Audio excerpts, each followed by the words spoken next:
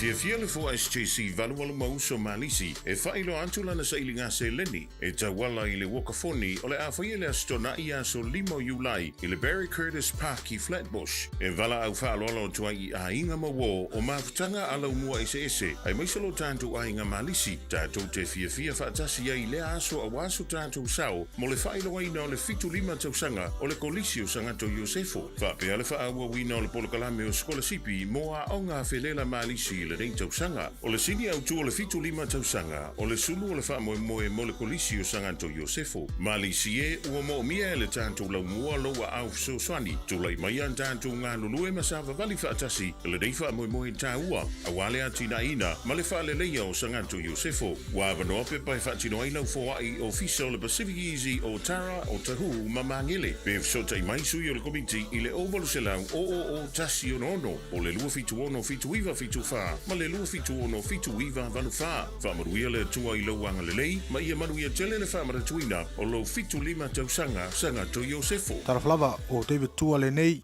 o lo e whaafonga mai pei le Radio Samoa tasi 5 i watolu a mo Samoa i manuia le nei aso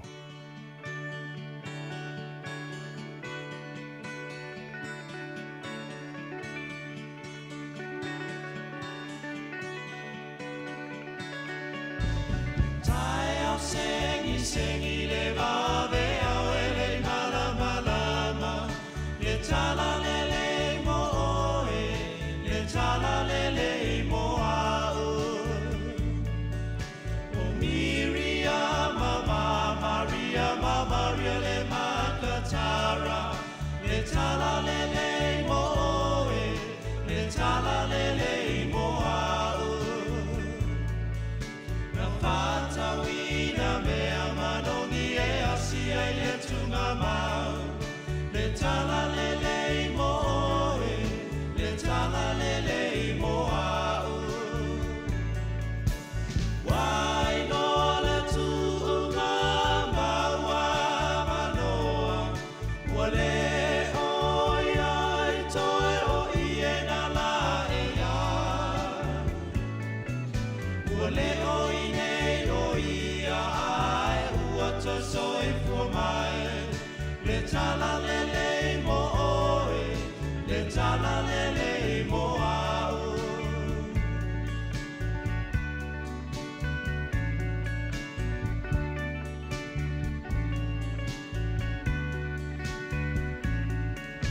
ualongo mai le tala ua toe soifua Yesu le tala o le file mu na longo mai angelu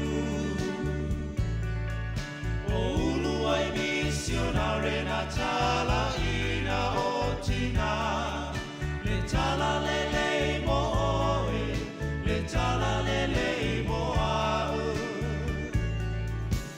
wai no le tunga mawa manoa wale oia i toi o iena la e ia wale oine soi fu mai le tala lele mo oe le tala lele mo au wai no le tunga maua vanoa wale oia i toi o iena la e ia wale oine o ia ai ua soi fu mai le tala lele mo oe le tala lele mo au le tala lele mo oe le tala lele mo au le tala lele mo au le tala lele mo oe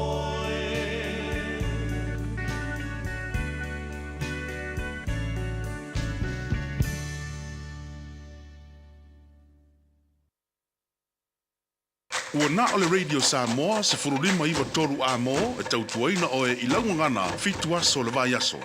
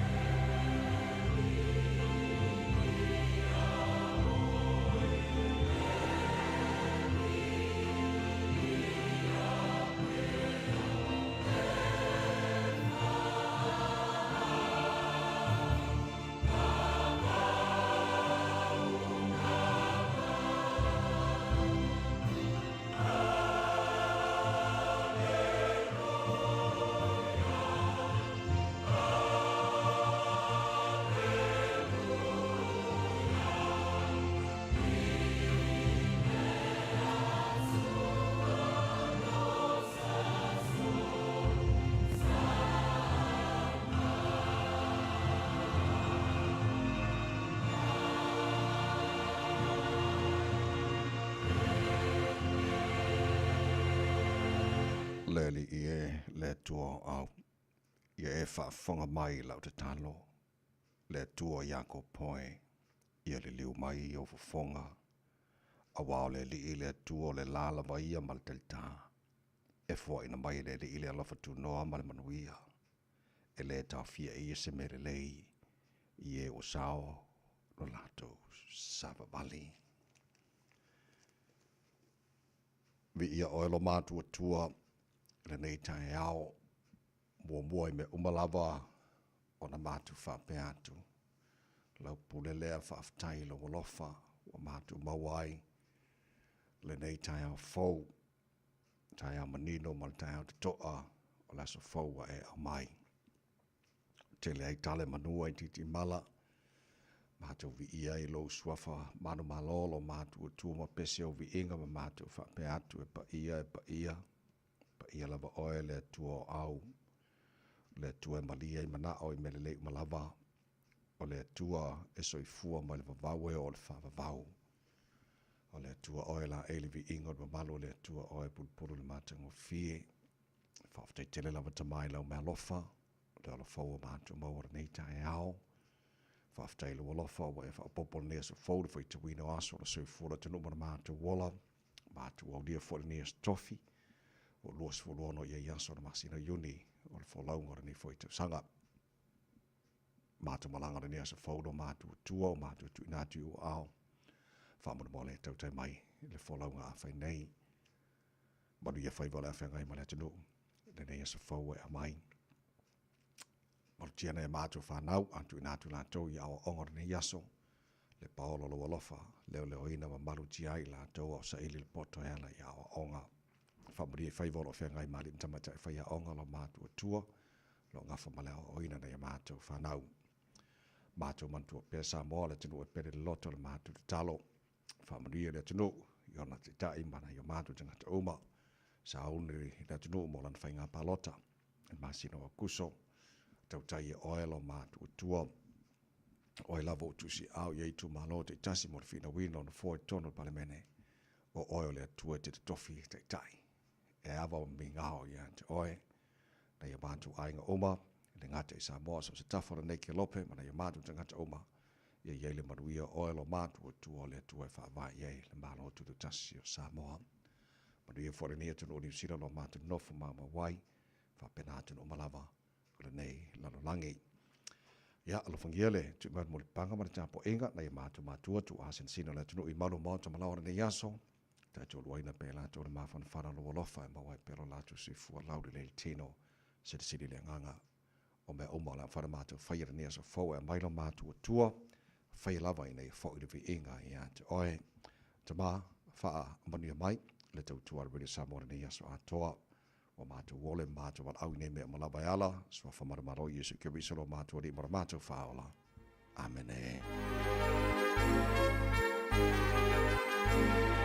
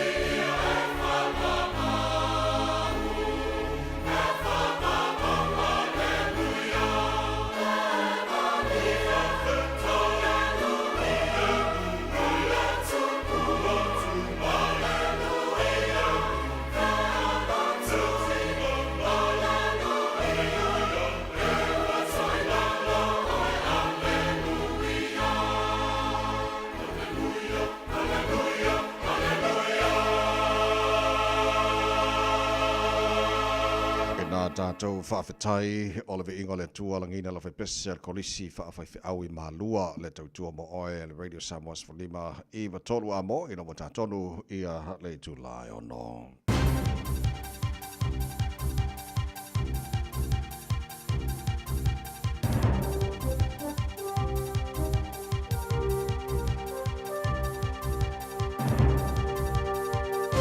Good morning. In this update, NATO members have agreed to a major increase in defence spending.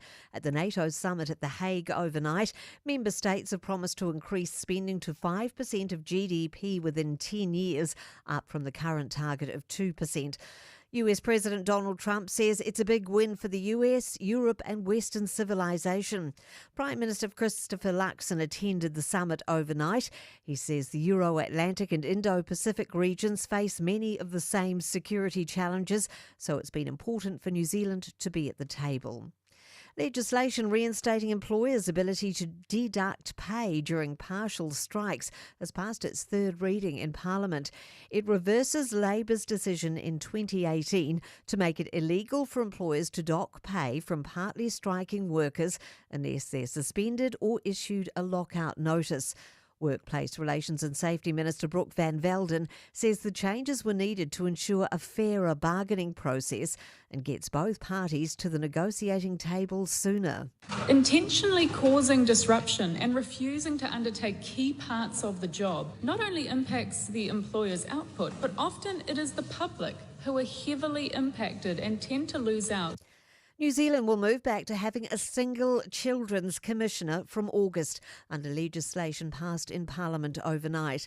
The Children and Young People's Commission will also change from a department agency to an independent Crown entity. Future options are being explored for Wanaka Airport. Public consultations opened. Queenstown Lakes Mayor Glyn Lewis says one factor was that the community felt they didn't have a voice in past attempts at developing the airport. We got instructed by the CAA, because there was another incident in another airport in New Zealand, to do a review. It has considerable air movement. I'm Kay Gregory and that's news. In sport, the Horowhenua Kapiti Rugby Unions postponed all matches this weekend after the abuse of a referee at a college game saw him escorted to his car out of safety fears. Last month, another culprit threatened to stab an official, prompting a promise from the union that they would cancel the schedule if behaviour failed to improve. Chief Executive Corey Kennett says they consulted widely. All of our affiliated associations, our clubs, our rugby committee and their board, they have all unanimously voted to pull the trigger. So as a result of this deplorable behaviour, there will be no rugby. And Lulu Son has been ousted in straight sets from the round of 16 at tennis's Eastbourne Open, a grass court build-up tournament to Wimbledon next week. That's sport. Ua na o le Radio Samoa se furulima iwa toru a mo e tautuaina o e ilaungangana fitu aso le vai aso. Ele swafa matamalo le tātou li whaole i suke riso le o tātou maua i le nei tai a fau o te whaafelo ai mo whaatalofa mo wha tulima i foi i le awa tele ma le whaaloalo sa mola o atu pele i le pa ia ma le mabalo lau whaafongaanga ma lo le soifua manuia whaamalo foi le atunuu ia le folau. Tātou avi le mua, al whaasangi le tātou matai siri le langi. Ia ua alona lava alofo na neu tātou ai manu le nei fo yaso. O le aso le neu whaia le tua tātou te ori ma tātou fia iai. Tātou patapatia whaatasi langa le lei o le tātou tua le langi. Ia le nei fo ua tātou fsile whai manua le o malai na ua mori mailu tu si fua ma mātou malosi. Ia tātou maua le tātou whelo inga le nei fo i tai a fau. Vi ia lava le lofa le tua te le o meolo tupu le nei fo i la langi ma le tātou siu manga. Ai le ise me whaina whaate seina i tātou mai le lofa tu noa lo tātou tua e ala i a Yesu Keriso tātou mawai i ala nei fwoi tai hao fau. Ia, tau te mailo tātou tua le tātou whalau ngara nei aso ma tātou whalau le laulo na lofa o tātou i nei fwoi astofi wa lua se fulu ma leono i a yaso na masina o junior tātou whalau ngara lua fe lua se fulu ma lima usmai lofa a whaunga le polo klame malu le tai hao. Radio Samoas Fulima Eva Toru Amo. Na whianga ngalman mana Tasha Vai Lua. So san vai insini on Facebook, mara YouTube Radio Samoa. Sera Tasi Patea, mara whianga pesta Al Jelo Sio. Ia, mara jo ora nei tawai meni. Tau tuaina ai se pa ia le tu la Eva e le tai au nei. Malole se fumaria, ngalman mana. Malo le langi mama la sunga tawai fatalo fatu le nitai au le suwafa au le leo Yesu Keriso le fo iwa tato au le aile nei as fo fatalo fatu Samoa malo le langi mama le nei fo tai au fo. Le ya le tua. Amene. Ya lo na la fala tatu mo fo le nitai au. Ya le tunu malau fonga malau mai ole lo tau mo le aso.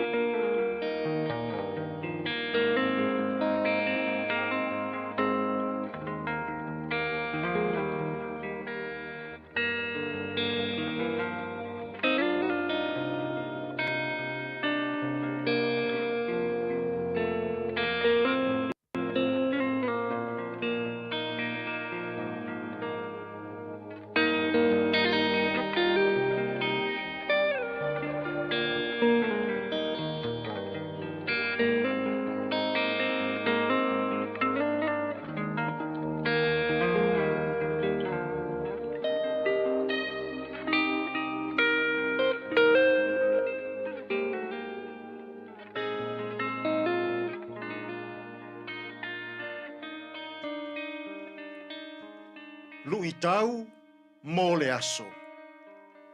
E le whaangaloina oe e le atua. God never forgets you. Isaia e fas fulum le iwa, o le foi upu e fulum le fa, ma le se fulum le lima. A ua fai mai si ona. Ua lafua ina au e le alii. Ua ngalo mai au i le alii. E ngalo ea i le fafine lana tama ua susu. Na te lea lofa i le tama alona lava manava. Ai lava e ngalo ia te i lātou. Ai le ngalo lava oe i a te au. O le mata upu e fas fulu iwa o le tusia Isaia. O le vai temi tonu lea o le tāwheanga i Papelonia. O mai a nepuka nesa, malona nuu o Papelonia, fasi fa amoa moa Israelu yona lau ele ele. Ai ave fa tangata o taua, le tele o tangata malo losi. Ma tangata ata mamai. Ave fa apango tae no nofo i Papelonia. Fai mai le tala fa solo pito. Pe ai le fitu se fulu tausanga. Ono nofo ai whaapango tā tangata Israelu i Papelonia. Ua whetangisi. Ua toe tā utaulo lātou atua. Awa na ngalo ia lātou lo lātou atua. Whai mai Isaia. Ua i loa e le povi le mea e whangai nai o ia. E i loa fo i le asini le tangata e whawhanga ina o ia. A o Israelu. Ua matua i ngalo nimo ia Israelu lo lātou atua. O le mafua anga la lea na ave ai whaata whea i Papelonia. O le fua a lea tua. Se ia o ai masasa i lona no.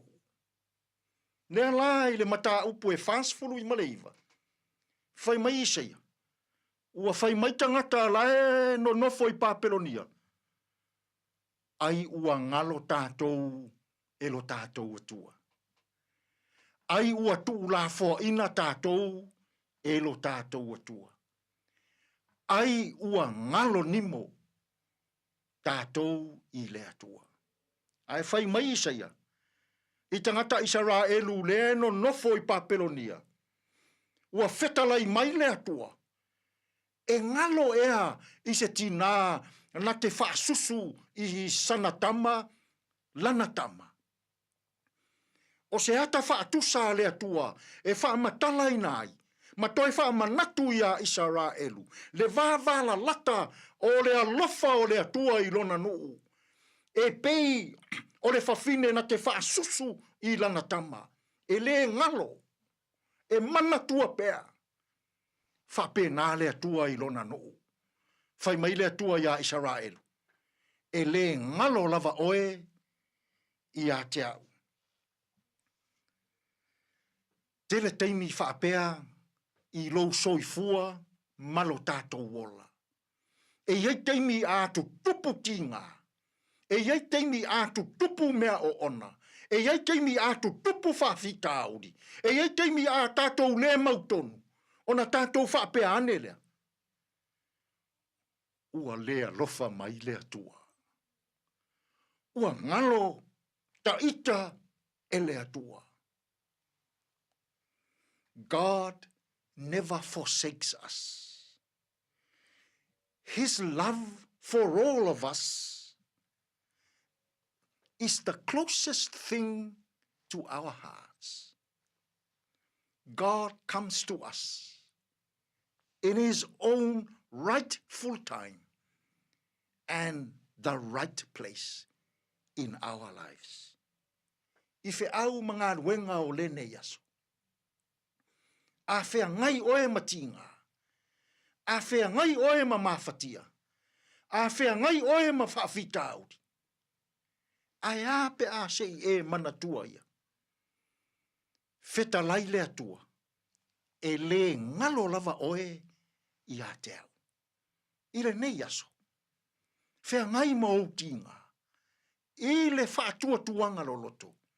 E le ngalo oe i le atua soifua. Tātou te tāru. Le atua mamānae. O le ou le mālosi o malava. Wa amatalia fo i whaasau saunga a lau leiti o ma lau televise i le ne yaso. Whaamanuia maia le au whai ngāru wenga ngāru rue i alii matama i tai. Whaamanuia le ala usu o tangata i whi au ma ngāru wenga i le nei fo yaso. Le atu wae, a oa o maia i mātou, a wheta ia i matinga, a wheta ia i ma mawhatia, a wheta ia i ma whaafita auri, ia mātou loto te tele ma whaatuatua, e le ngalo i mātou i la ua fio, e whaapei o le tina e whaasusu i lana tama, whaapei nā le lata lata o loua lofa, ia i mātou i aso oma. Tātou ia malau o fio i lene i aso, e manu ia aife au mga ruenga. Lou lava suafa Yesu wa mātou tatalo tua i nei. Amene.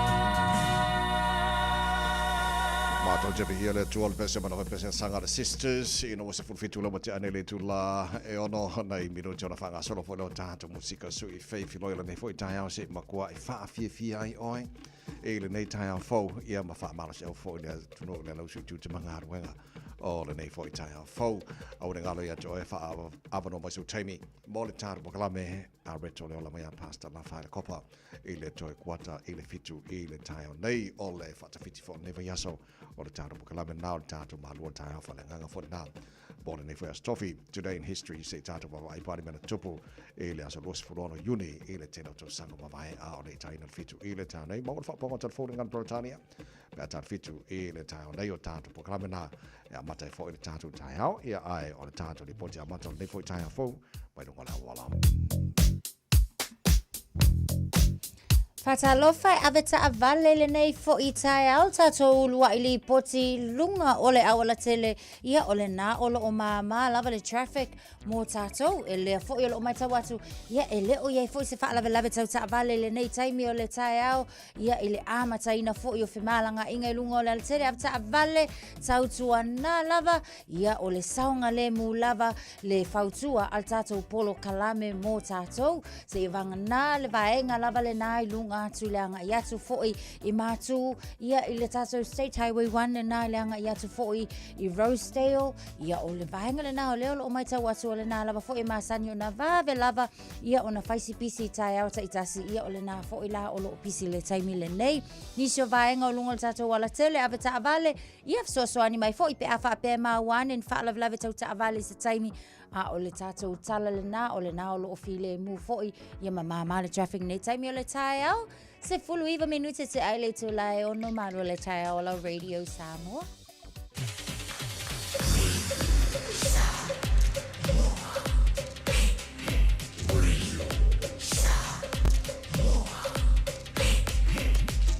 Tasi limo iwa tu, amo. Ua mawhai ana au ina atu le tala o le tau I aso taitasi o na o le lango mai a le Pacific Finance Limited. Telefoni o Valselau fitu whawha lua fitu. O ia iau fuafuanga le nei aso e fuanga I le tau ia le lei whaafonga le lei la matu tala le tau o le mainga mata le tala le tau le nei fo I tai au mo no whanga whaasalanga Radio Samoa tama ki makau rau se furu lima o lo ia le malu lune nei vanga o le tai au o winga whaamawina o le tau le so le whaasolo ina awa pa una I wanga ni sa vaenga au ki lani whaasolo atu le whiawhia na nei o le alangi lei fo I tele o timing whaasolo nangi ma rosi marisavili matu I nisi o timing Sfurui va mo runga na o el maru le amo au kilani le soka mai ba dingi ya sori tai au pe au dia la fa sono pa uti mu jela vaenga au kilani se fulu balu mo runga le maru fa ma wina mo au kilani ile aso tai au le vaenga yon tua la fa sono na awa pa una wanga lang de leil tau le sto na e fa sono po na awa lang de leil sa lang de leil so fu aso lua so lulu o va ya so luma na ya tu ia fa mamonga na ale awa I tau o lato ua mau foi le lato to mai ia ma lato me alo fa mai le tu en fai ona lato ba ai mamao ai pe awa o pe langi lei pe maruru pe mafanfana ia so tai tasi o le tato fa longa o fanga so fo po klame malo le tai o la fantara pa vai pola tu langa o il tau telo si vai ngonu sila fa pena po tau samo ia mani se vai ngor ke lope au natu talo le tau Radio Samoa on of so mai Pacific Finance Ua loa le tautua le Pacific Finance in nonga tupe mo so se wha moe moe maliu fai puiponga aso whanau sa whai whai ngā balolonga ba so se wha lawe apa laine lo le pacificfinance.co.nz pe wala au le oval se lau fitu whawha lua fitu e talo sanga sauna nonga tupe i le bao le 5 se lau tala ma le lua se furu hawhe tala e lua minute whai lau talo sanga online www.pacificfinance.co.nz a tasi le tu lai whatali e se tali e ai inga whabitoa pala au lo le Pacific Finance Limited i le oval se lau fitu whawha lua fitu oval se lau fitu whawha lua fitu Tau sala Samoa le pese mai silio tai tala ina whawhiwhianga Radio Samoa nei tai hao le tunua ngai tutamanga runga o tai hao fau malo losi whakawhiki o le vai aso maria whaiwala nei aso pese le mo oi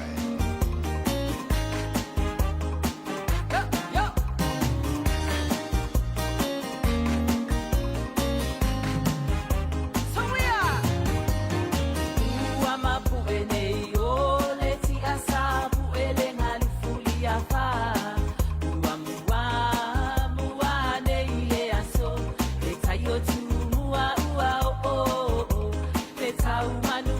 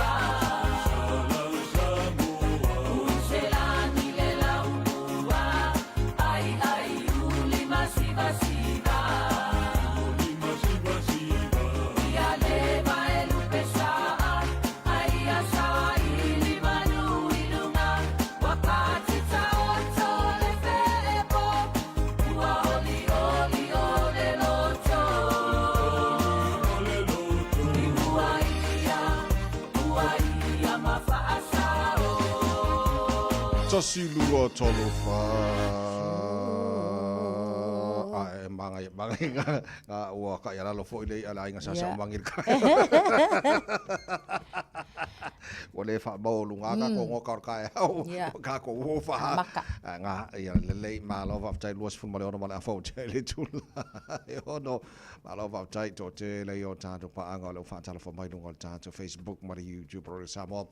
Iso sa vai ngale nei fo lalo langi America Samoa fa pena fo Samoa tusa ta se sa uso lo fa tu nei tai fo vai nga se eso au kilani mani sila ma lo fa tai ya afio mai masu mai ta ro kala nei tai hao ya ta tai le tu ta to fo lo nei fo tai fo la lei o lo o tato ba ai sila fo le tunu tele melo tupu e le ba Israel ma Iran na vea samba vai atu sa ave nai lapta inga foi mo tangata New Zealand ia I tono Israel ma Iran o ese mai tono I foi atu nu pe au ke kau fa no longa tu di potio tila mo tino le pola le process ma le system fa nga ma se am tanga le ngalo fa mala to I fa fo tangata New Zealand por me episode ta mai tangata lai o Israel ia le matanga wenga ia Mosef Sosani ia por me ku ar kala ko yesu me ora lenki ia la to evacuations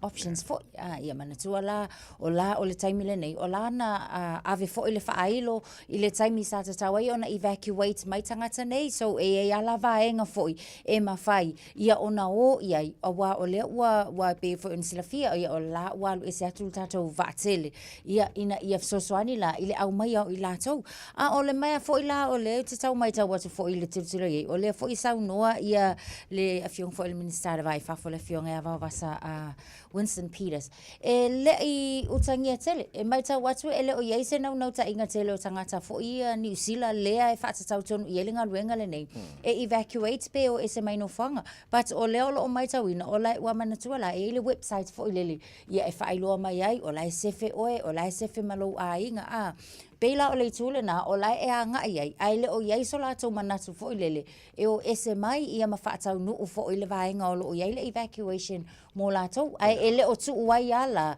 ia le ngaluenga tau longo longo ale fionga fo ia le minister vai fa fola tau o le fai mai lana saunuanga le ai o le lava o le a fa au pea ma fa au pea ma tu pea ina ia wai le lo lava ata vai ele lo po fe a fai ai a o le mesili a saunga le mu mai o le sili lena a sawa mono se fio le tunu o fa maunga New Zealand I lungo safe travel e tu sa mara se lauto su mala iva lanto lo tono Iran ai se lau se furu lanto lo restala o tono Israel lo no winga fo mai festo tele tangata New Zealand o le tono Iran ma Israel o le tong fa New Zealand ave se na mai ya paula na fa fitaru le ne ele mo se so inga mai fo le por mea ele fenga Thailand tu na mo so ta inga mai I tono Israel il tu lango e so ta inga fo le ke fongi I meli po ana ba nga por me ola sa ngole mo la tu tono ya tu amino le ole ba vai fo le ia ya wa fa pela le fa mai le mtanga wenga le ele ise ele ni so ta mai fo le fia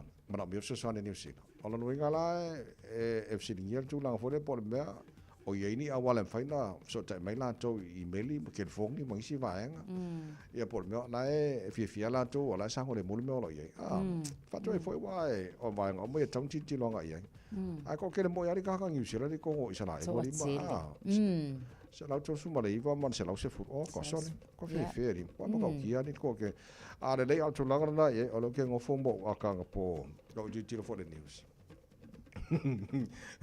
e kusa ka kala ngol malosi o va le vo ia Amerika o le B2 bomber le se ku lo langi vo aba no ko nga fi so no nga Donald Trump fo le president of America awa maka fo nga o male mal F bomber ka malo ele tu langa ia le usta yo tunu ia lua ini so va nga ia ya I mean la kai ka kilo e sena na ia Donald Trump ia mo file mo ku ia lu ya ngo a ko po mo fo i o creo la por file mo mo pero ko inga fo ngale malang fanga alu aku mo fa ko fa ai ku se ku me nga fa mo le so fanga fo alu aku mo alu aku duele ai fuelo Sa lope le si sky. Ya, so o tulanga na male o tele lope ini so fa fong mai tatou Samoa I tono Israelu ya wa to tasilen tata no airport le amatanga el ya support fa ngol fa tatu nei stasi fo Samoa na o tawina I tono Israelu mo le mana umi pes fu ma Singapore la umi nei ya la tong fa so seven no alwe se mai tono Israel fo mo sama le bu ya o to fa fong mai ya mo tatu so ta inga ya tausia ya mo sep so san foi en faiona abese no mai o to mai tono na foi vai ngalo foi si vesi nei mai taini ona na fi foi ta vai na o tilo ai foi ele ngata nei tangata no Samoa ni usila e fa pena foi na isi ya tomoto Pacifica o la foi o ia nei pela na vai nga ye Solomona o la o tangata foi student sa o unga ia o la foi o tau mafai mai foi la tau sa ili awala foi le ina ia mafai no tu ua foi Israel le taimi nei o tele o whanambo tonga business e whaambo moi ala tausi tusi po accountants e le leile vainga o tusi foi le ma whaambo maunga business ma ames whanambo tonga charities mai si vainga mo whane ana kiki lo ko le charity health trust I tono o kira ni ko kiki a whaale ko uonga wa ko ko fo ye ile a maro so like le tausi tusi le tausi tusi so ko ale nga fo le ko nga e se fa no tausi tusi o le o mo le nei ilalo le mo lianga fa pe sa o yanga wia tupe ale charitable trust po le fa la putsonga pe amale lua se la suma lua afetala le o lo mo lia nei le taimi le nei ia ai mai se lava foi ele ngata le na a o le isi foi lua su fa afe o le lava foi ia o lo mo lia ai o le tulanga fa no ona tasi le tangata e na te tausia sa tu i el fa tu tuanga e nga ke va ia ko ai o le taimi le nei e tupu le fa lava nei mal mo lianga nei wa le va ona tapunia le trust le nei ona ua le mawhai ona wha wina mana tuala o le ale ai se kupe fo ile le mawhai o ngā kango lima I le trust e le mawhai fo ona wha wina la taunga luenga whai ia e mai se foi o le purpose na la ona wha tuina le trust so o le laulo o mai tau o le ua tu la fasu valu kausanga ia le mafine le sa ia va aia ma avea ma tausi tusi ale nei fo trust fasu valu tausanga o tulanga whanono ai, te le lo na afianga I le vaenga lea tau drugs. E ia na afianga le drugs. O lea e moli mau ia le fo ia whaulu ia le trust le taimi lana moli mau. O le kele o isi kai meal breaks. E mau ai, o lae ula le drug. Ia o le meth fo ile isi vaenga. O afianga ia po addictions ia. O lea sa afia ai ia le tangata le nei na avea matau situsi le mafine lea. So fitu se fulu iwa afe ta la. Lea la wa whaatonuina nei ele whaamasinonga. E ngake koe kokongia reparation so inga to tongi a ngai I le trust mo le tulanga a whaina ia ma le tulanga ua afia ai o lo mai ta watu lava foi e ke le whaale tonu ia o le nei foi tangata so pea ma le se lau 5 sulu afe I le vai aso e alu le cocaine habits pe a foi ai ma le meth e tusa le moli mau ia ale foi sa pule le nei foi trust o tulanga whaano no tele ata vai Sarah Lee Turnbull also known as Sarah Lee Edmonds o le ngorana o tamata le fast for to sanga so o fasalanga na le na lawina nafi le Auckland District Court le famsino judge Deb Bell so luto sanga ma masina ma lo va yaso tono fa pui jile lo po fa fon vai ni se la to charitable trust fa mo lo le leina vai o to sim fa mo bonga to trust to accountants ai ade ai ko sia ke po ko bawa ai ma le ko ku pero e po no ko e ni mo accountant Yoi. La gala, to lo spoliva me to tala to life fit.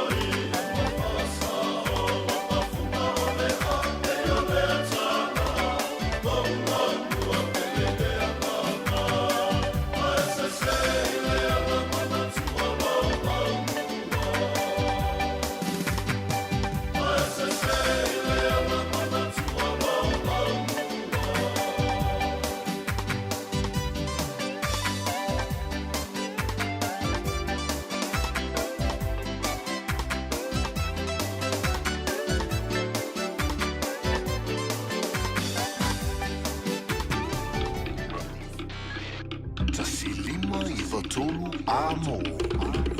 Radio Samoa.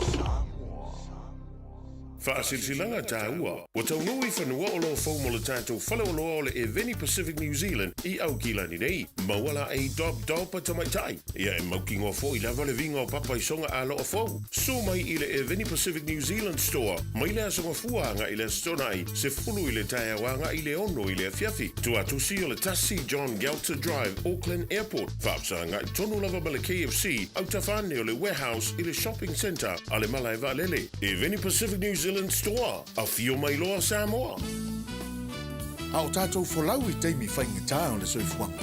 O le ka for you, o le awhiso swani mo oe malou ainga I se sā tau maualalo.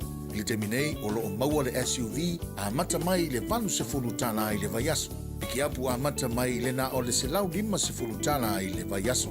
Ma tau te wheso swani atu I a te oe malau paketi. Se su mai loa, talia so se laisene, New Zealand po o Samoa, ia iai se ngaluenga tu mau. Vili mai loa I le car for you, o vau se lau lua fitu, wha iwa ono malu. O vau se lau lua fitu, wha iwa ono malu. Po le tuatusi o le tol se lau Great South Road, Manurewa. Wa ye nei la lao le Bluebird Lumber and Hardware I Mangile. A wa wha taumolo ainga I Samoa. E mawhaiona whai umai oka o loa whauwhale. Pusa aisa o ngā umu TV moenga. Se tino forma le telo o loa ese. O whatau umai mawhaiona tutongi le tātou ofisa I Mangile. Ai piki I whale o loa o le Bluebird I a pia vai tele po sa le longa. Walau loa le olua tasi 5 tolu whawha. Olua tasi 5 tolu whawha. Pe I meli le info@tlmarketing.co .nz Moni si fan talanga. Toi se fulmala iwa mino jolo jolo talo le tula fitu. Nai mino jona tu ina tu lolo tato maru ta fa nga reto lolo lo te pena mai songa pasta la fai copa. Bora de foi ta fo ni se pa ngal tara paklame ta fata si mai. Maru se fo maria. To telo tato e o supermarket fai fata. To sina yo tato menu specials. Alo titi lo atu. Ia supermarkets pack and save lua tono au kilani. O leo whaasala ina fōlele ona ele isa ole I el whaingo tau o lātu o lo fōlele. Ia ua kua ngai kanga ka fōi mau whapea ui maher kau ngofi. Ia re lo ala e pi leo sao el whaingo kau i o lo. Tai wha mōlianga fōi o leo lo mōli ai. Ia matalia e supermarket nei e lua. Pack and Save Silverdale. Mo lātou e alala Silverdale. Ia ma Mill Street I Hamilton I Aukilani. O a tātou Pack and Save la na po supermarkets na lua. Lea olo o afia I le tulanga le na le sao. Ia o le whaia o tau o loa. Ia ai o le tulanga fo ngalo le special fo ia wai maa ngai alo kalua ku wha pewi kai maa ngai ai ngai special sia peitai. E le o sao a le whainga o tau o loa. So a o le tulanga fo ila. Ea ma le ono se lau wafe tala. Le sala e whaasala I nai. Ia pisinisi nei pe a whaapea e maa ua. Ia ele Fair Trade New Zealand o lea o lo o le sao. Ia wai a fia nei tangata whaatau o le sulu wha iatu. Ia e mau ala le special fo inga le o lai sao. E mau fo le special o lai ua makua I o vale kau ngad. Ia e a fia I la tātou. E a fia fo ila le trust o tangata whaatau. Ia wai mawhainga la kako le koe kalkong winga. Supermarkets nei pe a whaapea o le tūlanga le o lo o iai. Ia ai mō le sila fia le tunu. Ka ua yo ka alu kilo le lei io ke fo se e kia la ka alu aku le special ia matau o lo ta itas wale ngata I special sa o lo ta itas tanga ile lei ai le expiry date po vai po kusa pe paling le kau pe tala fe ngai le tau ia male na o lo ia e ia le tatu wa ia tau tanga fa to se follow mar fitu mino jolo talo le tula fitu mai a fa fanga man 5 stars on the tai out so le Malaysia tatu li poti mai lunga ole awala. Ia ona tu na tu lolo tātou manual tāia whanenganga a reto leola no te pere so ia pasta la whaina kopa. Ona fa fonga po club manual tāia reto samos for lima I total a more nei for ias tofi wa lua se full mare ono ia iaso le masina lona ono tāra folauga o le lua fe lua se full mare lima. Na tunu fa fonga mai nisa vaenga ke lope nei tāia malo se fo. Malo ta we pongi ni.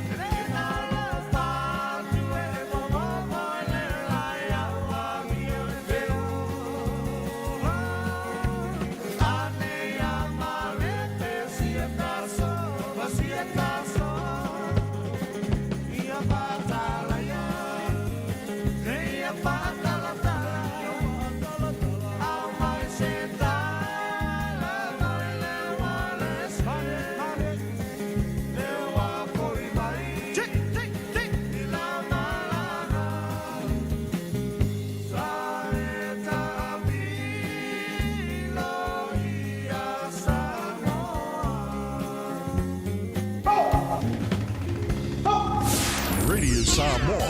Tasilima iwa tolu amo.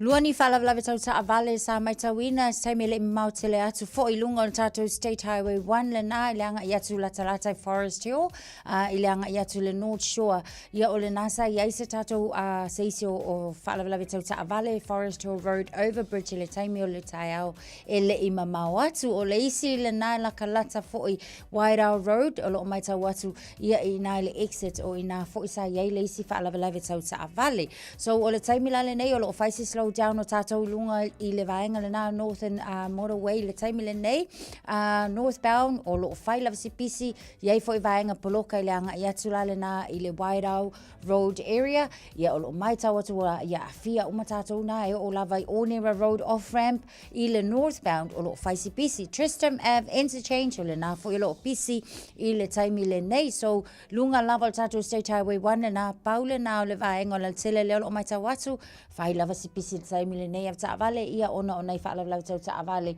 ia ai tautua nā pēr le saunga le mū le nei taimi o le taiao mawhata mai malu le taiao Radio Samoa. Talofa, we're the Katinas and you're listening to Radio Samoa on 1593 AM. Bread of life sent down from glory. Many things you were on earth, a holy king, a carpenter, but you are the living word. Say it now. Come on.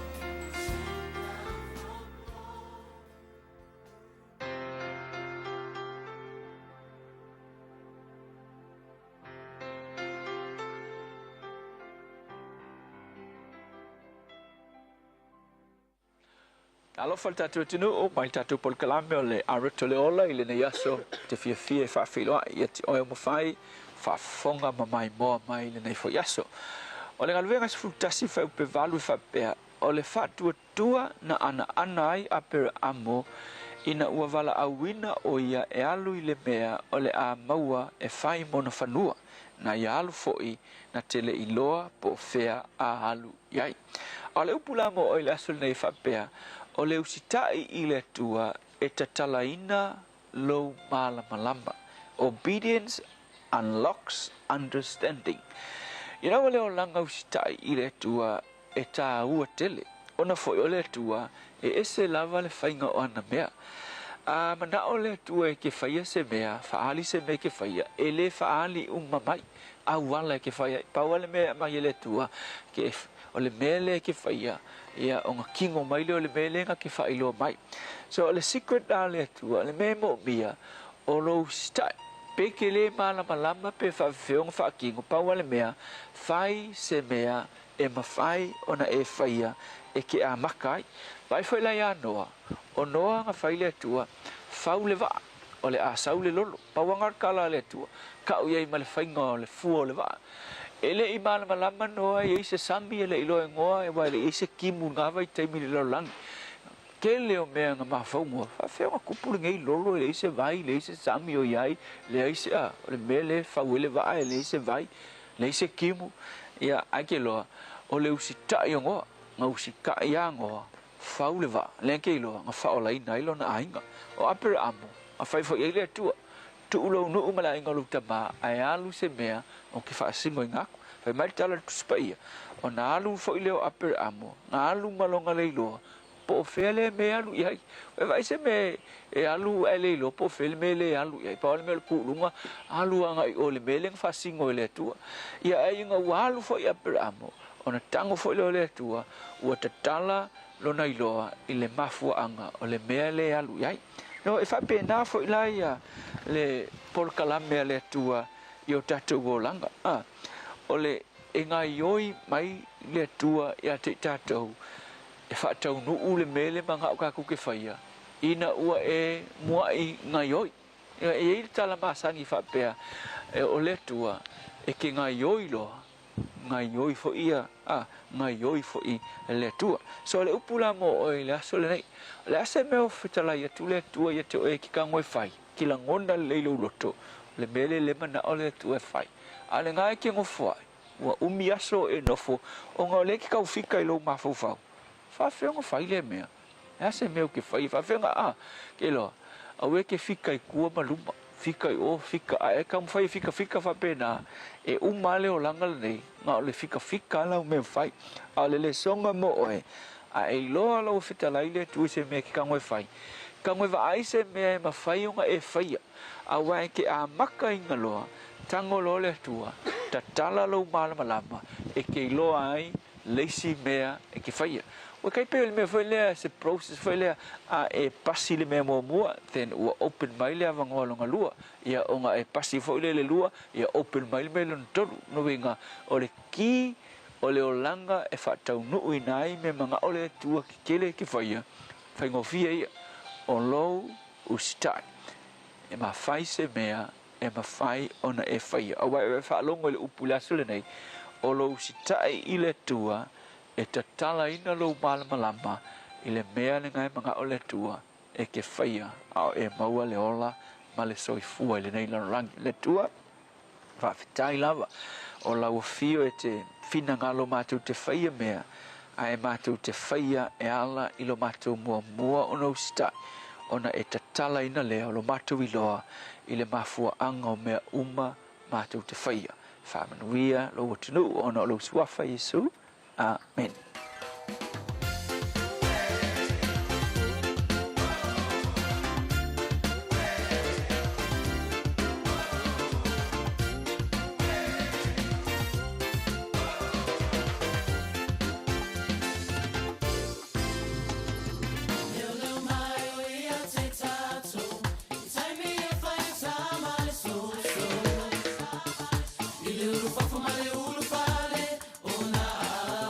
If I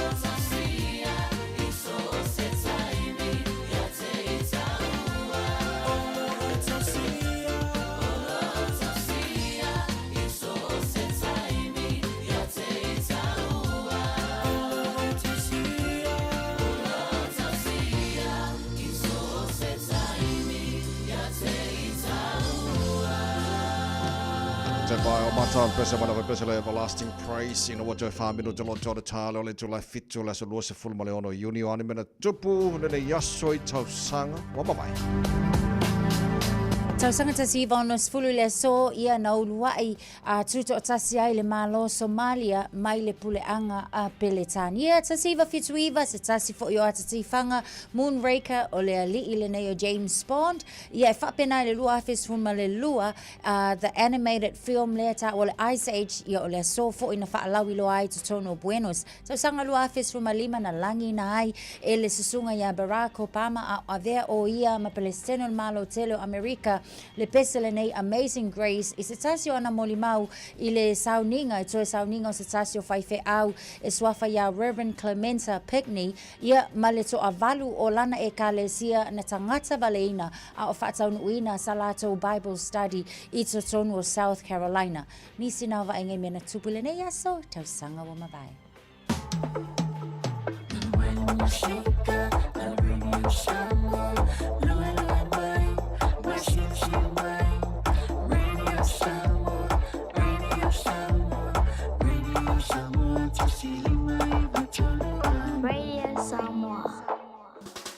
O i sauni malanga i Samoa, mana tua loa mana rentals, e maua so se taavale e te fili mai ai, e tusa ai malu manao, e mawhaiona pikila taavale i le malewa lele i whaleolo po o whangalii, whapealo tātou ofisa au tui ala fua, pe mawoli atu fo i le whalitali malo o loo e wha mautu ai ngā whaabitoa, lo i le tātou insurance cover e te fili mai ai, i na rei tupu se whaalawelawe ai o loo i le puipuinga, mana tua lo i le tātou account i New Zealand, pe lafo sa fo i le moana rentals e wha ngā i le Pacific Easy pe wha ngā fo i lau credit card e wha tino ai le tongi ina o lo sa. Monisi wha mtalanga wala au le Pacific Easy i le ovalu se lau o tasi ono ponu mera masani au kilani o le lua fitu ono fitu iwa fitu wha po le lua fitu ono fitu iwa walu wha. Matalo sanga e transfer o e i le moana pe asiasiane i le Facebook a le Moana Rentals po le tanto upenga te wha ilangi o le moanarentals.com. Moana Rentals o lau paanga e taitoloina oe a o e malanga asiasi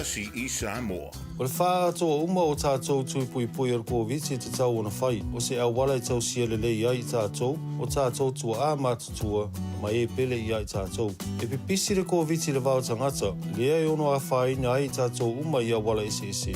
O nisi tangata e siri atu ona tinga aina nai lo isi.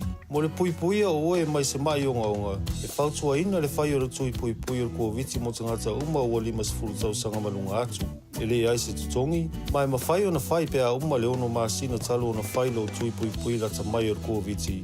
Pena e maua fo e wha mai. Mo le whatonu ina o sau awa noa po le fia maua o nisi whamatalanga. Pawhatsota i lau fo mai po le whale talavai, pete tanga i le bookmyvaccine.nz. Ta alofa Samoa. I mawhai na whasoasoani atu Dr. Chen pe a whai te a fiele mai suka. Tauta mawalunga, le maua se whanau, mai sela, whatunga o, ti ngā le ua po tuli. Whaalusi le tino puta, ka nesa, ma le tino mangeso. Maua fo i le kulimi fulunifo mo nifo ti ngā, ma toi whaafilesi ai lau manawa. Tele nisi o loa e whasoasoani i lo soifua maloloina. A fio ane loa e ai Dr. Chen, i le tuatusi lua ono Great South Road, Orahuhu. Telefoni lua fitu ono tolu fitu extension numero lua. Talofa Samoa, o Atishna Ryan, o le Licensed Immigration Advisor mo le Auckland South Immigration Consultants. E visosoani mo so se tu ai ngā visa e malanga mai e New Zealand po Australia. Telefoni mai nei loa i le o valu o tasi ono valu whaafitu lua. Po le olua tasi ono valu fitu lua tolu o. Whaasilsilanga tā ua. O tau nui whanua o loa fau mo le tātou whale o loa o le Eveni Pacific New Zealand i au kilani nei. Mawala e dopa tamaitai. Ia e maukingo fo i lava le vinga o papa i songa a loa fau. So mai i le Eveni Pacific New Zealand store. Mai le asonga fuanga i le stonai. Se fulu i le taia wanga i le ono i le fiafi. Tua tusi o le tasi John Galter Drive, Auckland Airport. Whaapsanga i tonu lava ma le KFC, au tawhane o le warehouse i le shopping centre, a le malai valele. Eveni Pacific New Zealand store, a fio mai loa Samoa. Hei, loa mai! Hei! Oh!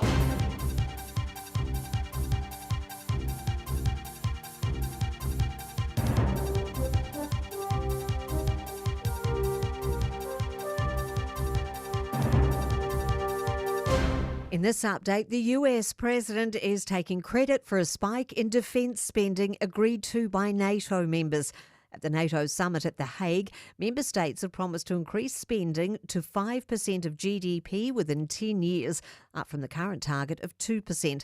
Donald Trump says today's decision is an historic milestone. Something that no one really thought possible. And they said, "You did it, sir, you did it." Well, I don't know if I did it, but I think I did. Claims this morning that New Zealand isn't good at maintaining its infrastructure. The Infrastructure Commission's released a 30-year draft plan revealing its first look at how New Zealand needs to invest in future builds and upgrades to roads, hospitals and buildings.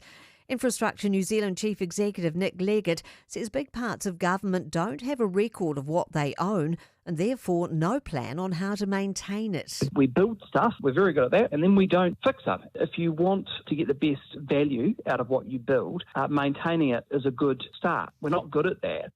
Major changes could be on the way for how New Zealanders buy power.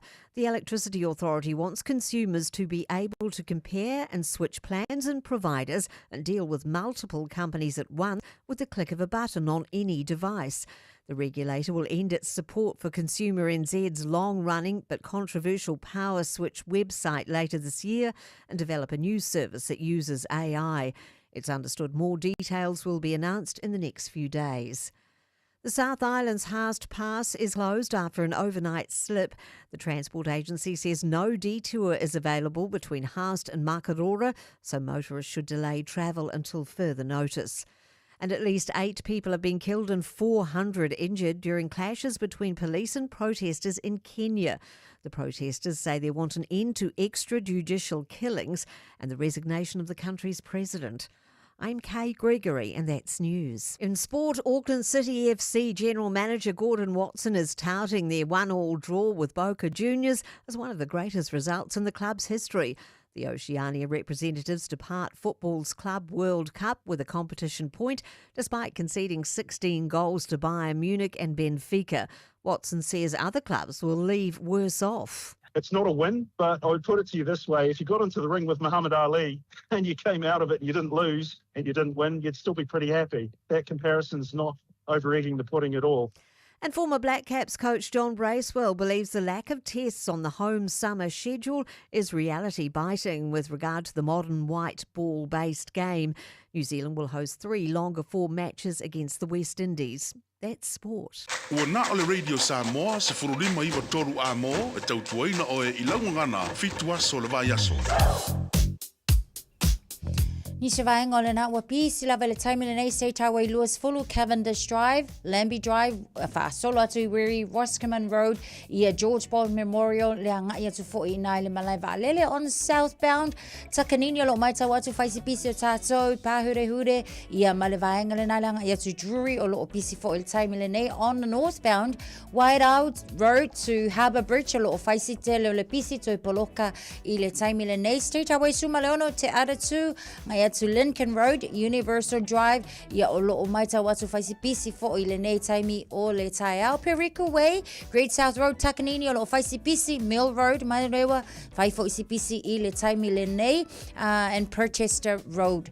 O nisi na o vaenga o leo o mai tau atu le na ua pisi, ma iai poloka taimi le nei am ta vale, tau tua na lo saunga le mu I lunga o le ala tele, ua whami nuta te ele tu lai fitu malo o le tai au Radio Samoa.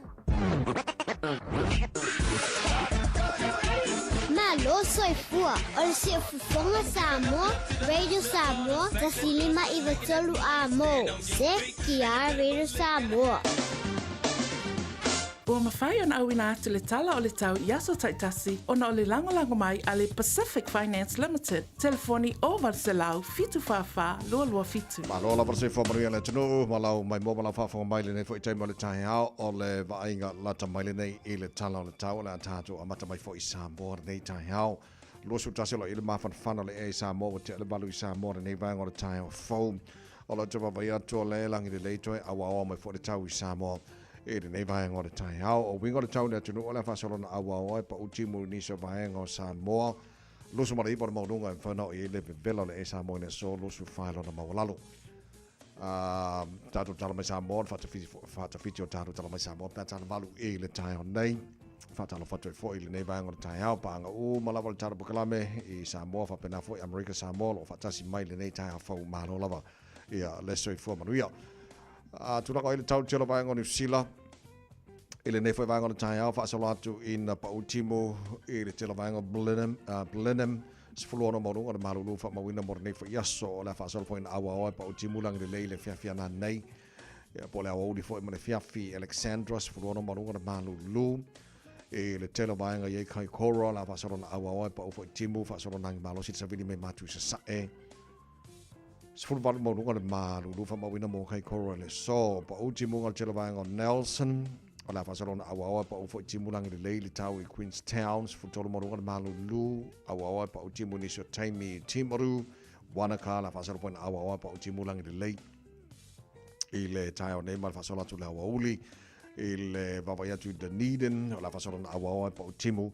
langi le leifo I tau le so yang I maria mar savidi me matu sa es fruono morunga le malulu wale ayo fungala au kare stete malo se fo manuia fasola awa tau mo tau pa timu ni so taime fasola nangi malo si mar savidi me matu sa e ini so vaenga kare stete fitu morunga na malulu fa mawina bo kare stete ile nei fo I aso tofi o tatu o dia se tata papa ile motu matu pi to na barunga motu matu kai taia sfulu iva marunga malu e fa mawina mo nei fo yaso na fa so na awa hora tau pa o na wanga ni so taimi ile la mo Wellington fa fela ya to nei tai good morning pa angal jara po kalami so se vanga la mo Wellington awa hora tau pa o timu ni so taimi fa solo nangi malo si marsavili mai le tulangi le matu se lau ki mitari tu line fa no ile malo so savili ini so time is fulono marunga na marulu fa mawina mo Wellington ile so ile telo vaenga ia tauranga fa sona awa pa timu ile so wala fa sona fo ina awa pa timu telo vaenga taupo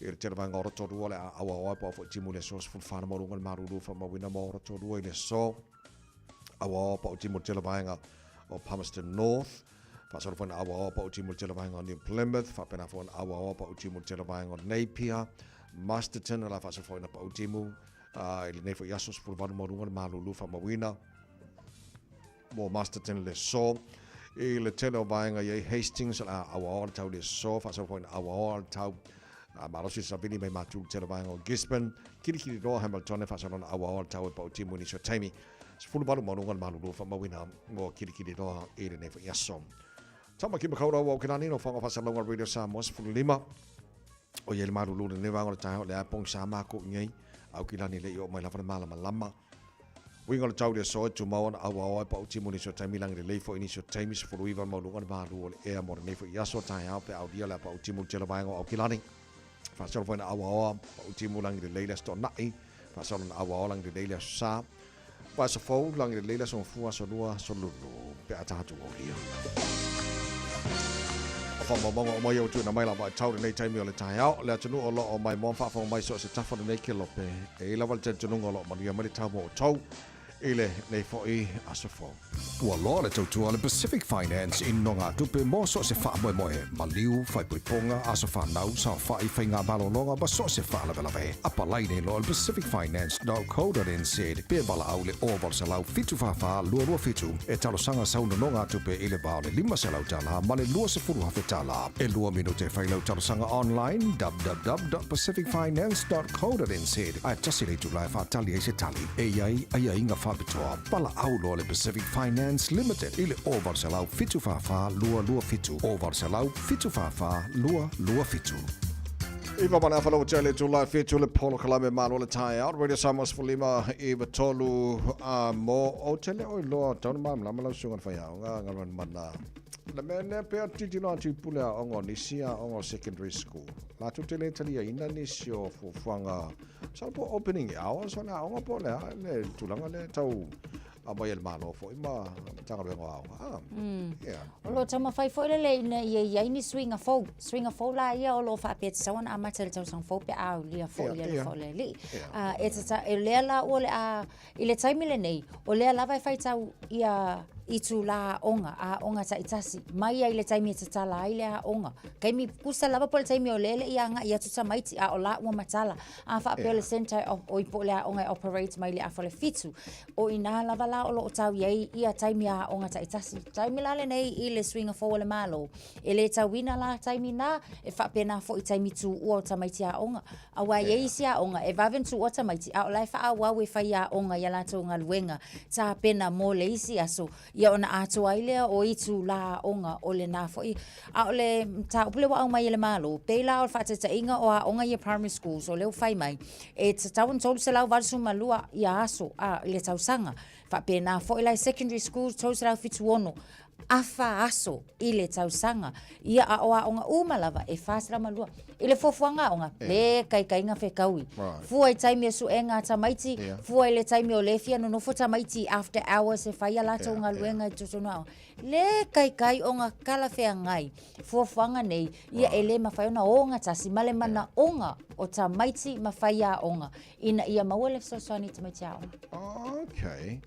Ja, wana nga tau foi na ope mai sama no e pule a onga fai a onga but foi sala tau view po sala tau foi tel tununga I me foi le ai le fa pe o alma ro foi ku ala ko fu fanga de se fsiringe mai pole ase se feedback ma se finanga ro foi o pule a onga ma o le leila le na o le tu fa atasi lava foi ia mama fai ona nga lulu e male NZI o le o le uni foi la le mo fai a onga ma onga ma fai no so swani tu fa atasi ma fai a onga pule a onga la nei ina ia tu I pele malo wa mana tu foi o ta ia la foi nei o le foi au mai ele mtanga luenga wa onga so o le la o fi na fai a onga ele o tala fe ngai le ta ia la le na manku o le a fa la ki pe nga wa foi le fa la iti o taimi se fele se leni ia ai ele ma fai e lava ona achieve le o onga ata mai ti le o lo mo vi sa le ia so o le tulanga na ia fa tala fa foi fai a onga sa ba uma ya malo lava lo sai fa mo lo solo ngale le fo ia onga nei fa na wa pe o le bas mo mo ringi onga nei fo ia mai taimi ya wenga o malo fo ngai maka ya ka ko malo fo de mo sin lo va ya so yes kai ma ga fo malo lo no sai o te le lope sa o lo te nunga le ai o le ngaluenga fa ya onga ku sa pe malo lo ka mai ki ya I'm in a school holiday ele kai malo lo ye ko nga ngaluenga hari ele malolo ai masi ia e moni lava e alu ale fai a onga a o lai alu malonga manatu o le fia koe ka penga le isi foi a ngai mai o tamaiti e kasi ala le vai aso foi le lo lawa tu ua fa amatu mo nei fai a onga le lua vai aso le ia alu fai a onga e fai langa ia a vaenga molo na tangata ia o le self io e fai longa ia me time Leisi lova ia sebul muli ia ko foi fai a onga le potua onga fa ta anga plans ia wa fo ile ko ia ko kamai ki so yes you are right ele ai se malo longa kalo fai ia le na tana nolta po kala me pe o te lo le amatanga va ia so ia le tangata le malanga pasika le ngala ve ia stanga tel kolosima o mai lona ona pela so sulima o uni sa tau sa ile le talfi fiero ke va kula o mo le tangata le ioi fa fitai o langa mawai o Hamilton I tonu lama rotorua wa rotorua le na tula ia ile fa fitai yo o faisi umi o sa ili o le fa fitai la le na leo fo ilele o nga this is a milestone ile la tonga luenga sa fa ile kausa ile fa kai wa maua ia o le ala wa ta pena fo ile ali imasa ungi ia ku longa fa amasinonga e tolu su tasi tau sanga o ke pasika la le wa maua ia ai lua se fulu fa tau sanga ia o si mafine le na maliu o ile wa mangkua le ngal wa kulang pasika o lai kurka avale le modi ia ai lua kwanga ia alu le ako o lai kolosi le tangata ia o tulanga la na la yo na afia fo ia le soi fo sina tangata o le tado pokala me male matanga le tele tele no le fo satini tumo vasiki a shua so fo e fa manatu fo le afa pe e lua vanga taua al kolosi e tauna siaki le ia i tu uma anga vale tamatau ko se kasi anga vale a kilia fro a kolosi e isi ko anga kolosi ele island longa tono la wala em faiala nga ku a mo le tangata kolosi ile island le mrilo ele kolosi le sipiko ya la fai nga lu oi lau sai lai wa kiri Yeah. ole mela le tupu ale saka kala ngo le pasika le ela ko la ku ka vale lai lu mo la ko lo sitanga ya la fo ala kwa ye le ku ai al fa sa fo le e ka no fai o mai le so fo se fo ia lo su fa ta sanga telefon le le ai ole a fo o le si vai ngata wo a yes tanga televe ia to la wala ngai fa mo le ke ku ma se so so ne fa no fo ne il na tai ai le ole le ver ka so la le se me le ya wa fi wa so la ma wa ya le le bol nei tai ha wa ska ko ki ma ya fa mo le ngi fo stofi la o mar ka ko va ya so ngai fa mo le a nga ru ngar ka ya o li si fa ko le le mo le ya ko o mo yo na mas kako ipti mana ya mo fa asinga toast ya ku e masinga koko samo ai ya o manga kere o ia lenga ya fa peanga fo kere lo a boka fa ngala bo ya manga fo ku e masinga fo amo manga fo manga o au lai fia lai mo fo amo ai salangi la pe ki e lunga ka mako mal falawa o kale manga ya ole mai nga tawa tene na fa yo le pti o tai fa mon mole ta to le tunu ole o ta to sa ni mole tu anga nai fa nau o tele fa ai si va nga fo e masani on fo tu on tanga lo ngole leo o sa ngole mo fa nau i termine yo malo longa mai la tu ao ya le fo e fa wa tu nei ma tu e wa te lo nei ma tu le fa nga nga o ma yo termine la kamin nge la fo ma kan ka o fa le plan ya po ya pa pe la china fa na le stanga ta mutu fo le va ya le fa ya le te le ha wa le fa na fai te loi sia o ngala fa la to school holiday programs ya fa fon ti lo ya ma va ya va pe fo la le fa ngaluenga ya anko la le ma anti ya fai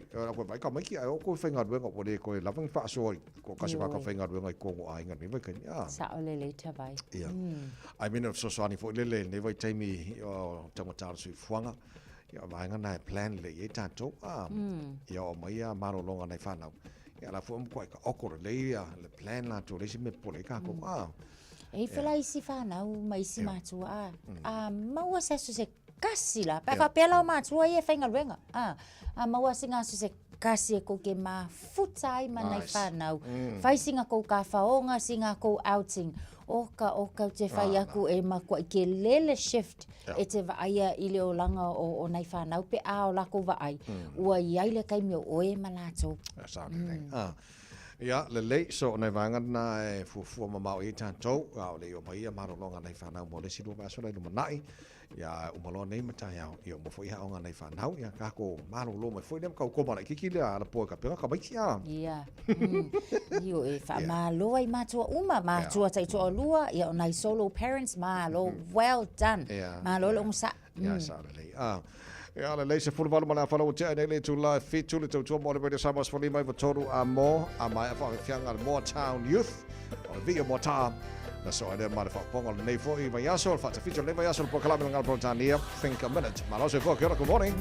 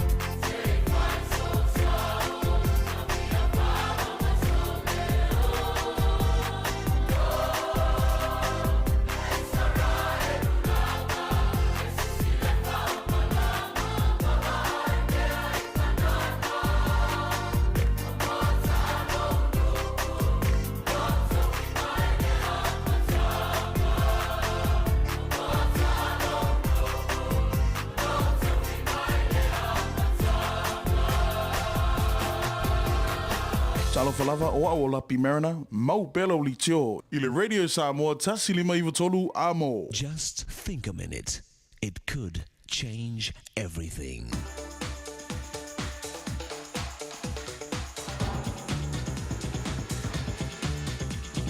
Think a minute. The statesman and financier Cecil Rhodes, who started his world-famous Rhodes Scholarships, was also known for being a fine dresser.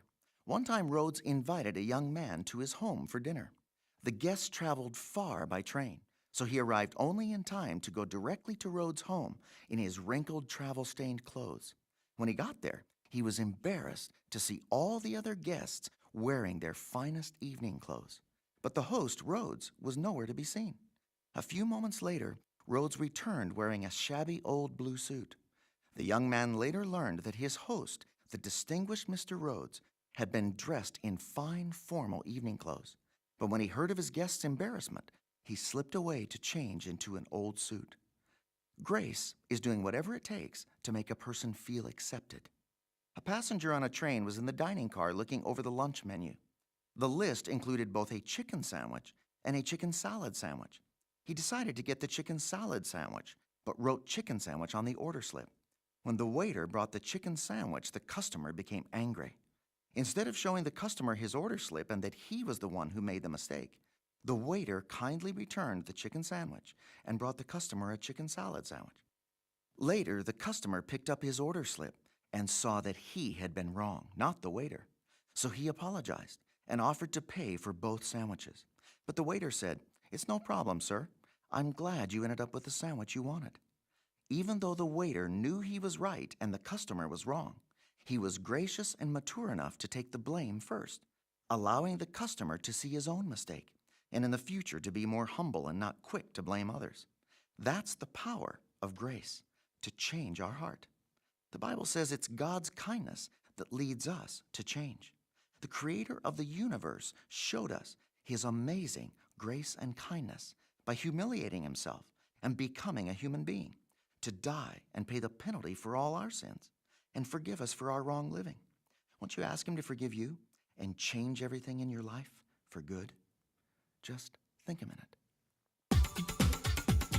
If you'd like a free CD of our top 40 programs, write to us on the internet at www.thinkaminute.com and catch us tomorrow at this same time when we stop and think a minute.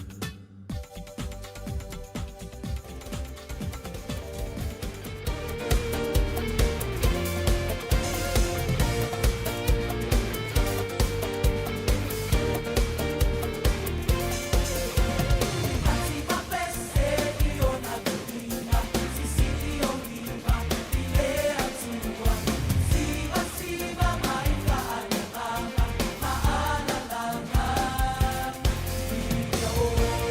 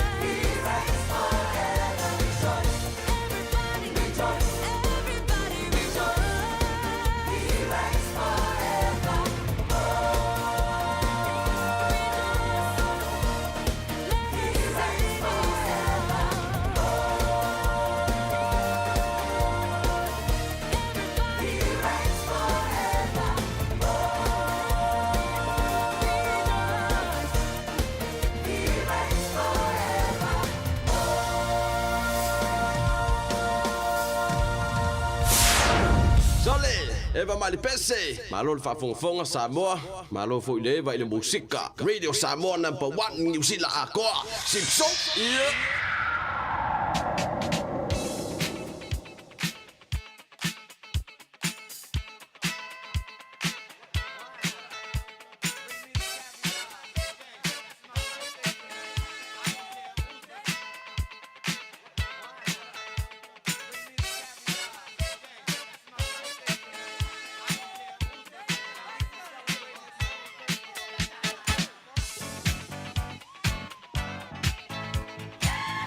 Omnangas whanau o lea so tofine nei no awhatonu le tulai fitu o matala le telefoni mo oe tolu fitu tasi lima iwa tolu lo mo fuele mano le tātou i meli. On air at radiosamoa.co.nz. O lo mo fuele malewa noi lunga o le tātou Facebook mani YouTube o le Samoa mo whamaniangas whanau le nei tai ao le lei ta amata mai lau pito le nei tai ao. Ia lelei, olo iel whamanianga I lunga o le ape folinga mai a Ellen Mikaele Vaifale Suliasi. Whamanianga o le asa soifua si o mātou tina, le whale tua le toea ina I a Molly Roma. Tina, whaaftaimo ngaluenga lelei uma o lo e whai e tonu o si tātou a inga, ai maise lana whe au ma le ngaluenga. La mātou te talo ia whaafuolo a ina pea lo soifua, ma ia sanga whaamanuia le atua. O alo whaanga mai lau whanau, ma whanau a lau whanau, ai mai se o te vanga ma Pirosi Vaifale Suliasi. O le isi fo I o whaamanianga loa o te maitawatu mai a Peter Enelico, happy 45th birthday Hana Taliaoa of San Diego, USA and Sala Imoa. Whamanianga mai a tupu pēnani, whamani atu la sa whanau o teli pēnani. Whaaftai le atua wa e aulia mai le se fulu nei o tausanga, whaopopo le atua nisi tausanga a wale whianga iai ma le aonga, whamania le atua mo oe la whawhine o lo whaanga mai o tuangane, Waki, Penani, Malo Uso o Rejoice, ai mai se o mātua o Liu Matupu.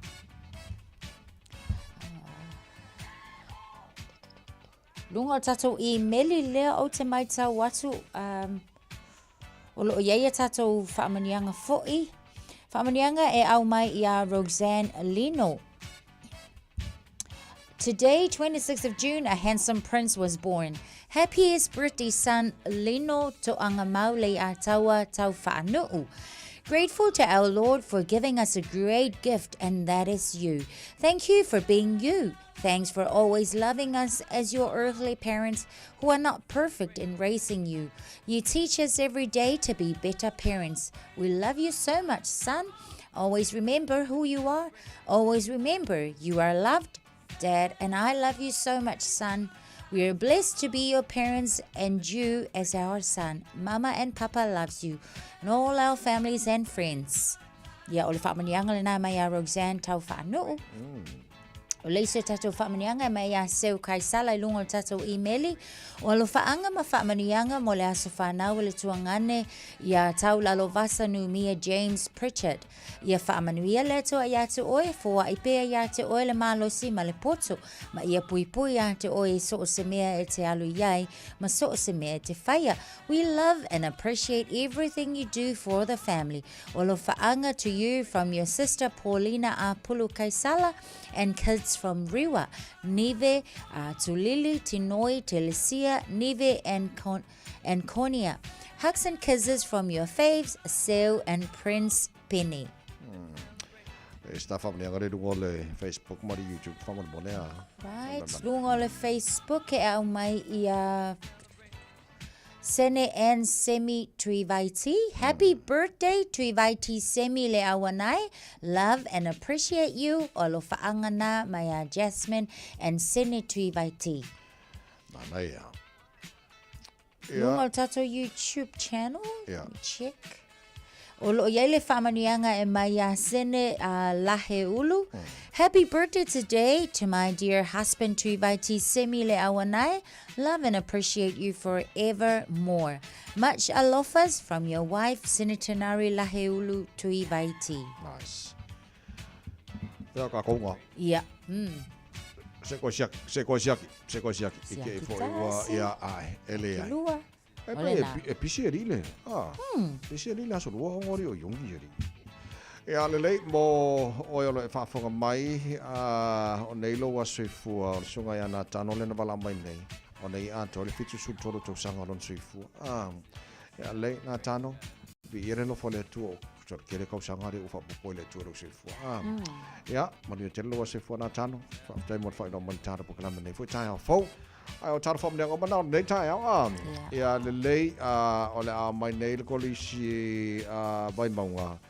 Ya, saya usul pese le fa mani tole pule ngam rafenga venga rodi sa mo tara bokala be manual taya yo to waso fa na ne yaso manu ya tele pese ka pa pakiu mas paki Naya ai mo ave be inga le tu yes happy birthday so dos for lima bal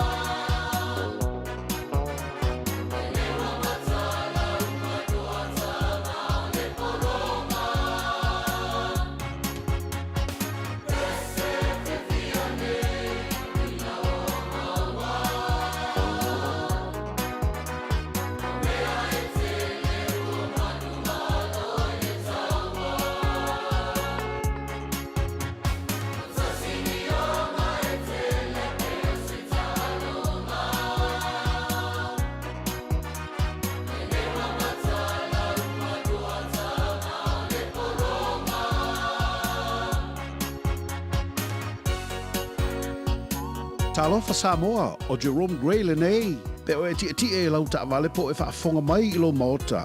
Ia tu pele ni lo lau leitio le 15 a mo. Radio Samoa, numera tasi i New Zealand. Mamafala traffic i lunga o le awala le taimi le nei on the northern motorway from Constellation Drive to Esmond Road. Faisi pisi ma mamafala traffic pea ma le luas fuluanga i le luas ulima minute le travel time o le na o lo o whaatulanga mai so e awhia avaenga na Tristram Avenue, Esmond Road, Ornera Road i le taimi le nei on the northbound i le anga ia tu foi i le North Shore o mai tau watu i e amata atu i nai Ornera Road anga ia tu Tristram Ave o lo o Faisi pisi, Whiteout Road, off-ram, Constellation Drive pea ma le lua se fulu minute le travel time o lo iai mō tātou. Southern Motorway from Manukau to Green Lane ia o lo whapena na pisi lava tātou i le vaenga le na LSC Faifosipisi, Mount Wellington, Penrose, Maleanga Iatu Green Lane, Lua se fulu minuti le travel time o lo o iai mō tātou. Masi te Onehanga Interchange o lo Faifosipisi le taimi le nei mai se lava la tātou Onehanga off-ramp. Mai tawa tu Fo'i, Highbrook and Mount Wellington on state ile northbound Polanga Iatu le taulanga Fai lava Faifosipisi ma le lata Green Lane and Newmarket le taimi le nei. Northwestern Motorway eastbound heading out to le taulanga ia maleanga ia tu I Sisifo Aukilani my Lincoln Road to Great North Road ia o lo pisi le vaenga lana te Aratu and Rosebank te malusu tolumi nutele travel time Patiki Road interchange into Waterview Tunnel Fai Faifosipisi I le taimi le nei on a westbound St. Luke's Road to te Aratu Peninsula ia o le nao lo pisi I le taimi le nei fa mole ave ta avale tau tua na le saunga le muilunga o le ala tele 2 minuta na ta leo le tula valu malu le taiao Radio Samoa. Radio Samoa. Taslima Ivatolu. Amo. Talofa o au o leilani. Mātou tena nofo whaatasi malau to olua le mawha naumana I o mātua. O te pala au I le Healthline pe a whaia langona le tino mai e se tasi o I mātou. E le ai se totongi o le nei au o nanga mai mawhai ona o tala no e se tausima I mō fautuanga tau soifua malonoina ma whaamatalanga I mea te tau ona whai. O te wala iai e le tinga ina seisio I mātou. E awa noi te mi uma, lua sul whai tū lao le aso, mo aso umo le vai aso. E maua fo I le fesosoani mo se whaamatala upu, pe a whai o e fia tala noa I lau lavanga ngana. E lea I fo I se tutongi, wala au loa le Healthline, I le o walu se lau, ono tasi tasi ono. O si lia ma le luas fulu tausanga le tautua le Aro Memorials. E ngau si ala antu maa wha amanantu I o loa anangata. Maua maa e fua I lau wha asoa. Ma whaifoi ona lei bai, fausia I lo manao, malafoina I Samoa. Tatala mai le asunga fua I le asfarei le mai le iwa I taiao I le lima I le afiafi. Ma le astona I mai le iwa I taiao I le tasi le awauli. Afi o ne loa I le lua o Massey Road I Mangele, tolu tasi tolu Great North Road I New Lynn, po le tasi fan tolu Cavendish Drive I Marukau, pe taga yane I le arrowmemorials.co.nz. Le Arrow Memorials, wasidia ma le luasful tausanga o lana tautua. A o tātou wholau I teimi whaingatā o le soifuanga. O le ka for you, o le awhiso swani mo oe malou ainga I se sā tau maualalo. Le teimi nei o lo o maua le SUV, a mata mai le valu se fulu tana I le vaiaso. Ki apu a mata mai le na o le se lau lima se fulutala I le vaiaso. Ma tau te fesoasoani atu I te oe malau paketi. Se su mai loa, talia so se laisene, New Zealand po o Samoa, ia iai se ngaluenga tu mau. Vili mai loa I le car for you, o valu se lau lua fitu, wha iwa ono malu. O valu se lau lua fitu, wha iwa ono malu. Po le tuatusi o le tolu se lau Great South Road, Manurewa. O le awa nanga le sebe mawai o lo ananga tae peo TV, speaker JBL, telefoni Samsung, moenga Sleepwell, City no 4, pusa aisa ma o loea o ngā I leo mukuka. Maua foi o lotu aisa, vai tau mawha maisi. Tutongi I nei New Zealand e piki lo ai ngai Samoa. Fauso tai mai le Facebook po le Instagram a le Sapa Pia Samoa, pe emaili mai I le buy@sap.ws. Sap, lau fale o loa numeratasi I Samoa. Hey! Au ona ia vea oe pei o isi tangata e manatu maa maa le wha iti ngā. Ele na o le inu le vaiti polo na seki ai lea. A le vave tonga fitia le wha iti ngā. E ono o le tūlanga e maua I le fever rheumatica, ma e le ai lava se tasi. E mana o e o se pele le nā tūlanga. Aia. Ave loa na o walo, e whaile siaki le fō mai whale ainga, o le tausi mai le aonga, po le whale talavai, e vave, whaingo fie, ma le mea sili ona tāua, e le totongia, e ma whai foia na whaile tui o le baisilin, e ki lia atoa ai. Saula ia Samoa, i le nei vai tau o le tau mawhanawhana, ia tau sia le leina I o tātou alu ma whanau, whaile siaki, ma whai loa le tong fitinga. Mo nisi whamatalanga, sa iliana I lunga le social media, Stop Sore Throats, pe asiasi I lunga le upenga ta whailangi, stopsorethroats.nz.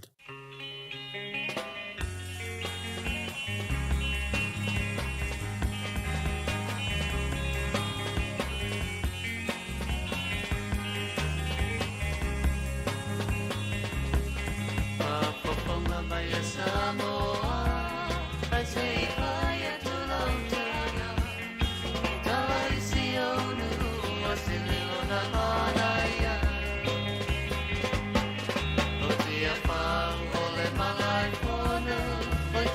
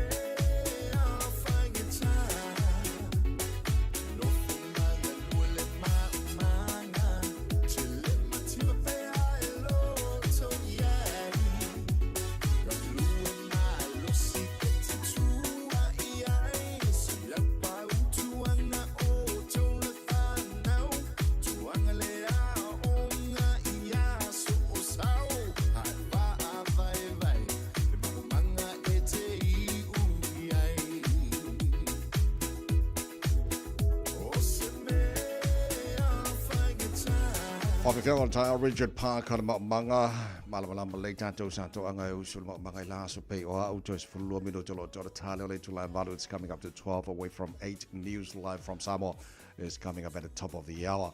Nei tai mo tai if you feel fatas mai. You are suited tai o the Labour Party or you for so obu spokesperson for Auckland issues. Now for is spokesperson for Pacific Peoples. So obu for involved by to my tai. Honorable Carmel Cipollone is with us this morning. Welcome to the show, Carmel. How are you this morning? I'm very good, thank you. Yeah, okay. Cold weather, we need to look after our homeless people. Not sure if the government is doing enough for them, Carmel. Yeah, we're hearing from all of our social service providers that they're seeing far more people homeless, living on our streets, living in their cars. The government doesn't seem to want to acknowledge that they are effectively responsible for what's happening. They've cut off access to emergency housing, Tāwai, which was never ideal, but much better than sleeping on our streets and sleeping in cars. No. If Labour is in government, what is the best thing you can do for them? The best thing that we can do is build the houses that we need, and that's what we were doing. We were building record numbers of state houses. Right. We hadn't had that many state houses or public homes built since the 1970s. A lot of that work has paused or stopped, and you may have seen, Tāwai, there was an article yesterday that was about the number of state houses and state and land that state houses is on that's been sold off by this government. So we end up in this spiral again, where we're not going to have enough houses for the number of New Zealanders that we have. Okay, Carmel, for you as a spokesperson for Pacific Peoples, looks like the government is putting a pause on the help for Cook Islands. Would you support that, or? Well, we're really concerned, Tawai, because to be fair to the government, what the Cook Islands have done in terms of signing up with an agreement with China does run against what the free association arrangement is. So they're not supposed to enter into their own independent security or defence agreements. And there was no discussion about this before they decided to do it. So we do agree with Winston and the government that the Cook Islands is in the wrong here. Right. The step that the government have taken in terms of pausing the funding is quite an extreme step. We've only seen it in instances in the past where perhaps when I reflect back, Fiji was in the midst of a coup. Those types of kind of extreme situations where the government will hold back funding. Right. And so it does go to show that the government is taking serious steps here. We're just saying they need to sit down ASAP. There needs to be face-to-face dialogue, and we need to sort this out. Our relationship with the Cook Islands is very important. Excellent. Thank you, Carmel. My co-host, Natasha Vailua, would like to ask you a question, please, Carmel. Sure. Talofa, Natasha. Talofa lava, Carmel. One of the things we talked about this morning is the Ministry of Education's new guidelines on school instructional time. Does the Labour support these changes? Oh, Natasha, that's not something that I've had a chance to look at, so I wouldn't want to comment on that. It's probably something our spokesperson for education is all over, but I haven't had a chance to have a conversation with her about that. Okay, Carmel, let's talk about the regulatory standards bill. Looking at this, do you believe it undermines the ability of future governments to legislate effectively for equity and social justice? Oh, it does, and that's why Chris Hipkins has been really clear that if we're successful at getting elected in our first 100 days, we'll be getting rid of this bill. It's also a reflection of the weak leadership of Luxon. Again, he's allowing the tail to wag the dog. You've got Seymour that's calling the shots. It's a concession by Christopher Luxon that to act that puts corporate interests ahead of the public good, and it will make it harder to pass laws that protect people and the environment. So there's been an overwhelming response, Tawai, in terms of the submissions, and we've committed to repealing that bill if we're re-elected. Right. Critics say the bill prioritizes economic efficiency over community well-being. If Labour were in government, would you push for a full repeal or amendments? Oh, we would be pushing for a full repeal. Not only pushing for a repeal, but committing to doing it in our first 100 days. Tawai, it's dangerous stuff. We've had famous, really respected New Zealanders come out in opposition to this, including people like Dame Anne Salmon, who said it's basically this libertarian ideals that are being reflected in the legislation. And then at the same time, we've got then David Seymour calling people like her deranged and putting out nasty social media saying that people that oppose this are deranged. Well, that doesn't sound like the mature Deputy Prime Minister or Acting Prime Minister that New Zealanders should expect to see. I was supposed to ask you, how do you think about David Seymour as a Deputy Prime Minister of New Zealand? Oh, look, I think it goes without saying that we don't support David Seymour's politics. We think he's really dangerous for a lot of New Zealanders, including our Pacific community. Doing things like putting out social media, calling respected New Zealanders like Dame Anne Salmon deranged because she does not agree with his bill is just another level of immaturity and lacks the leadership we should expect. Right. So how do you respond to those who argue the bill simply promotes transparency and good lawmaking? I think that they are the minority here, Tawai. The vast majority of people have come out in opposition and have said that it's dangerous and that it prioritises what's in the interest of landowners and the most wealthy over everyone else. And we just can't have it. Right, Carmel, what risk do you see for Pacific people this bill, if this bill becomes law in its current form? Well, as has been said, it makes it harder to pass laws that protect people and the environment. And fundamental to us as a political party are people and the environment. And of course, you know, when you've got minority groups who are disproportionately represented in some of the most negative stats, even though we're an amazing group of New Zealanders as our Pacific community and we have a lot to offer, there are still challenges. Then you worry that a piece of legislation like this is going to block us from being able to get ahead and to thrive and to make the progress that we should expect to. Right, okay. Honourable Carmel Sepuloni, malo lava whaafetai tele lava. Last question is New Zealand doing enough for our people? I mean, people of New Zealand in Iran and Israel? I think that the government need to be a little bit bolder here and call it for what it is. We do endorse a lot of what they're doing, but at the same time, they seem to be afraid to call out when breaches of international law have been, you know, made here, and we expect them to do that. Yeah. Okay. Are we safe at this part of the world with what's happening in Iran, Israel, and America as well? Are we safe? I think we're on the right side of the world, Tawai. And I would hate to scaremonger and for our people to feel unsafe. You know, at the end of the day, we've got to get on with our daily lives, enjoy our families, do our work, and make the contribution to the country that we live in and our region. And I think that's got to be our focus. Excellent. Okay, it's halfway through the year. Carmel, 2025. What's your vision for the next 6 months? Obviously it's to win the next election. And so, you know, we're going to be working hard to keep holding the government to account. Behind the scenes, we're working on our policy as well, Tawai. And so that next year we've got the alternative proposition to put to all the voters. And so we'll just keep working on that. My priority is our Pacific community, women in this country, and Auckland. And I'll continue to remain focused on that. Honourable Carmel Sepuloni, mahalo lava whaafetai tele lava. Thank you so much for your time. Moriel nei aso. Mahalo. Whaafetai lava. Mahalo lava. Yeah, lele Honourable Carmel Sepuloni male taranoanga nei foi tai o fo ina ojo jolomino jolo tole talo le tul balu umolo tar fa malastino so patalo mai sa mora nei foi aso tofi.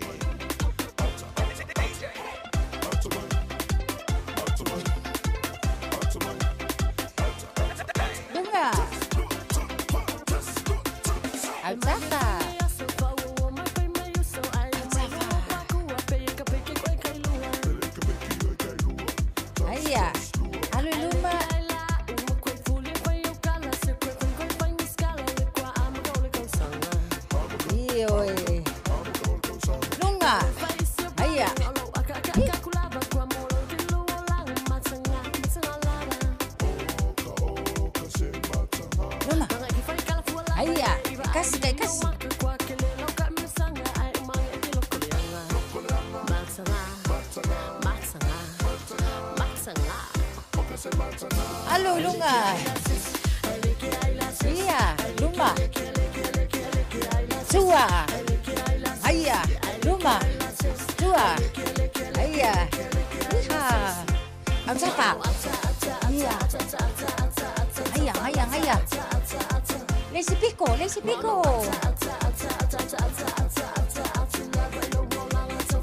Luma. Tua. Aya, Luma. Oi. Tua. Lunga. Iya. Aya, mangaya.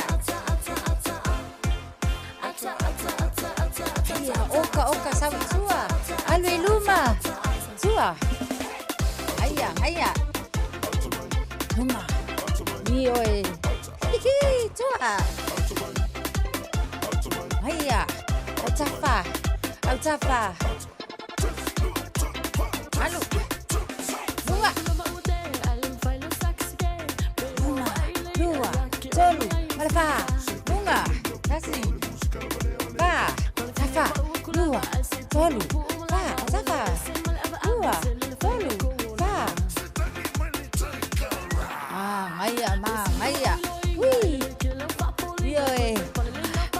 se fulu se kone. Sawi tua. Ia ma, na le tonu. Fafo, tonu. Mana vai fafo. Manu ia tele le nei asa soifua.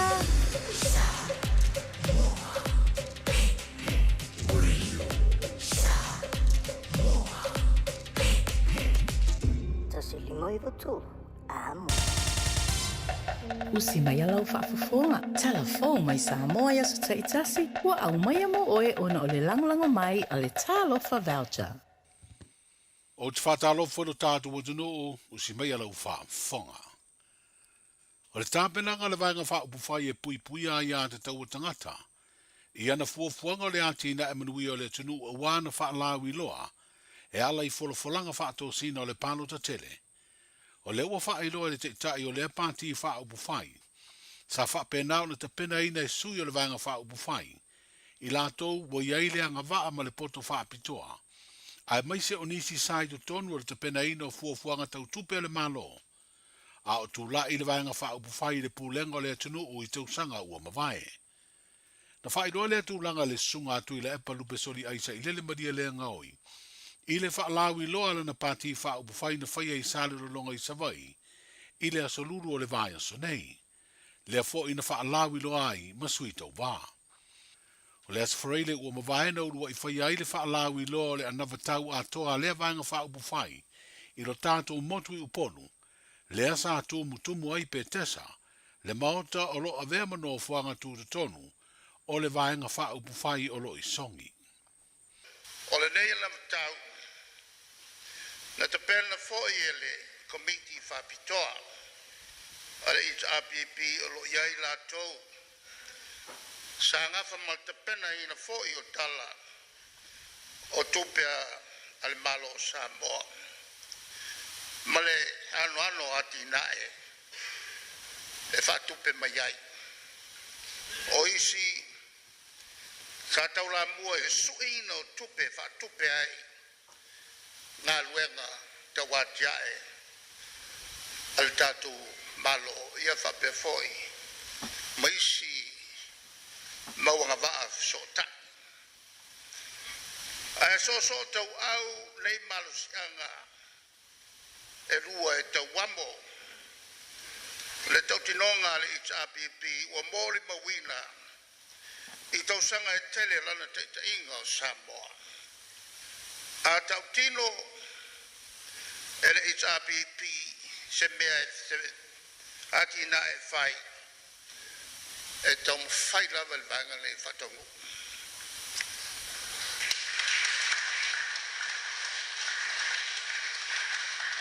O le mafu anga foi lea e loto te tele ai le vanga whai e whapeatu le atunu I te tonu o le selau aso mo mua e tulai ai pea whai whina ngalo ai Samoa e wale le musmusunga lilo a le nganga pa ia e amatu whaasa fua atu whamanianga le kola pe lenga malsupa o le tautinonga le la.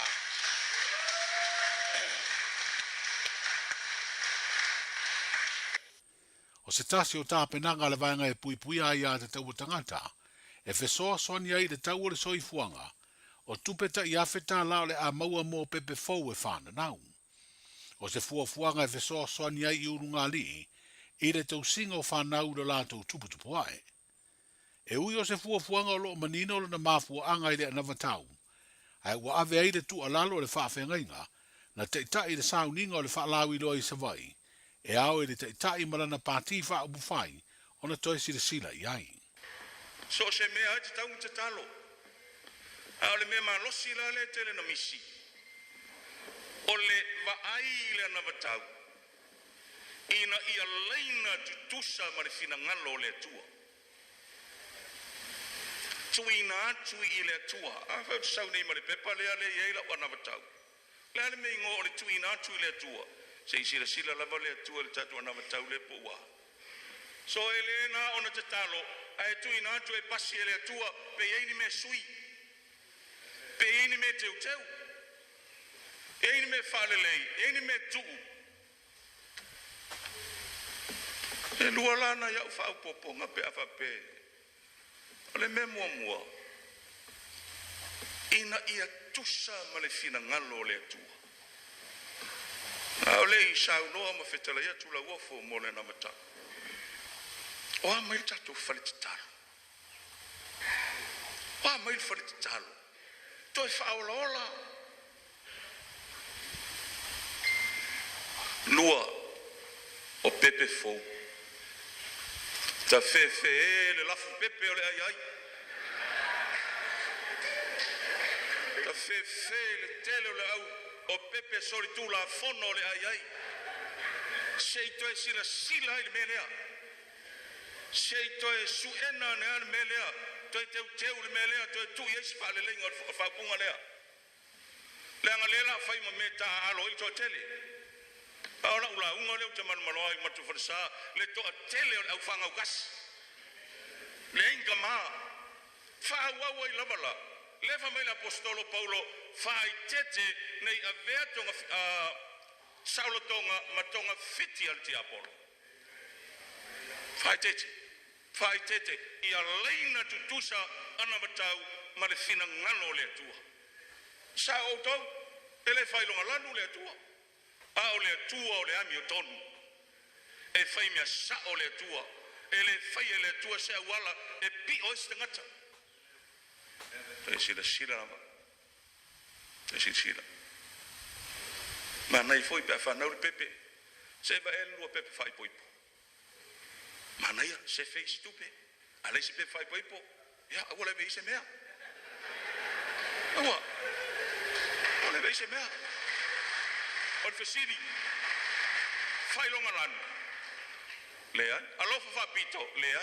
Fai le me fina ngalo ile tua. Te lora utala sa tu le pa fai le melanga. O le ua tatou tu le ia fatasi o tatou tangata whaida mi o tonu. O le fesoasoani le whaiti o le mativa, whapele fesoasoani le tau o le soi fuanga. O se tasi leo au tu o tāpenanga lea pāti i whaupu whai. E peo na whina wai ana whaalawi loa, mo le whaatou sina o tangata pālota i le whaamoe moe, e toi tō atu le whaatua tuanga lātou te toi se ane ai, e whaafoe le pūlenga o le malo. I le aso luas fruivo me na sao fia ila sola anga me le whare pui pui tānu malala. A pāngo tā o lau titi tua lima ma ani seko vai lei. Le ana toi maua i le aso tolu a Iuni. O le sua suenga le mtanga aluenga o leo leo i le mafu anga. Ua whaasala ai leo leo whare pui pui e toa vanu. O le toa tolu ua wha te tea ma le ngā aluenga, toa tolu ua suia o lātou tūlanga po ranks, ai toa lua ua wha malo lo le tū mau mo le lua vā yaso e le maua ni o lātou tutongi. O le sola anga lau i titi le masina o Februari o le tausanga nei, e iei fo i leo leo whale pui pui po President Cards, na whaia iei wha asalanga, ono o le wha atamala i o lātou tiute, na mafua i lea so la anga le pāngo tā, le ana toi sola fo i tua le masina na te nei o me, whatasei ma le pāngo tā o aniseko vai lein. O le vai o su nei sa tūtū la iei i la ua i lumo le wha amsidonga ma o la i o ina, mo lianga o le so sola ma le whale pui pui, whapere mōrianga o le telepe ina leo le loka o le sela numela ono, ma telepe atua i fo i le wha alo o lea sela po le potu, sa wha mautu wai. Wa whaalia le komisina o leo leo whare pui pui ma le toi fuata ina, le tō wha au apa au longo i tino Filipo le newspaper le Samoa Observer, o leo leo whare pui pui e tō tolu o wha malo lo mai le ngā ruenga, sa tiute i le pō tonu nā ruai le sola anga, alau i titi ma ani seko. O le asfareida le vāia so o mua nei le aso wha leo i ulai. O le awha au uai le vasenga fō o li i matama i tai. I lātou ua ofo ina so i fua au au na matautu ai. I le matanga aluenga o leo leo, whale pui pui, ma le toi fua ta ina. O le awha ingo i lātou e ono sifuru ma le fitu. Le ato o fast food fitu o leo leo po o malu o le malo. Wa au fia i tama i tai e lua sifuru fitu ma li e lua sifuru. O le isi lua sifuru, o li i foi ua ofo e ngā lurue ni leo leo, mo le whare pui pui.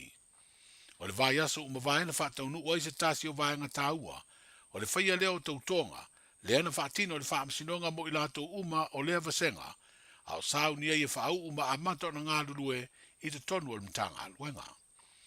Wa whaeroa le minsta o le malo tausi mo le mtanga aluenga o leo, whale pui ma le toe fuataina, le fionga whawalo Jeffrey Harry Schuster, I lunga le upenga te whailangi e le pāti whaupufai, o le Samoa ua poto. Wa le tau nuu se tasi o fuafuanga le malo Santa Oto, I le tala whaatau o le tupe ua te ena le pālemene, o le si tanga leo te tongi mōli ma tama I tai leo uma.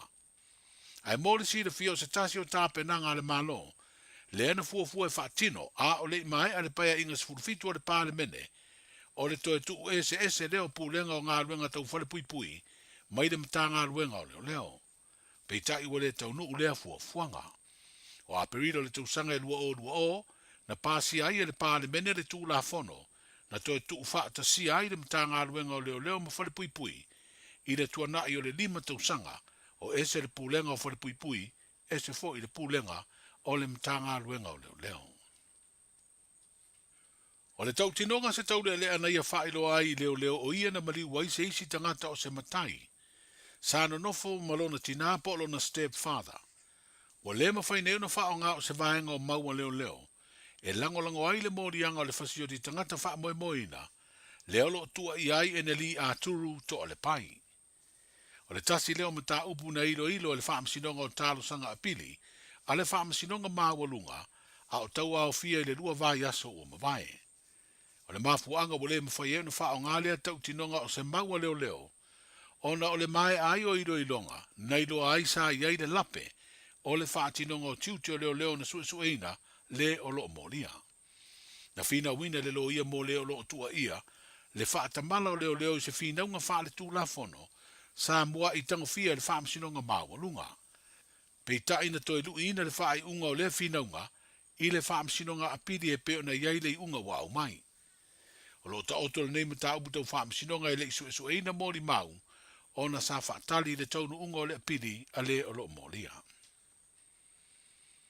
O iuni o le tausanga le te neina whai ai le whaai unga le tamai te whaamasino, o le whaamasinonga mawalunga, le fionga le utele ni a wā mata tuatanga loa, na ia te e na ai le tālo sanga tala le leipaunga e alaida na loia, ina ia whaase ese mai le tau aveina o suenga o morianga o tala le lei, ona o le mau e pito tasi lo na whaafoina o le mata upu. O lea whaai unga le whaamasino, wa sanga whaamausali nei se fina ngalo, o le whaamasinonga o tālo sanga na toi apiri iai e tala le leide whaai unga, a le tamai tai whaamasino. Whaalia le whaamasinonga o tālo sanga, e nate te ena le apiri, o na le eise malo si anga o le whaamasinonga o tālo sanga, e iro ai se whaai unga le whaamasino na te ena, lona whaase ese, mai le suesueina o se mata upu tau whaamasinonga. I le sila lea whaamsinonga, o mausa tu ina atu e whaavai ai le apiri, e le ai ni vovonga, pe no merits.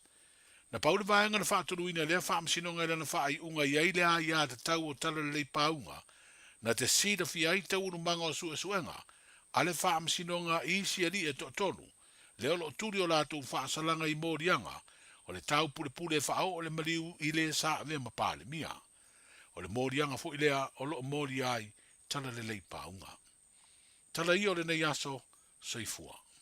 Talofa, we're the Katinas. Talofa, this is Pat Lam. Talofa lava o a o lapi marina, mau pelo li tio. I le radio Samoa, tasi lima iwa tolu amo.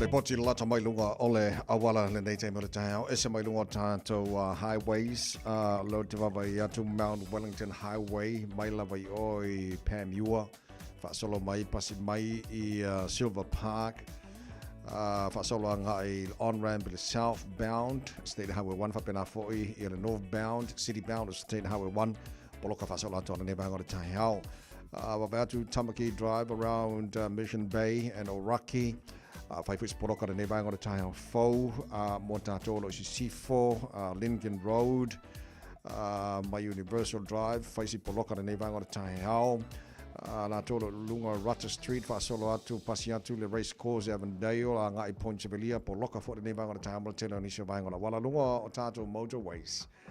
Le mana State Highway 1 city bound ne bang ta ta to lo malanga tu ni sau changa I Aukilani State Highway 1 flow le le afa ko apo loka o le yo atu o il Tip Top corner pasi atu ia East Tamaki Road on ramp o na lo o local ne time ta ai pasi atu lo foi I Alice Lee Penrose on ramp pasolo atu tau langa mana ia lai le le nga pawanga vanga lai poloka man ne vanga ta hao ta tolo lunga State Highway lo se fulu flow le mai le pasi mo le tano poloka lai titi ia le ba Mayora Road on ramp ma Dominion Road on ramp fa pena foi Hillsborough Road on ramp pasi mai vanga na lunga la papa flow le lava nga saute fa pena foi malanga mala ba lele lai pisi ana flow wa ta poloka southbound lo se fulu State Highway lo se fulu ile pasi mai Puini Road on ramp fa pena foi Lamby Drive on ramp around Rainbow's End ma le link on lo se fulu anga ile southbound State Highway 1 ona vanga la poloka faisi poloka tele le malanga mai sifo ne vanga tai ao mata mai lava o Westgate fa solo mai Royal Road on ramp Dominion Road on ramp te out 2 Rosebank Point Jevelia Western Springs oka kwa poloka foi ke o pe asa isa van da ve ne tai na na poloka tili ai to vanga mana North Shore foi la faisi poloka tele le malanga mai North Shore anga taulanga o Kilani my Albany, fashion my Rosedale, Wairau Valley, Takapuna, North Coast, lunga wala papa la ka fio lolo mai se pa ile taulanga Kilani tulanga na lunga wala le vanga ta ya am tabale la volon sai mai saunga le mule nga I ngaluenga nei ta ya se fa to foi fa mole wol teme mole nei fa nau ko lo sito mai ti la wala fa to le ma avel fa mo nei fa nau mo la tu saunga le mu Talofa Samoa o Jerome Gray le nei pe o ti e lau ta vale po e fa fonga mai I lo mota ia tu pele ni lo lau le tio le sfulu lima I vatolu a mo Radio Samoa numera tasi I New Zealand. Ua mawhai ona au ina atu le tala o le tau Iaso Taitasi ona o le lango mai a le Pacific Finance Limited. Telefoni o Varselau fitu whawha lua fitu. Whafte tele pune kampana whenga renga Pacific Finance mori o tō whaiwara ne Iaso o lanto whaalo longolo au ina tua I le tala o le tau o le Radio Samoa I le wawai atu I Samoa ne vanga o le tai o luas fulu mara tolu o e le mafan whana o le ea o te aliva I Samoa e tu mawinga au o le tau e pa utimu ni sa mahenga o na tunu o le neifo Iaso tu mau le luas fuma iwa degrees Celsius mo nunga vevela le Samoa le so luas fuma lima I lona mawalalo pa anga umal tara bakalame I so sa mahenga o la tunu pele Samoa fa pena foi America Samoa lo fa fonga mai ai ala fa tu malo lavar si fua maruia le neifo I tai o fau fa taro fa la tunu I so sa mahenga Australia le nei tai mo tai o malo lavar si fua maruia fa isi maruru tele mahenga o tau pa tu le na mo Canberra -4 lo yele maruru le nei va o tai o Ola fa sono pua ora ta ala ngi le taus futasi. Ola maurunga na le maru do e ai la mo Canberra -5 I lona mawalalo. Ola si vanga maru do tele Melbourne. Fitolo il maru do ne vanga ta ao. Fa sono na awa ora taus futolu maurunga na maru do fa mawina mo Melbourne ne so fitolo na mawalalo pa nga umala valtara baklame so vanga Melbourne. Alo fatu ya to fa tel fa fonga valtara baklame ma lo level sui fu maruia. Hobart, le vanga marulu, teles foot farm marungan marulu, la fasonon awal tau le so, Adelaide marulu for ile air, fasonon awal tau for lima marungan marulu, Sydney Australia, le vanga marulu, tele valuro in le vanga tai hao, fasonon awal tau for wono, marungan marulu for mawina, ya morene stofi wata to yai, Brisbane Australia, all makwa marulu all tai, all pole, la surmata ngo fire la mafan fana ile air was furu, ilona mawalunga, mo Brisbane Australia fa pena foi Perth Australia maruru ke le kai so le faulo yai e va ngora tai ao sa be fa ke ale koru por fa mo to ya to fa mari dili ai awa also ale la ma su ma tango fira la la ma fan fana foi le air mo to Perth Australia dus furu lo na ma lunga ya ma le su ma tango fira la I Darwin o ka se vela to se furu ma le lua ya to langa na ye o tele na va Australia ma tu langa ile tau fa ma wina mo ne foi a stofi se vai talo tau le lamua po le no fanga fa salanga Radio Samoa tama ke makaurau au Kilani se fulima o ye maru lu ne vanga o tai ava va tu fafo ya le mana ya le wi ana awa ale po tau tata mai mala langi de lei o winga na tau fa ma wina la vai tau le soe awa langi de lei ni so time pa utimu ni so vanga au Kilani sa video fa solo nang malo si mai matu ni so time la uli sfuruiva mo no maru le fa ma wina mo au Kilani I rene fo I aso tofi tai up au dia la pa uti mo tena vanga au Kilani se fulvalu Maurunga o le malulu fa mawina mo tātou le soa tai au vainga o tuatu awa oa. Lang de leipa o timu tira vainga o kilani lasto nai. Pasalon awa oa lang de leila sa. Lang de leila so fua so dua so lulu. Vaya so manai hatu. Tulanga na e fa mamonga la vai tau ile ne foi taimi ole tai au. Ua loa le tautua le Pacific Finance in no ngā tupe mo so se wha moe moe. Ma liu, whai pui ponga, aso whanau, sa whai whai ngā malolonga, ma so se wha lawe lawe. Apa laine lo le pacificfinance.co.nz. Pia wala au le oval sa lau fitu whawha, lua lua fitu. E talo sanga sauna no ngā tupe i le bao le 5 se lau tala, ma le lua se furu hawhi tala. E lua minute whai lau talo sanga online, www.pacificfinance.co.nz. Ai tasi le tu lai whatali e se tali. E iai, ai inga whabitoa. Pala au lo le Pacific Finance Limited ile over salau fitu fafa lua lua fitu over salau fitu fafa lua lua fitu. Fata pitu tatu tala mai samo pera fa fonga le tunu de nei tai au la te fa saluina mo e pe tale tu la se fulu ma le lua la o le so ma le fitu le po ana nei. Ya ole taurungo tatu tala mai samo le vai aso le tale valu le tai au a ole na wa e fa fonga ole fa wo fa longo. Ya ole na fa we si le firma o lo. O me na lo tupu i Samoa. Mana ia i o a fo'i o nai tima inga fo'i ma na whainga duenga le tua o le lei e wheso soani ua o le la tule pito la au o le ase au onga mai na fionga le tua e ma whai fo'i ona toe sila ia le fo'i vaenga wha abu whai ma la to fo'i tāpenanga mo le manai ai mino mata mo fiene o le pito la au fo'i lau whainga duenga le tua la to mai la to sila fio lai ai tapena ai tāpenanga ia le foi vaenga fa abu fai ia tarsia ia to ia le pule ma silfia le foi tai ma la to umo lo to le vaenga fa abu fai ia tima inga nga tele mo tu langa le wa foi la to fa lo lo pe ona iai o le fai unga le fai i le il fa pui sole o ke makua yo wofo ape fa feanga sao nga po le menga mo moi ia ka ngaka ngi kiu ke le kaimi ia wa se vai a fa pe o le fa le anga le loka ko fa le anga marka o lunga ko pa o ke o fo se mo pe ale ala el kaimi o le e pa o ngi be ia tal si o ngi ku pu ko nga be o fa tenga silia ta te ua o tu ala to nei e fua nga i sol tu la fo no na la na avel fa pui o le fa tenga silia on fa te ye o le fa ina i se fo la tu pe a ko ku fo so Carlosia ia fai ma o onga tāua mo nā tōlo o ngāru lui tonu o to ese i tanu malala se i aralofa i wa aile lei o lātu jute i anto fia nā tō matongi le malo se i wa aile lei lātu o lo tuli whasalanga i tono ia vai ia o ngai vai ngara ngā pio ngai nei tai au a o tūlanga na iai o lo o wa pisila tunu o ele whainga pālota ma tuala sa rosu ruiva whainga pālota tātu malo pene i Samoa Panga solo tatu restala lo te mao na te puni leo le restala ina o la to fia whain palota mo tatu nei New Zealand ma Australia ma Amerika ma si vaenga lo langi whawha mai o Samoa e i vaenga lo restala whai online a efto ato otoa ma mai a lei ma mauti noa e sauni whaila palota pia e malanga i Samoa e whai nei vaenga fo lele pe o fingerprints whapena fo i tulanga o ia tatu wata e fia po ina o nga mai a lo leo lo restala ia masauni ele mo whainga palota na suru sumari vol masi no kuso so na vaenga na to fa na to na to ele nei foi vaenga tai au luas fulu ma le tolu ma afo te ele tu la valu fa te fitia ne vai aso ta ma fa samo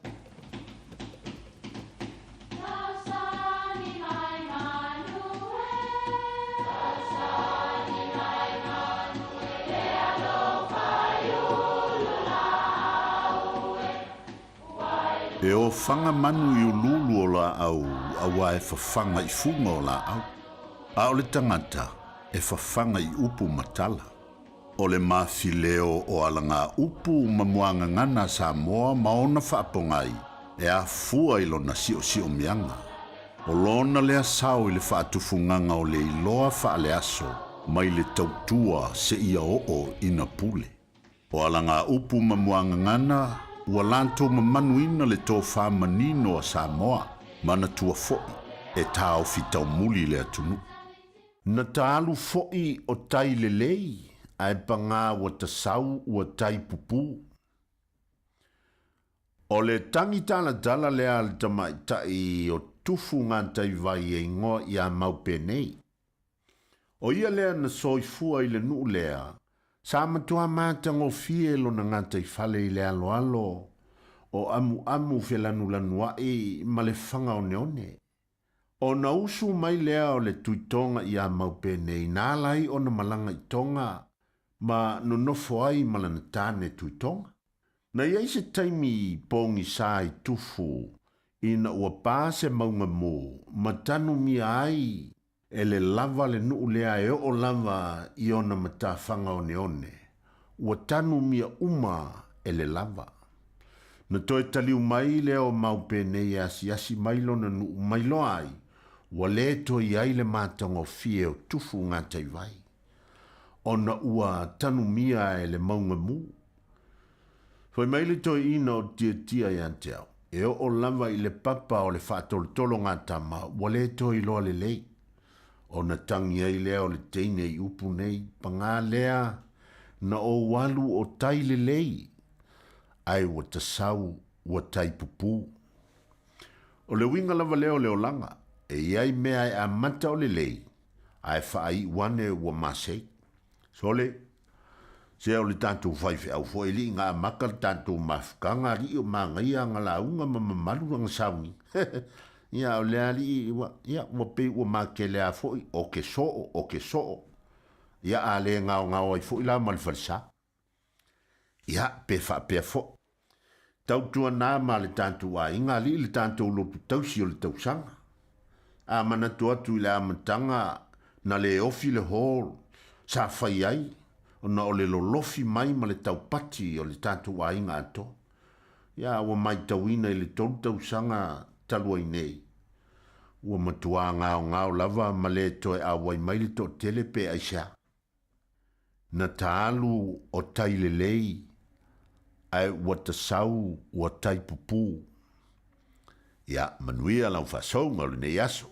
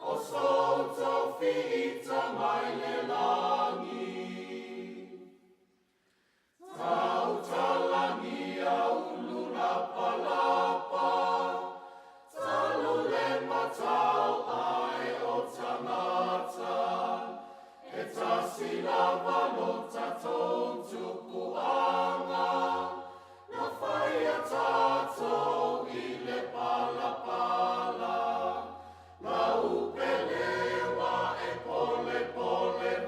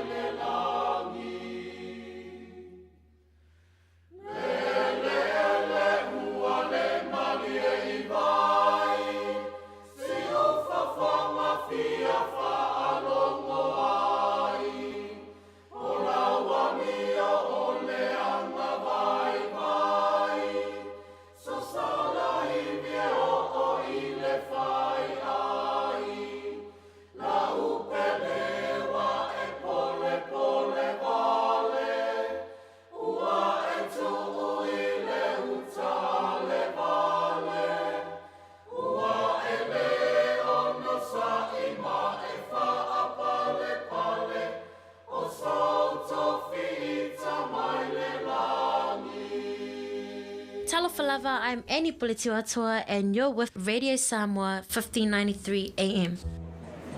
Auckland's given me so much. Now it's my turn to give back. This place matters to me. That's why I'm standing. I want to make a difference in my community, so I'm putting my name forward. I'm tired of watching from the sidelines, so I'm stepping up. Ever thought about stepping up for your community? Now's your chance to stand in the Auckland local elections. Visit voteauckland.co.nz to learn more.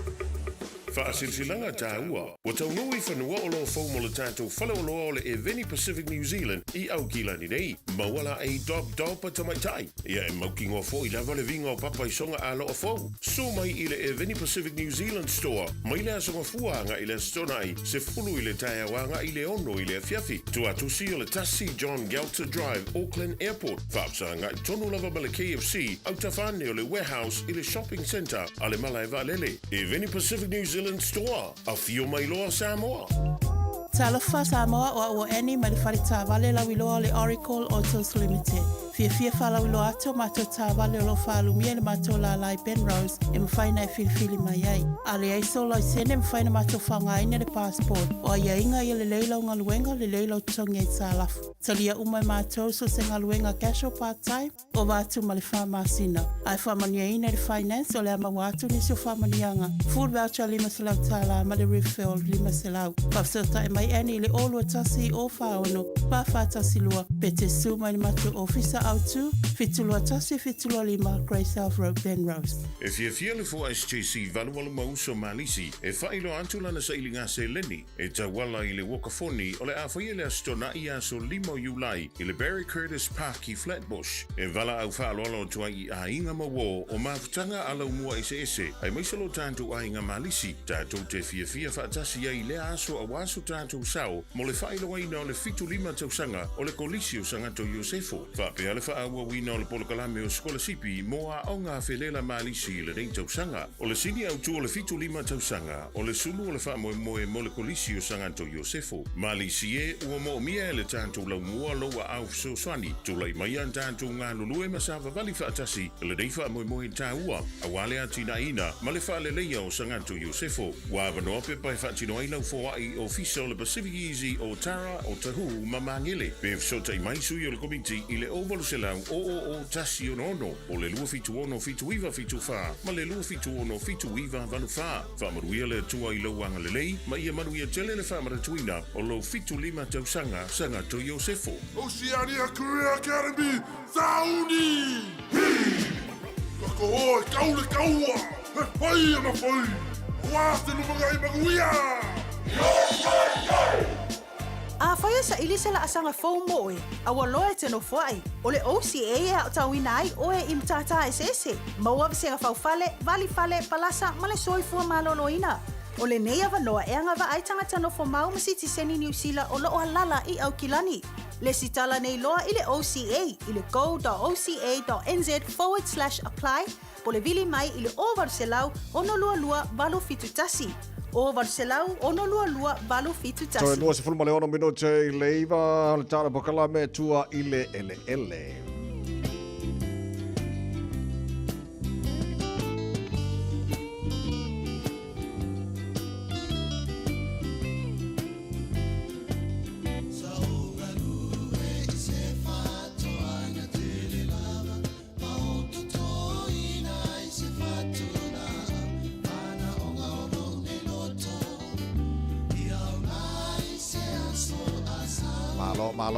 Malo mo tātou o loto anga lava e whaile whaato anga to tōle la au ma le wha moe fua mai aso I luma o ngā mo tātou uma lava o le ngangara nao tātou pumbale manatu maurunga tātou pakalame tua ele so ngā tūra epa o kana kovati whatas ma nei tai au tūra epa malo si whamaria nei tai au fo Alo se fo lo sunga tawai fatalo fo fo malo la fa fonga ni e juntu lang fa lu peni malo sunga ma lo fa tai ka mo ko ki marka ke fongi fa mon uso le manuia mai wa yu kul nei tai au manuia tu sala fa tato o lo ngona mata vai fa mo manino leif ma Ia okay.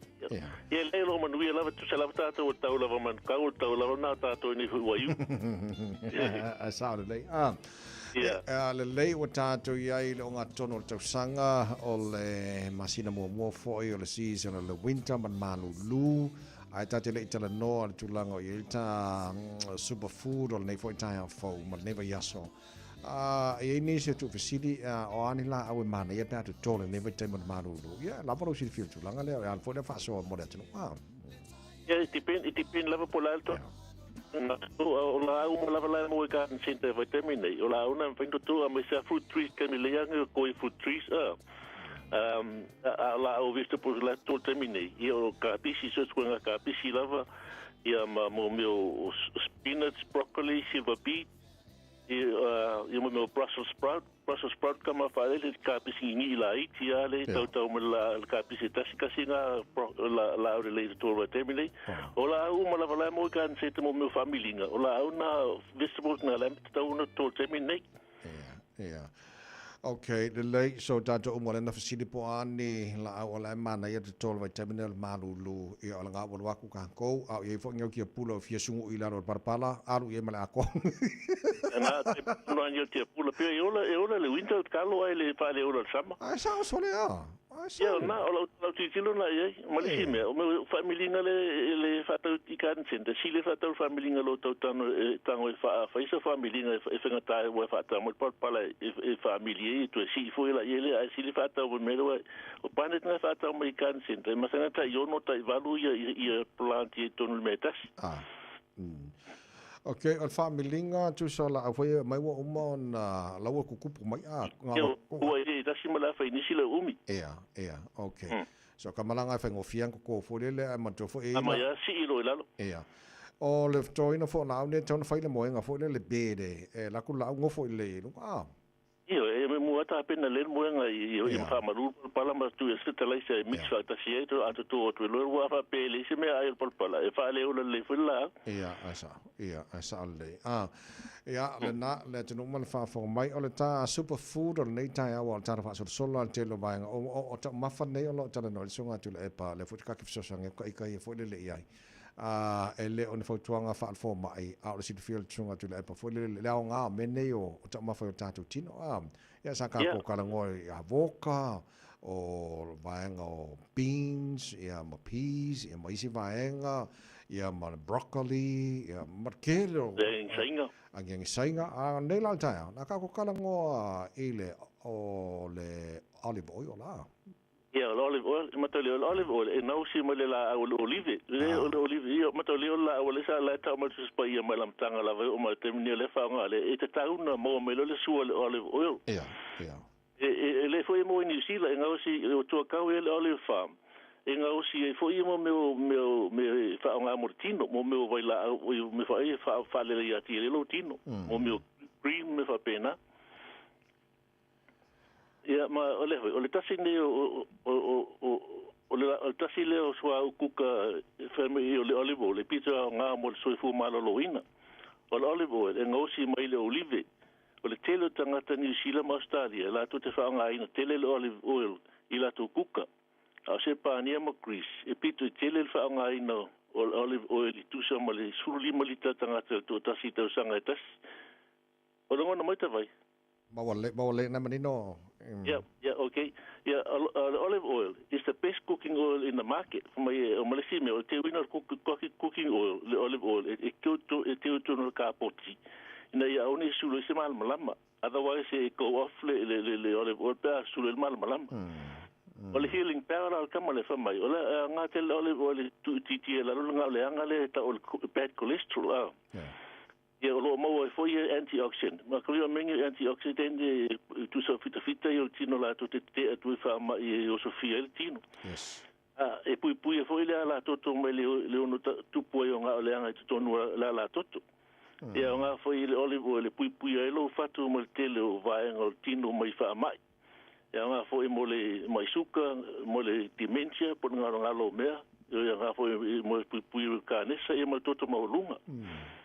Yo ki nutrient la po me ngala mo me vitamin E, vitamin K, o me monosaturated fats ko nga le le ai nga lenga. Ia mo menga antioxidants le fai mo fita te i wha mai o tino.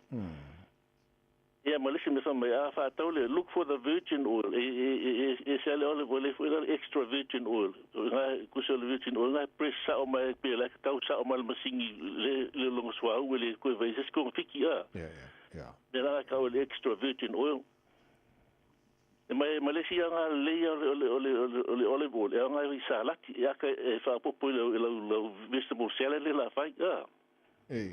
Māngai. E kama le sirian ngā e makale whai le olive oil. E makuru kawe sa piwha le wha mai no lo tino. O lo totonga lo tino. Le avele le fala ma le olive oil ma le sua tipolo ia ma le puvai. Mixil blender. E kama ngā le wha mai lo toto. Māngai. Manaya, lono inga pule al kakar whangai in olive oil. I langa lanta maftangai whai, lanta mafawole le ngā sese a. Ia nā tonu la. Ia, mare, o le pātūra o ka whae, ngā le tālo le wātoi lewa mai. O le ki lewa o menia soi fu malolo ina. O tau mafa i so se fuala au aina. Ma fruit. We only need 100 grams of meat. Pau ngā le tele kusa kasi le ki o le meat e wha ngā tangata le vai aso, o le aso. Ele vai pe o kasi kilo. Ai sa wa. Ma o le aim foi na promotion of 5 plus a day. Ina ia unai tangata le tau mafa le lima pensilia foi fala au ma fruit le aso tas. A lima fala au fa tele le lima me nga le fala au tas. Tu so lutu lima me nga we tu ina lo tino le aso tas. A fa tolu na suila o lima na vai aso. Tu so fit su lima me nga we tu ina lo tino le vai aso ato. O te lelo sa mo lo tino le vai aso. O me moni lava. Ma fai lava ona fo ia le mai pe ata ma fasa o me ta ona ai ai tangata. Fa wala fa me ai ola ale ola le ai. Sa wa. Ata ma fa don't eat too much of one thing. I will come for I kill it me bring I made just eat a wide variety of food vale a. Fa me ela na mai tangata na winga i minerale la po vitamini la wa misitino. O tato so fu ma lo nei. It's big business. Na tele au tu pe fo mai mo meu company no sfola. I mo vai la. Al tele fo la u tau le work for isi kai bi wo pia la e fa mai le mo la. Fa na te fa mai vai la au le fa mai mena la sui vai la I tele tozang. Ia o la mo antibiotics. Ele o to work ke lo si le lutanga fa ngale le ngi sai ngale le kali that's the best antibiotic in find fa ngale temine wala si me wala so tanga la tanga ma tus pa ia fa ta o to yesu na ta family yesu le bin monia ta to la ia ka me foi yesu te wino la fruit trees o va so la sa ni la ta no te wino fruit trees ia lela malisi me yes o le si fa ta o e sula ta mai lulu seitu lulu pala ese e na to lu fa tu pala le to lu si I pala le anga na le ese le ro la tu ngala pala le pa wele ia fatula Okay, mangaya tere nei vanga taua o fa so ile proclame nei foi tai fo mon fa fo mara tunu e vanga tu le pa fa mon sip so son mai 5 plus a day le nei so no foi le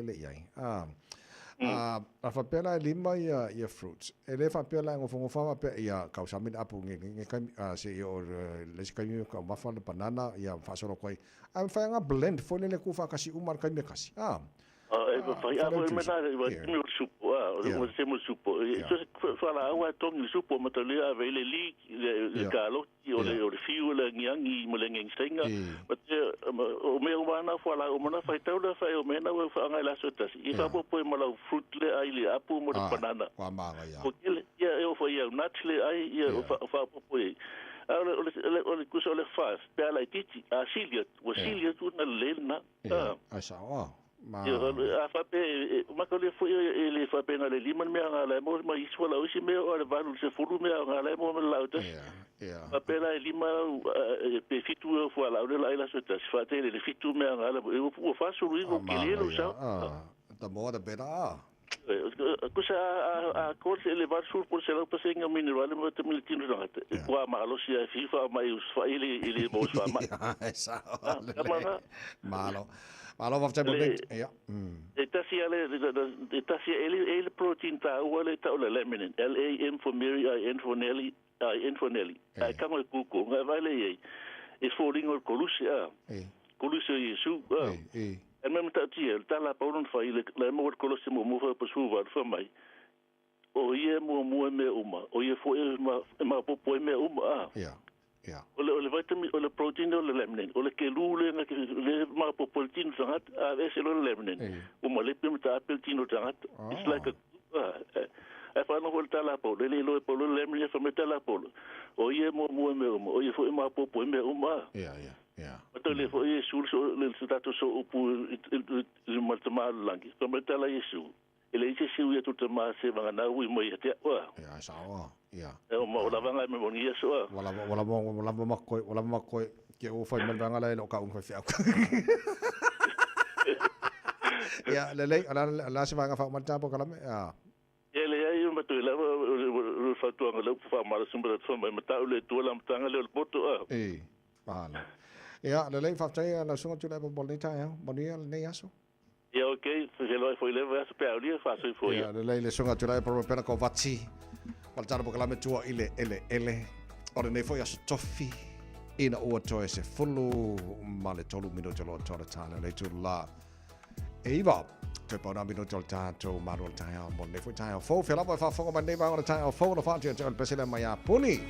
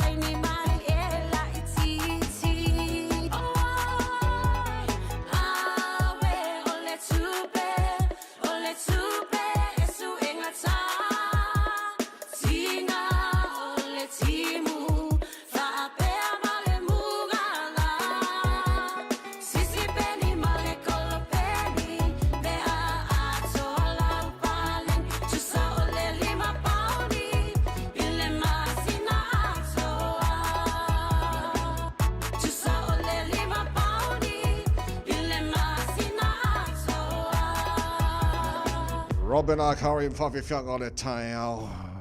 On the time, Madul tile, and I'm on the nest toffee. Fafte Terry of Talomalo Tapo, Ingaman of Fafung Agar, and if we tile foe, Tadu Talfo, Taleva, Il tile nay, on Foilo Tarafas, Lower Suante, Tiafano, Tuster, Tiaman, Proclame Fifia Mai, Fawalto to already some more on the day 4 years, Toffee Maleva can remember. But you never day also stay warm. God bless. To honor it by many. Say for my Maria.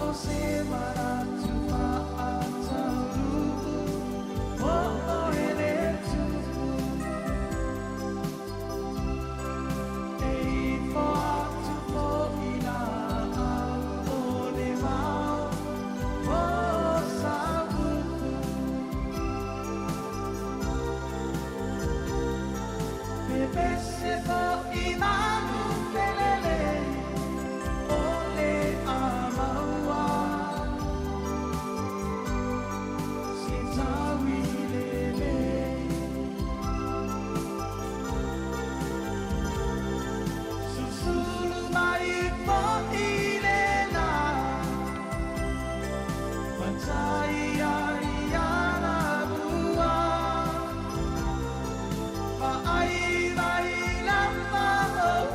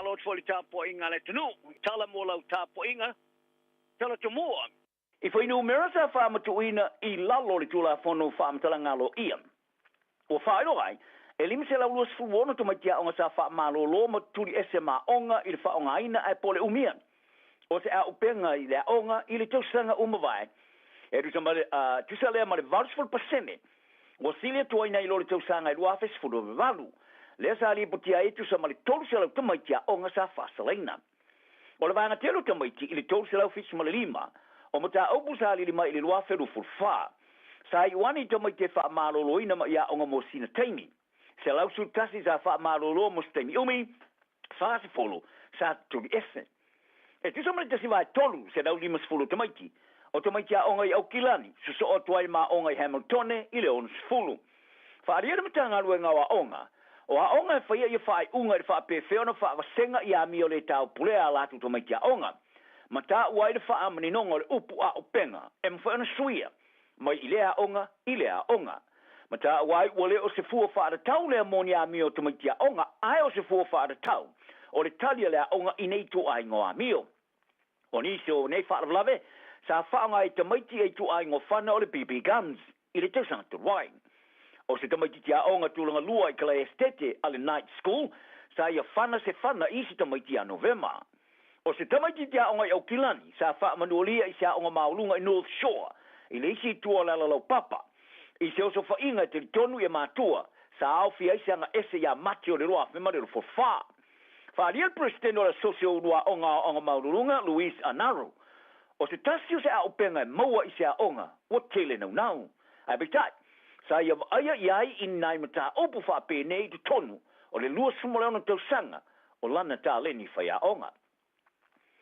O tangata ni usila Israel wele o talia ina le avanoa tu uaile atunu. E tusai mani matanga rua ngor vai fafo ni sila ma fato wa inga. O se avea I tangata ni sila o ia Iran ma Israel. O le whaia leo mea uma e latu te mawhaia tu uaine tino pe a whai. E latu te maua ia ni awala saonga le mo e o eseai. O ia tunu o lo alil ma yefke na inga staua. Ai ua whaalia le suiso upore matanga rua ngor vai fafo ma fato wa inga.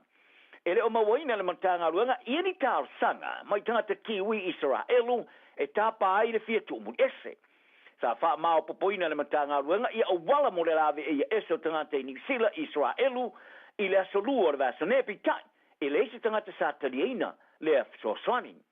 O le vale le fita Nisila sa malanga atu le itulangi o ngā tonu sae e fsoswani e tangata kiwi o utia Iran ma Israelu.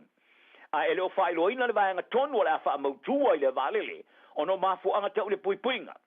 O ye fa mo mo e tau no ia ile aso atao o le no mero tangata I sila o le Starina I lungo le pengo sa ngole mo fe malanga inga por safe travel e se lautos fluivo lo ia Iran ai se lautos folo I Israel o fa ali le minister vai fa for I sila va vasa mane o St. Peters e to tele tangata I sila le amanwa nei o lo ia I Iran O se ali mai Peritania sa so soni ngo ia si di mali tos lau tos fu fitwa fitala.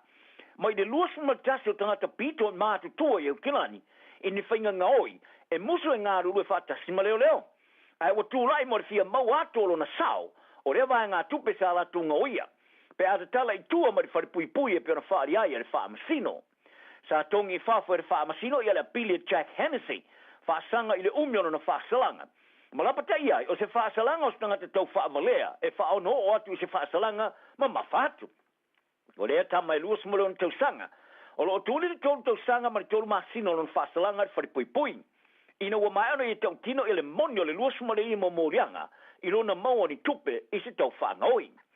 O se soli tūla whono sa whaingoa ia le whaamasino e matua I leanga tele, sa tau purpurina, ma whaatau no I se tu aingo whaatinonga, whaamerikeli. Sa ia whaonga ina I ta avale lau pasese o Texas. E anse se I whale o I la tau sa afia I le soni ngā tula whono. Ma whaafolinga o se leo leo of Savili.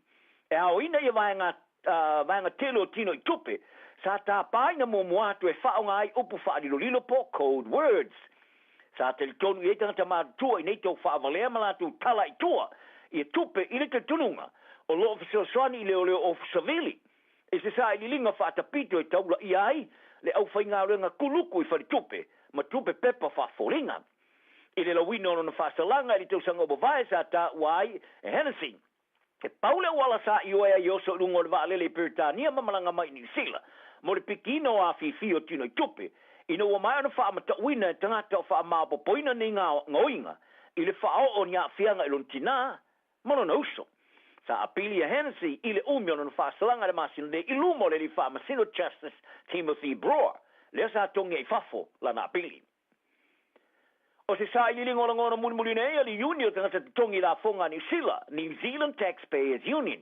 O whailo ai e toi titi la mole afo tangata sa tali e te te. Ile o kometi o na mau e let cookie o sitsen i New Zealand. Tos fun pasendo le afo tangata sa siningia. E langalongo ina le whaawawa na mau o sitsen i New Zealand tangata o le motu. Ai fast food o pasende te te. Lusu wha pasende ele o mau tonu. O le ta iulu so ta inga le uni Tory Ralph. Sa i whaalia. O le whaata o tongo o le whesili sa whea. Ma i tā wai, a whai e mana na o le tukuki e whaawo na fia le so tanga wāwāla la tamani sila. O le mea sao, o le a tātou langa longo ina le so tanga pe tai. A whai e esele tu e tilu iai o luna winga la. E a to o tōna tāra whenga iai. Le iai o le ai a tau le tongi la fonga ni sila e whaadi ai lo la tulangona. Pe mana na o ia la tu tupe e tu inatu i le tukuki pe le ai. Lai pe tai. Sa whaalia li tama ta isuita i tae o le pātia le leipa ka mea o se puloni o se fesili. E whaaloto tele i le tali e mana na oai le uni. E ta o mai ai a e pe tau mate fo i wale o to iai se isi la sanga o lono winga. E le ma whaina toi fo i le whaafi tau di wāli le mai i le vāuni sila ma le kuki.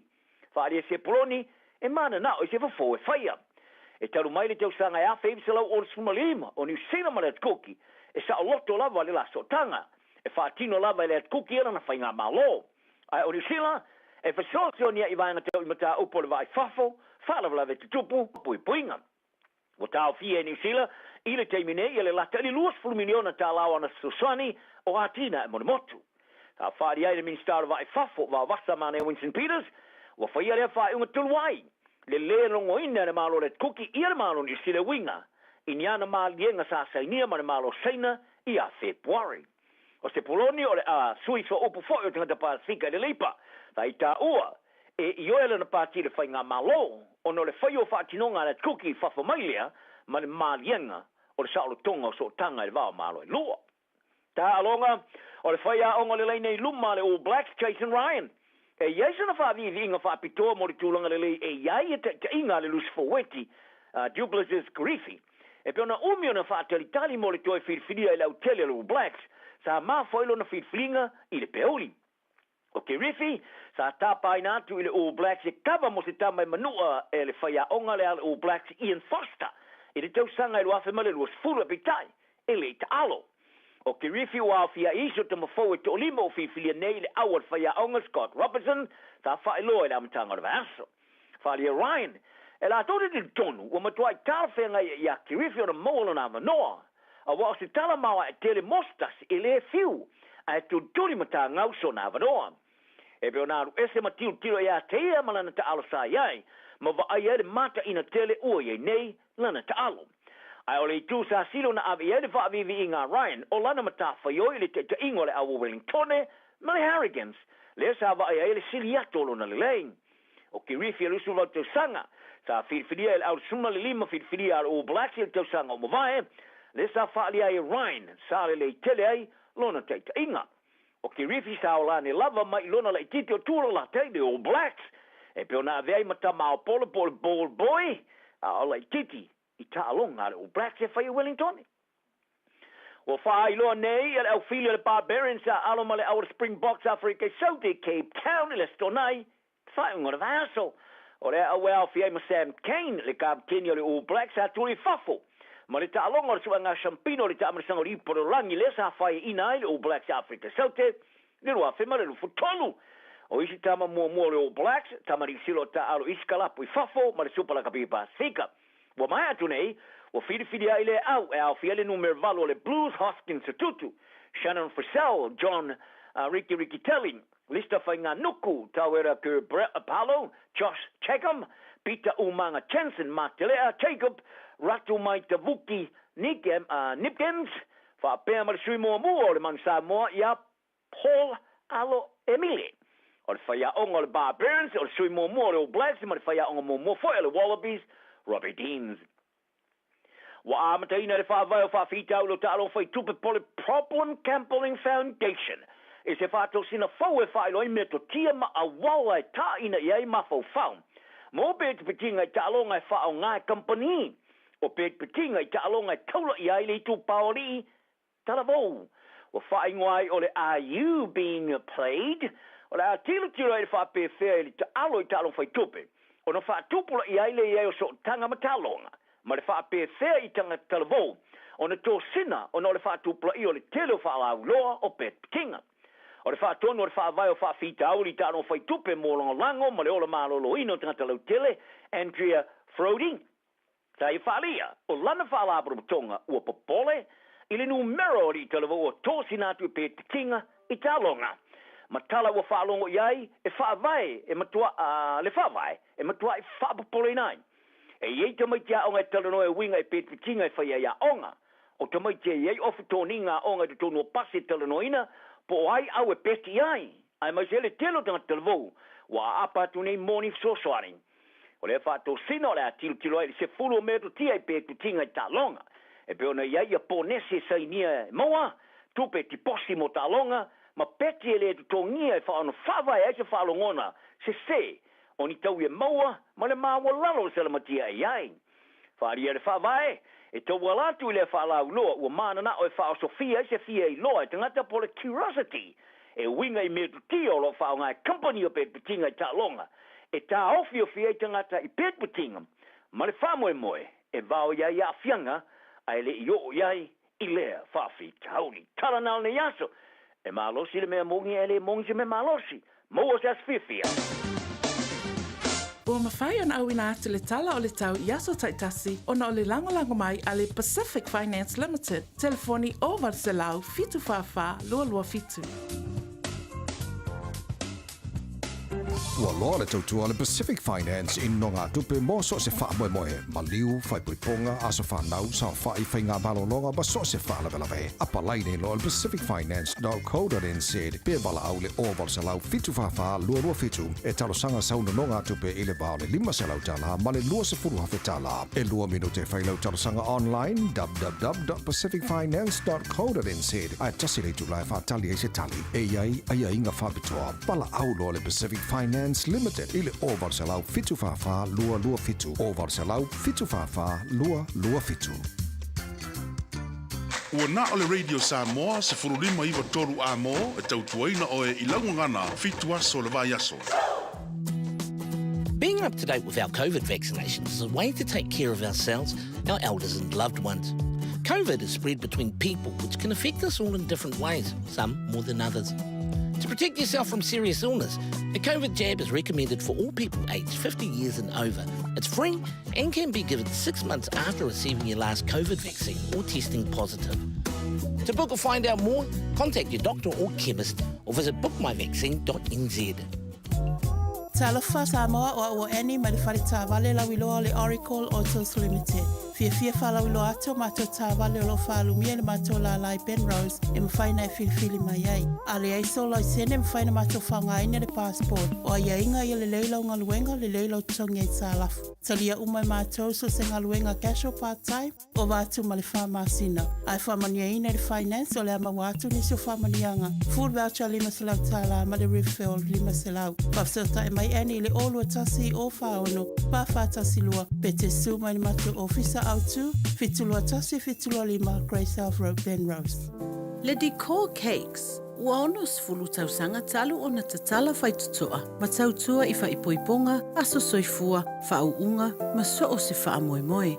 O keke uma, e tuu whaitasia ma le whaamahoni. Ma tau te au auna atu i aumana o ngā whaapitoa. A wali tu ai ngā keke molo whaamoemoe. Vili mai e tala noa ma le au whaingaluenga lau fofonga fia.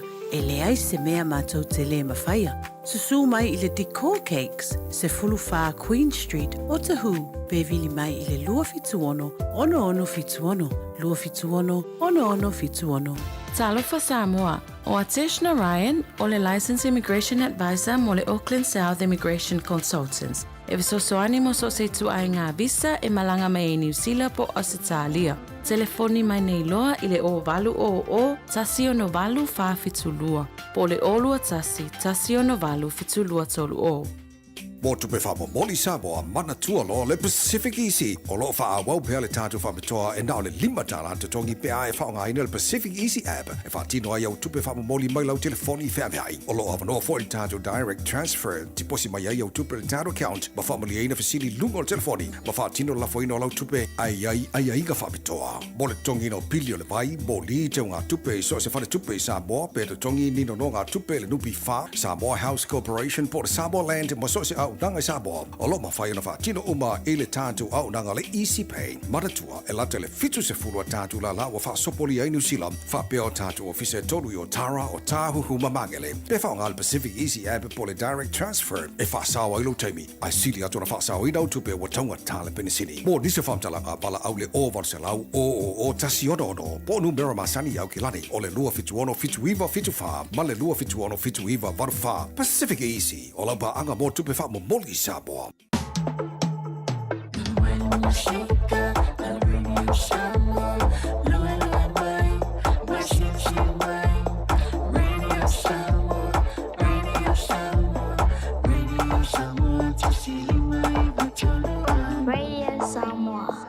Faitauina le upo le poto no le tautua matavela linga Fusi and Sons Funeral Services I Mangele ma Samoa. I taimi o mawhatianga ma whaanoanoanga ona o le maliu. Mana tualingalinga Fusi and Sons malana au nanga o le a whaamama avenga atu mo oe ma le ainga. Wala au I le telefoni lua fitu lima tolu o fitu.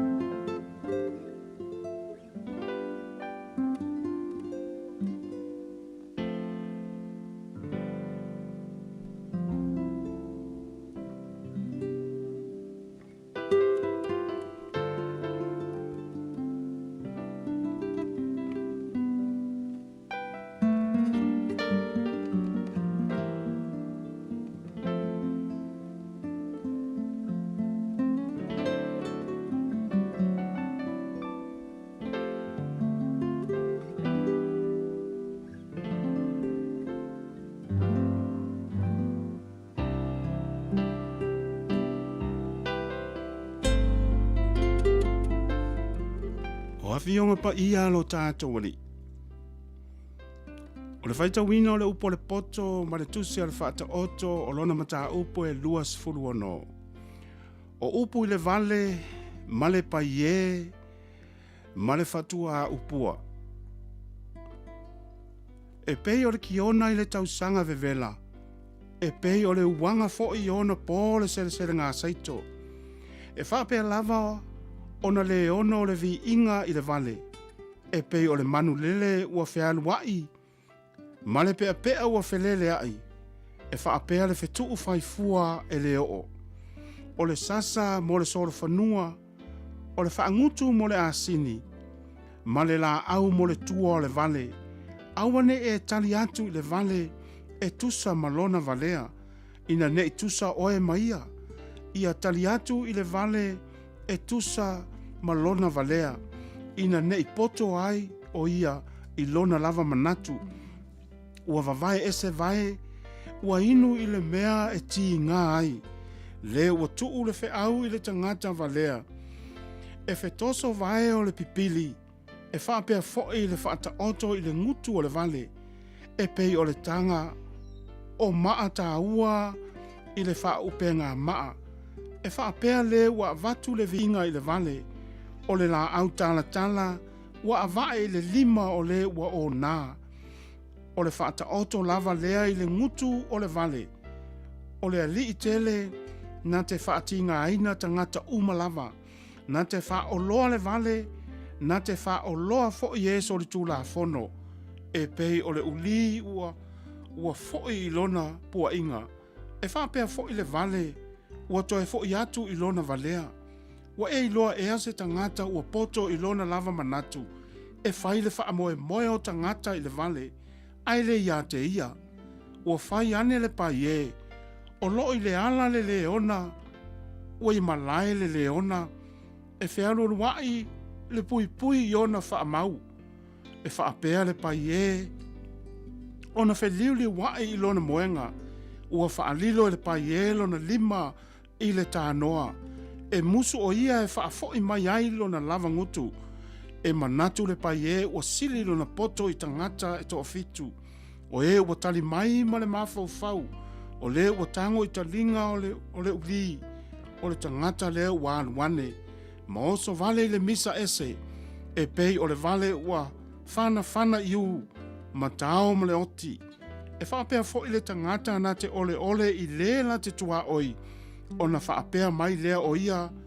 E le o lau. Mea ula ea. Ale ai se whawhie. E mate ai le afi. Ale ai fo i se whaatua upua. E mawai ai le misa. O le malala i le malala ola. Ma le whawhie i le afi. E whaapea le tangata whaamisa. E tupu ai le misa. O upua le whaatua upua. E tusa ia ma mea sua malie. Ua o ifo i te tonu lava o le manava. O le a rio. Ua i aile o taota. Ua ufitia ai le taenga ipu. O lau ngutu ia ua alofa tele. Ai le anga le loto. O le ua ino. Ua whaata ngata utala le lei o ia iona lau ngutu. A ua tuu le pepelo i lona loto. E ui lava o na whaamalie mailo na leo. Aua e te whaatua ia te ia. Awa e fitu ni mea e ino sia wa ilona loto. E ufi e ia lona ino i le pepelo. A e whaalia lona leanga i le whaapotopotonga. O le na te elia se lua e pa u o ia iai. Ma le ua fuli le maa e toe ta avale mai lea ia te ia. O le laulau whaiva pepelo. Ua ino ia i e momo ai. Ma le ngutu mole e tupu ai le malaia. Upo le poto mo i tātou i le nei tai au.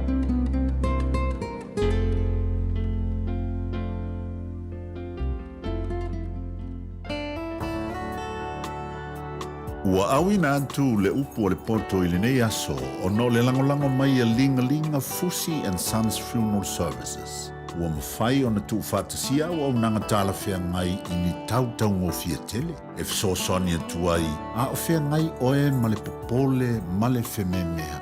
E mori whātasia atu ai ma wha mai senga, ma wha mawhana whananga mai a linga Fusi and Sons mo a inga uma o Samoa ua whea le maliu ma le oti. Malau mai loa ia linga Philip Fusi linga. To ia whaapō linga, to ngia si ulavea, pesusu mai i le luas fulvalu Canning Crescent i Mangele.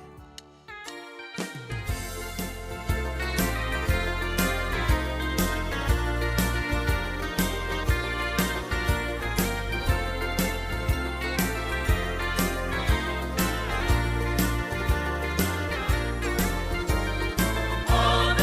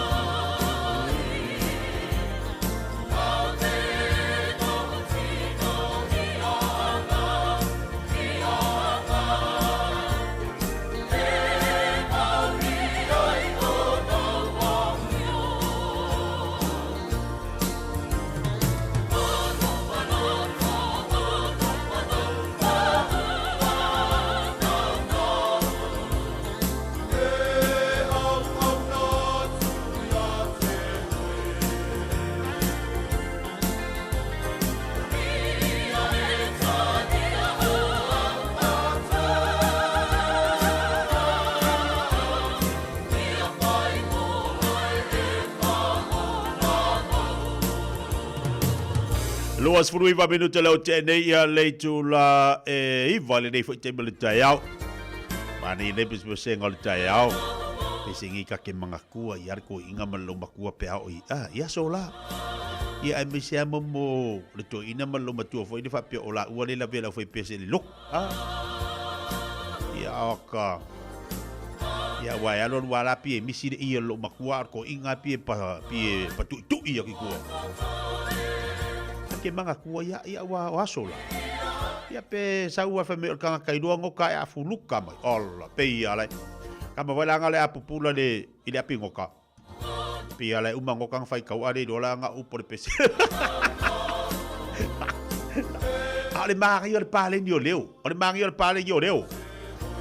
E a songi. Wa kuninga ka kaio da fai pese. Ia me foi ia wa o kele foi ia waso lai. Anu ka kala foi pese. Ia wa ke ia fala ngomai ia la le ai.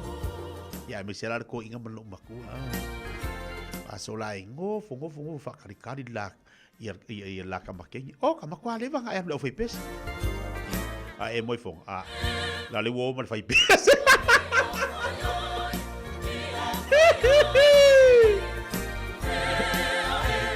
Ka le anga le bege le fai pese oka i makau kia ka ko kala ngoi forgi kai au fa koi foi ese o ka fa ngolongo ngi le manga ia lau i o loko ia o le i ma le loko ai wala mengi o fai pese le ka kale ka piang o le o pese i makau kia foi la si pi fa pu mo o la le fai ngolongo nguku foi oka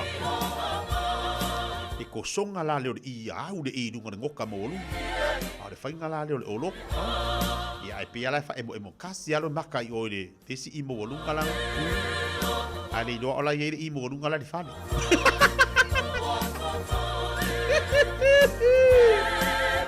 ai ale fa ke la ale ale ki kire ni ala fu i fa yakun fa ke la ko fa pese ia le nga ele umi ai fi wesu ele i ke wo ba le fai pese ai do goi ele o fai pese uma ele o fai pese uma le fai kula kala o ko nga fu la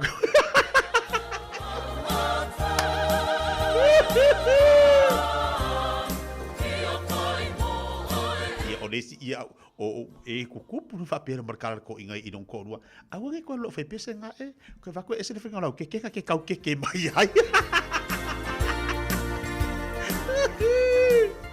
wala ku gena le no bakua oka wa fai o le PCP ke u da ngu ko fai o fa pu mo o le fai ngala i o le fe lo ingo le unu aru dunga lo au ka i nga u fo ile le aru dungo le leo ia au wala ge i makua fa mari i ngale lo ko fai pese la le ia ongo sai la gor kau malulu dai bale wati le te duas fu vale minute tala le tu las follow Watala batu tatu watu nei vai kala taiao malo se fo maria. Malo fo lago ma se fo lau de nei taiao fo. Malo lo sai malo lo usu de nei fo ia so tu te bangalu ka basani. Fata fito ngalu ngal malo tatu wa tuno o. E vai banga mo tatu de taiao le fu ma nei wi ngal tau. E se de manga yo le so so mai le la le nei taiao. Watala fatu ya tu umala mo fe lava na te mafuta mai ai. Usu fia usu ata le tai hao. A saure marulu ma kwa pulu le leilo ofo. Mai aru fanfenga luenga fa wai da pulu. Ya fa piole na wa over tele lo marili inu sau pu vai vela ma e alu denga luenga. Awa denga lia tatou ia fia ngai ma le fatu ainga tausi.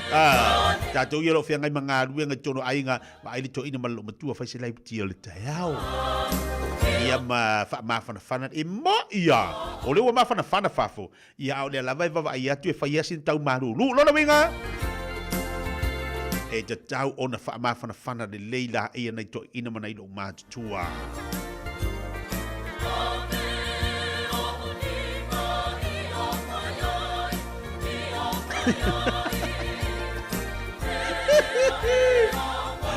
Talo pasal sa ni umia para lo fatu maria kan kan taya sa ole le kau sa ola la kama kau pole markasi dia fai pese dia ia oi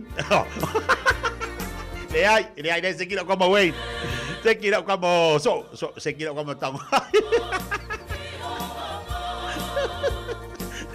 Ele anga I vengi ka mo ngu.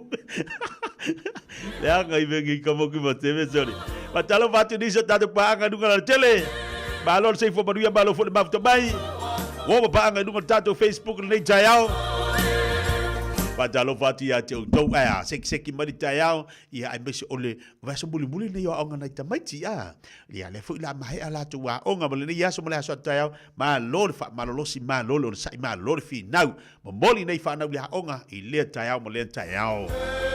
Patalo vatu po klabe ya to uma la valo mafuto mai lungo pe ka fai langi me se lantu so ti tafar ke lope le te mafuto mai mai mau mai to tu on read Samoa ia po Amerika po Australia o fe lava le tunu na te fatasi mai io te tala leva no te au mai sa community lunga tatu po klabe ia mai fa pe mai o le te mafuto mai fea mo ta se fia ya to ma to e mo ia le tau malulu ne malulu tele.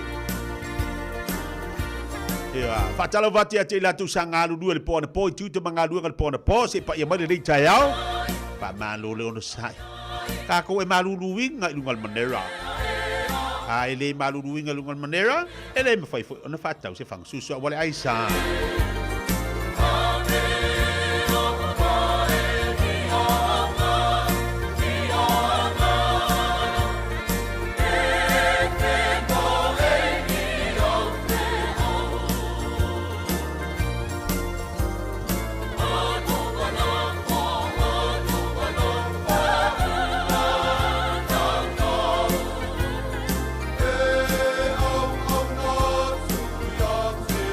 Se atul tatu fatalo fanisi la tatu paanga ye lungo tatu pengat failangi lungo tatu Facebook. Mona le ia tau fatalo fatu nei taiao good morning. Sai for lawa fele aliva fatalo fatu nei taiao fo. Pa malo atu malo tau tua malo fo mafto mai nai polua. Pa fa wina tani elu fatalo fatu fa longo mai nai papa to mai inga. E tia moi moli fatalo fatu nei taiao. Yes, mana ia nai musika fa le nganga mo tatu mo moni ele aso.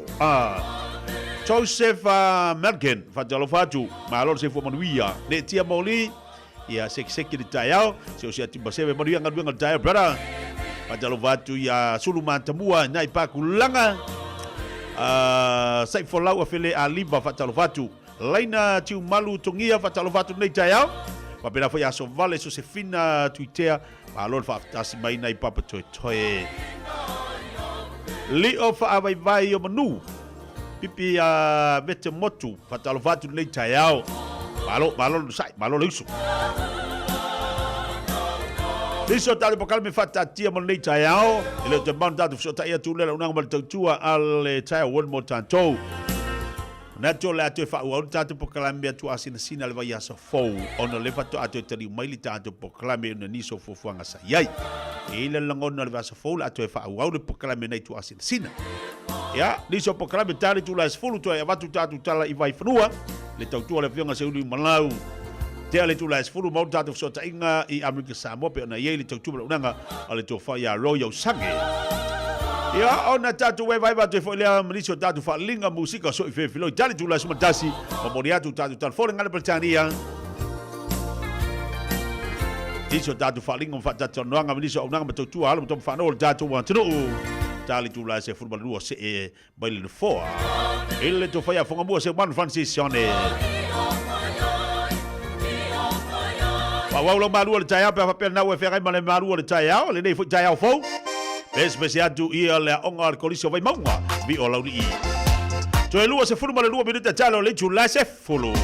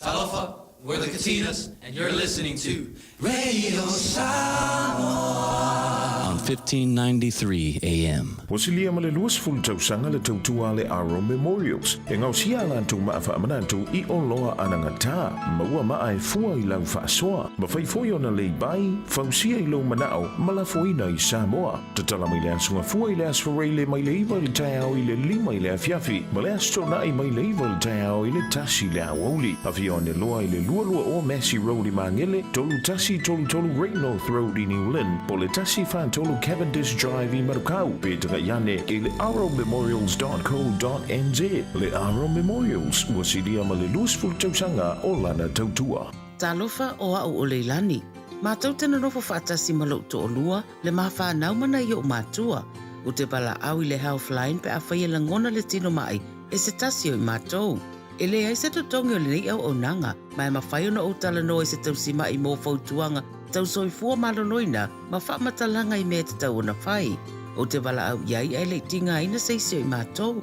E awa noi teimi uma, luasful whai tū lao le aso, mo aso umo le vai aso. E maua fo I le whasosoani mo se whamatala upu, pe a whai o e fia tala noa I lau lavanga ngana, e le ai fo I se tutongi. Wala au loa le Healthline, I le o walu se lau, ono tasi tasi ono. A o tātou wholau I teimi whaingatā o le soifuanga. O le ka for you, o le awhiso soani mo oe malou ainga I se sā tau maualalo. I le teimi nei o loo maua le SUV, a mata mai le valu se fulu tala I le vaiaso. Piki apu a mata mai le na o le se lau lima se fulu tala I le vaiaso. Ma tau te wheso soani atu I a te oe malau paketi. Susu mai loa, talia so se laisene, New Zealand po o Samoa, ia iai se ngaluenga tu mau. Vili mai loa I le car for you, o valu se lau lua fitu, wha iwa ono valu. O valu se lau lua fitu, wha iwa ono valu. Pole tuatusi o le tolu se lau Great South Road, Manurewa. Le Little Feet Childcare. Tatala I le asonga fua a nga I le aso whareile mai le fitu I le taiao, a nga I le ono I le afiafi. Maua le avanoa o le pepe whato a whanau, a nga I le 5 tausanga e a onga ai. E lua se fulu I tūla, e a onga I le tamaititi 3 tausanga a nga I lunga, e a unoa ma se totongi. E mawhai o na piki lo walo I le taiao, matoi mo moli I le fale I le afiafi. Maua fua le lunch I aso uma. Talia wins quotes. Whasota I loa la walo I le Little Feet Childcare, Luas Fuluono, Yates Road, Mangere East. Telefoni o iwa, 255 lua ono. O iwa, 255 lua ono. E fia le fo SJC valualu mauso malisi, e whailo antulana sa ilinga se leni, e tawala I le wakafoni o le awhaia le astona I aso 5 Iulai, I le Barry Curtis Park I Flatbush. E vala au whaaloalo tua I a inga mawo o mafutanga ala umua ese, ai maisalo tantu a inga malisi, tātou te fia whaatasi ai le aso a waso tātou sao, mo le whailo aina o le 5 tausanga o le kolisio sangato Iosefo. Whapea le whaaua wina o le polokalame o skolasipi, mo a onga whelela malisi I le rei tausanga. O le sini au tu o le 5 tausanga, o le sulu o le whaamoe mo le kolisi o sangato Iosefo. Malisi e ua mo mia le tātou lau mua loa au fisoswani, tūlai mai an tātou ngā lulue masawa vali whaatasi, le rei whaamoe tā ua, a wale atina ina, ma le whaaleleia o sangato Iosefo. Wāwanoa pe pai whaatino ai lau fōai o fisa o le Pacific Easy o Tara o Tahu ma Mangele. Pe fsota I maisui o le komiti I le ovalu se lau o tasi ono, o le lua fitu ono fitu iwa fitu wha, ma le lua fitu ono fitu iwa vanu wha. Whamaruia le tua I lau anga lelei, ma ia maruia tele le whamaratuina o lo fitu 5 tausanga sangato Iosefo. Hey! Oh!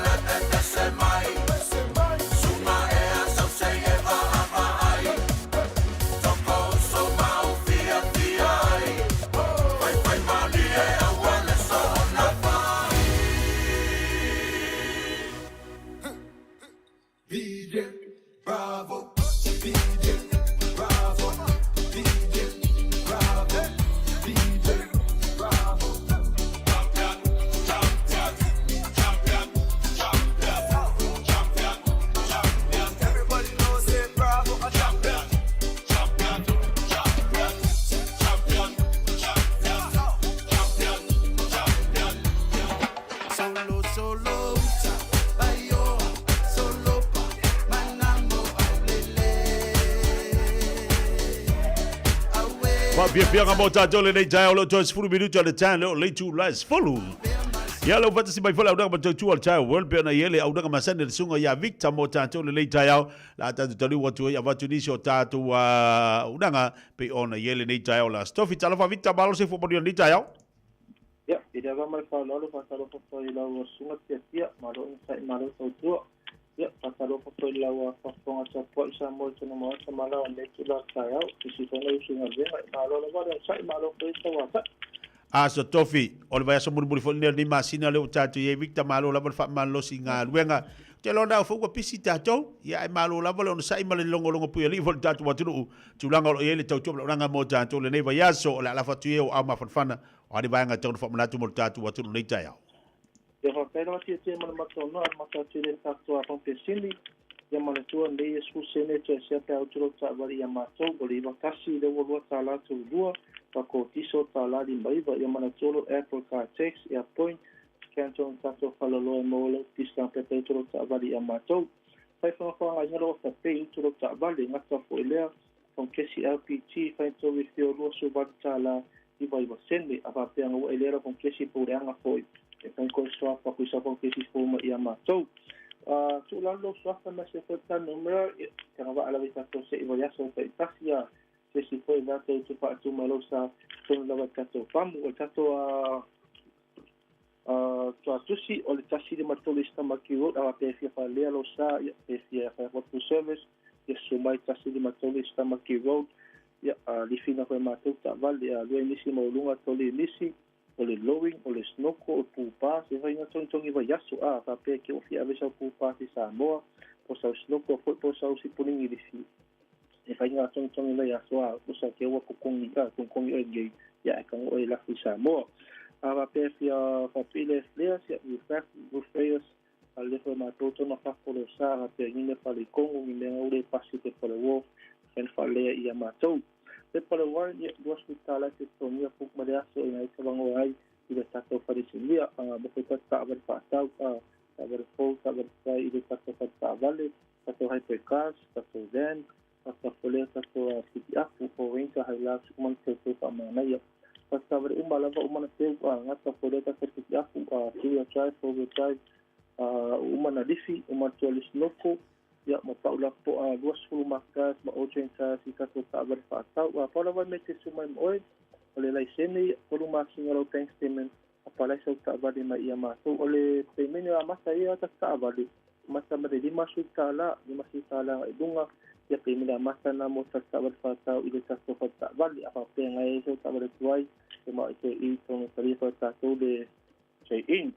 Ia mau parau tina stupe tanu mo ema i le tatou ta'awari, me te poni, o iwa aluki tu wha, tu lua o iwa aluki tu wha, tu lua o mena tatou wharesinia, o tatou wharpau, tasi fitu suru pete o tau o fou, pa o tuai, a ko seki mea ki o fou, a hapea i fou sau seki mea tuai ngore anga te mao te in fo i tonu talifa tatou le te i tatou whare meg.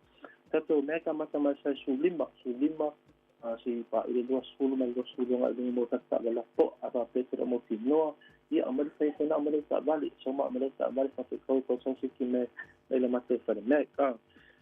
Le te tering tatou i sai lua sulu le toe, mo le ta wale le fo wenta mana i laks, lua tatou lanu i ai, o langu guri malang si viva, a pengai fi ave sa wimbo sa piki api sa mo tatou vinga le pa uma lolong tau temi nei i le tatou whalpa, ala kola wale wimbrang pau fau. Sui pa whalu ta wale furila walaime, pa tino i a mātou, a pape kiro o wangoa, a te makusisi teni whainga whainga whainga tulanga. Pa mbaktaia sa tau tasi tol lua tol tolu tol dima, a pape kiro o mga o i brandi mo i temini, a pena oka makure brandi lunga aku, e fua lava i rau se ringa na te sumai mo e a hape o tuti pa whasoa, pai whanamata o sani mo e natulanga whaita stuna i tatou tau manoa tau masani. Ia a hape nga fia siaki whai pa o wharo ta vale a le pekinga masa se la wala ali wai te tonu a ngatira mo tinoa o lo ia wana ialo sa mo pena so sani mo e se stulanga lava i lava i le tatou wharpau. Ta vale neve asol fo wencha, wake sulima tau sanga le atotoa se laugua sulu pe meni i le vaiaso, tata vale na mo leve aso o le fo wencha wake sulima tau sanga, tori e tatou si pei afta pei lei pai, ta male winskot na tua su fitu masina i te sui tatou finance uma lava lo pangai na temena i le tatou company. Le telefoni o iwa rufitasi tolu o, o iwa rufitasi tolu o, no mena tatou wharpau ia wala au mai masa so sani ia whasai tia o le matou noa ta ia maria whai wata neta e au soi fua mai maria whasai lava. Alo whaftaile sunga vita mo le tātou po kalame me se fori tau tuai no le tātou wa tinu le lei tai au maria fui ngā ruenga o le nei ia so le lei. Wala wane le sunga ia vita i le tātou telefoni leo tua tua nunga lua fiti whātou lua o. Lua fiti whātou lua o te mo lei lawa iere tau tua nanga ale tai world. Ia, toi whamini te talo le tūla e sfulu, tali tūla e sfulu. O na tariwa tfo i leo tātou po kalame whanga solo toi awinatu o tātou tala i vai whanua. Papalo ati niso i la tau i alo mafuta mai le nei tae au. Ia, lelo whatasi mai nai ngalunga whawai taimi whawtaini mafuta mai. Ia, to telefo i la tau. Niso i la tau o leo lo fisiri mai ua mai. Alfa masino ngā fo i lea sa tātou tali ai mo le nei vai aso. Lima vai aso le sa whanga solo ai. Te lona umanino nai na vaenga pe ona tala oto mai ai niso tātou suia whasalau me Samoa, ia i lātou lea sa ngāwha fo i mai a vaenga pe ona iai, ia te ilo la laua ta oto laua mahea, ia vi ia leli, pa ua le vaenga ta ua tu alalo pēr tātou pakalami te talo tātou ia i vaenga ia pe ona iai, ia lau mahea alfa msinonga lātou, ta oto le whai unga alfa msino, pe a mahea fo i ilonga pe ona maeli tātou li poti mai Samoa, o vaenga la ia, te talo ilo tātou talo leli, ia pe ona watu stala o Samoa o le ainga. Ia au o tātou vivesi ma ese tātou manatu i nei mea te tupu. Ia o tātou lava.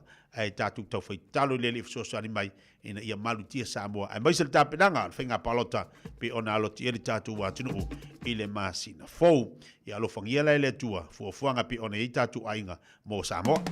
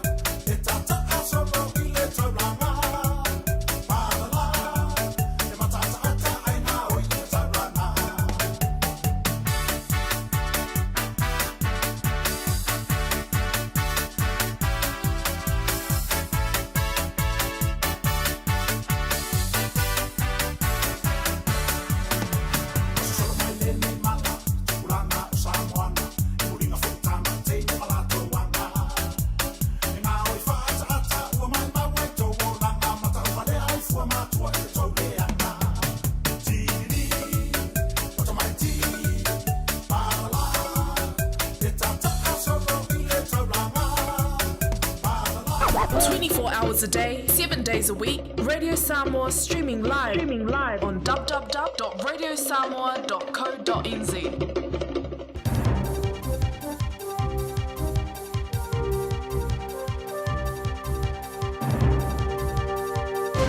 Malot for the tapo inga le tunu. Tala mo lau tapo inga. Tala to mo. If we know Mirasa Farmer to ina I lalo le tula fono farm talangalo iam. O whaero ai.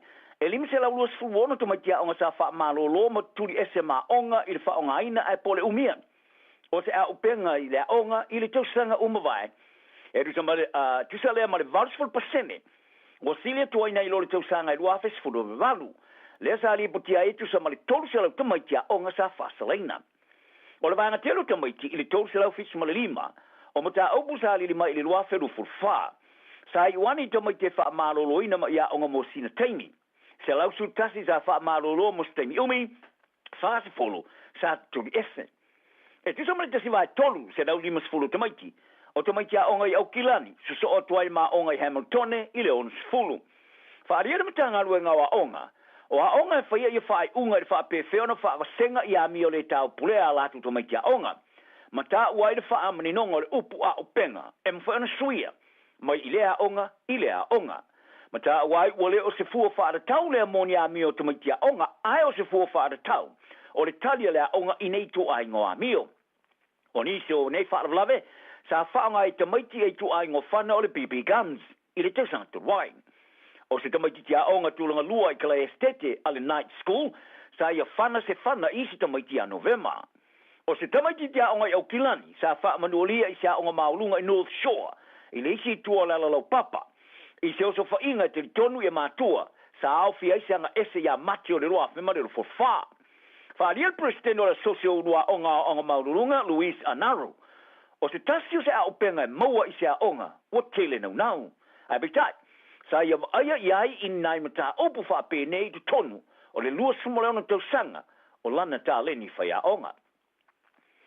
O te ngata ni usila Israel wele o talia ina le avanoa e tu uaile a tunu, e tusa ai marimata ngā rua ngā vai whafo ni sila ma whata wa inga.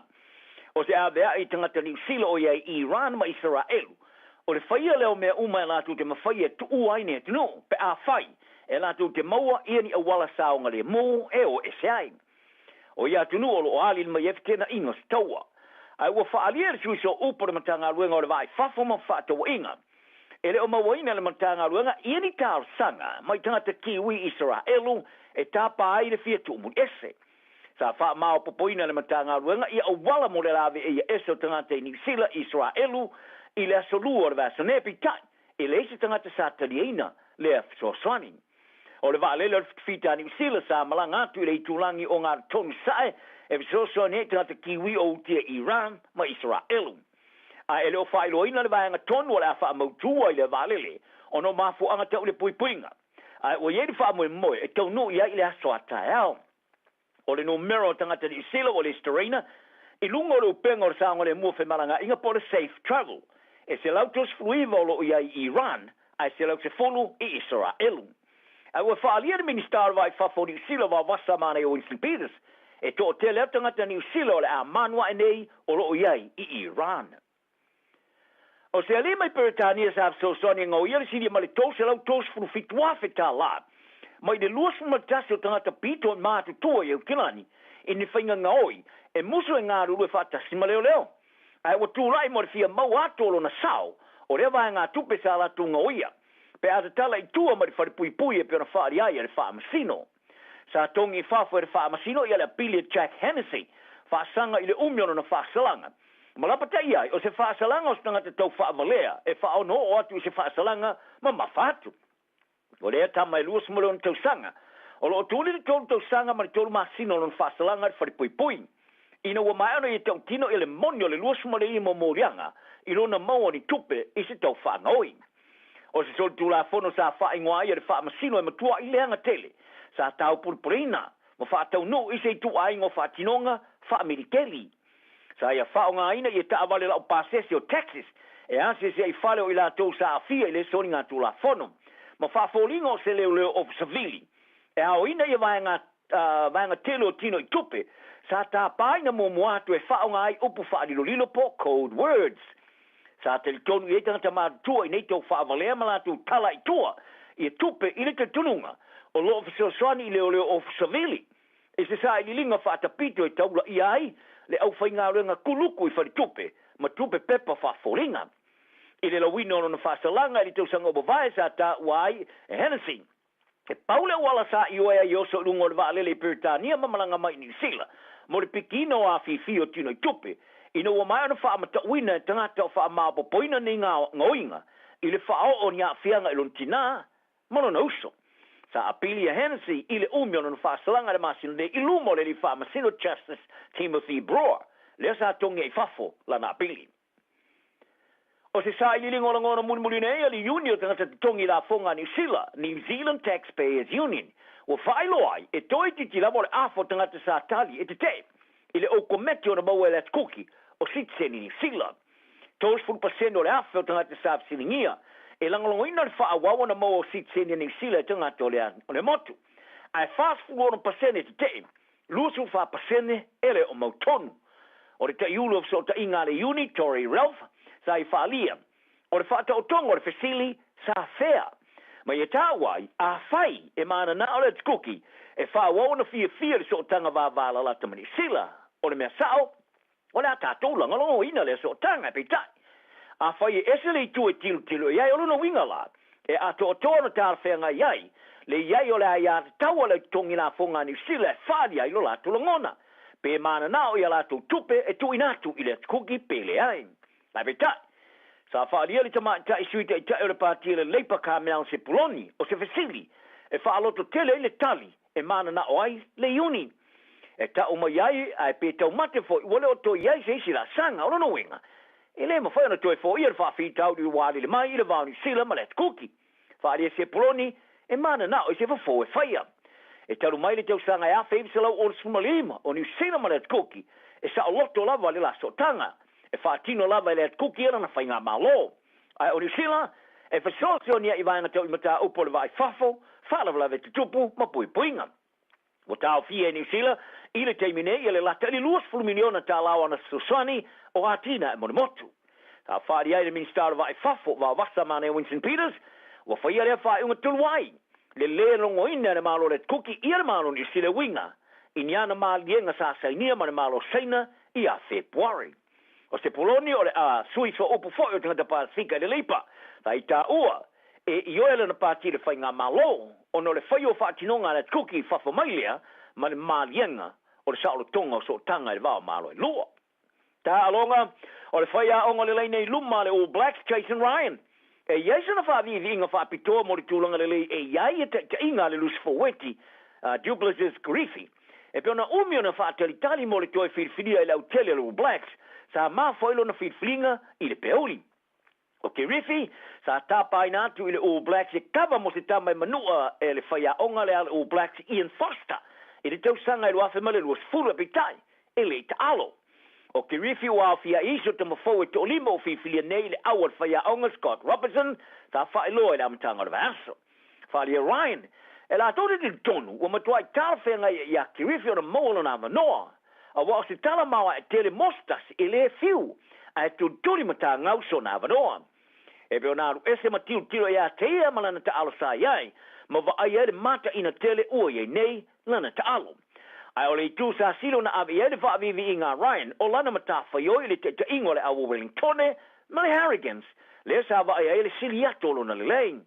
O ki rifi e lusu lau tau sanga sa whirwhiria ele au suma le lima whirwhiria al All Blacks ele tau sanga o mawae le sa whaali ai Ryan sa le tele ai lona te inga. O ki rifi sa o lani lava mai lona le titi o tūra la te le All Blacks e peo na avei mata mao pole ball boy a o le titi i ta alonga le All Blacks e whai Wellington. O whai loa nei e au whilia le Barbarians a aloma le our Springboks Africa Saudi Cape Town le stonai whai unga le vaso. O le au au whiai ma Sam Kane le kaptenia le All Blacks a turi fafo. Ma le ta alonga le suanga Champino le ta amarisango le iporo rangi le sa whai inai le All Blacks Africa Saudi le rua whima le lufu tolu. O isi tama mua le All Blacks tamari silo ta alo iskalapu i fafo ma le supala kapi Pasifika. Wa mai atu nei, wa whiriwhiri ai le au e au fiele numer valo le Blues Hoskins Tutu, Shannon Fussell, John Ricky Telling, Lista Whainga Nuku, Tawera Ke Brett Apollo, Josh Checkham, Peter Umanga Jensen, Mark Telea, Jacob, Ratu Mai Tavuki, Nipkins, Fa Pea Marisui Moa Mua, le Man Samoa, ia Paul Alo Emile. O le whaia onga le Barbarians, o le Sui Moa Mua, le All Blacks, ma le whaia onga Moa Mua Foia, le Wallabies, Robbie Deans. Wa amataina le whaavai o whaafitau lo talo whai tupe pole Problem Campbelling Foundation. E se whaato sina whau e whaelo i mea to tia ma a wala e ta ina iei ma whau whau. Mo pēt petinga i talo ngai whao ngai company. O pēt petinga i talo ngai taula i ai le tu paori tala vau. Wa whai ngwai o le Are You Being Played? O le a tilo tiro e whaape whea i talo i talo whai tupe. O no whaatupula i aile i o so tanga matalonga. Ma le whaape whea i tanga talavo. O na tō sina o no le whaatupula i o le tele o whaalau loa o pet kinga. O le whaatonu o le whaavai o whaafita auri tāno whai tupe mō longa lango ma le ola mālolo ino tanga talau tele Andrea Frody. Tā i whaalia o lana whaalabra tonga ua popole i le numero i talavo o tō sina atu pet kinga i talonga. Ma tala ua whaalongo iai e whaavai e matua le whaavai e matua e whaapapole nai. E iei tamaitia onga e talanoa e winga e petwitinga e whaia ia onga. O tamaitia iei ofu tōninga onga e tōnua pasi talanoina po ai au e peti ai. Ai mai se le telo tanga talvou wa apatu nei moni sosoaring. O le whaato sino le a tilo ai se fulu o meto tia e petwitinga i talonga. E pe ona iei a ponese sa inia moa tupe ti posi mo talonga ma peti ele tu tongia e whaano whawai e se whaalongona se o ni tau e maua ma le maua lalo se la matia e iai. Whaari e le whawai e tau walatu i le whaalau loa ua mana na o e whao sofia e se fia i loa e tangata po le curiosity e winga I me tuti o lo whaonga company o pet putinga I ta longa. E ta ofi o fia I tangata I pet putinga. Ma le whamoe moe, e vao ia ia fianga, ai le I o iai I lea whawhi tauri. Tala nao ne yaso. E malosi le mea mongi e le mongi me malosi. Moa se asfifia. Radio Samoa. Taslima I vatolu. Amo. O le wha atoa uma o tātou tui pui pui ar kua viti te tau ona whai. O se au wala I tau sia le lei ai tātou, o tātou tua a mātutua, ma e pele I ai tātou. E pipisi le kua viti le vau tangata, lea I ono a whaina ai tātou uma I a wala ese ese. O nisi tangata e sili atu ona tinga aina nai lo isi. Mo le pui pui a oe mai se mai onga. E whautua ina le whai o le tui pui pui ar kua viti mo tangata uma ua 5 tau sanga malunga atu. E le ai se tutongi, mai ma whai ona whai pea uma le ono masina talo ona whai lo tui pui pui lata mai ar kua viti. Pena e maua fo e wha mai. Mo le whatonu ina o sau awa noa po le fia maua o nisi whamatalanga. Whawhasota I lau fo mai po le whale talavai. Pete tanga I le bookmyvaccine.nz. Hei! Au ona ia vea oe pei o isi tangata e manatu maa mai le wha iti ngā. Ele na o le inu le vaiti polo na seki ai lea. A le vave tonga fitia le wha iti ngā. E ono o le tūlanga e maua I le fever rheumatica, ma e le ai lava se tasi. E mana o e o se e pele le nā tūlanga. Aia. Ave loa na o walo, e whaile siaki le fō mai whale ainga, o le tausi mai le aonga, po le whale talavai, e vave, whaingo o fie, ma le mea sili ona tāua, e le totongia, e ma whai foia na whaile tui o le baisilin, e ki lia atoa ai. Saula ia Samoa, i le nei vai tau o le tau mawhanawhana, ia tau sia le leina I o tātou alo ma whanau, whaile siaki, ma whai loa le tonga fitinga. Mo nisi whamatalanga, sa iliana I lunga le social media, Stop Sore Throats, pe asiasi I lunga le upenga ta whailangi, stopsorethroats.nz. A o tātou wholau I teimi whainga o le soifuanga. O le ka for you, o le awhiso swani mo oe malou ainga I se sā tau maualalo. I le teimi nei, o lo o maua le SUV, a mata mai le valu se fulu tana I le vaiaso. Piki apu a mata mai le na o le se lau 5 se fulu tana I le vaiaso. Ma tau te wheso swani atu I a te oe malau paketi. Se su mai loa, talia so se laisene, New Zealand po o Samoa, ia iai se ngaluenga tu mau.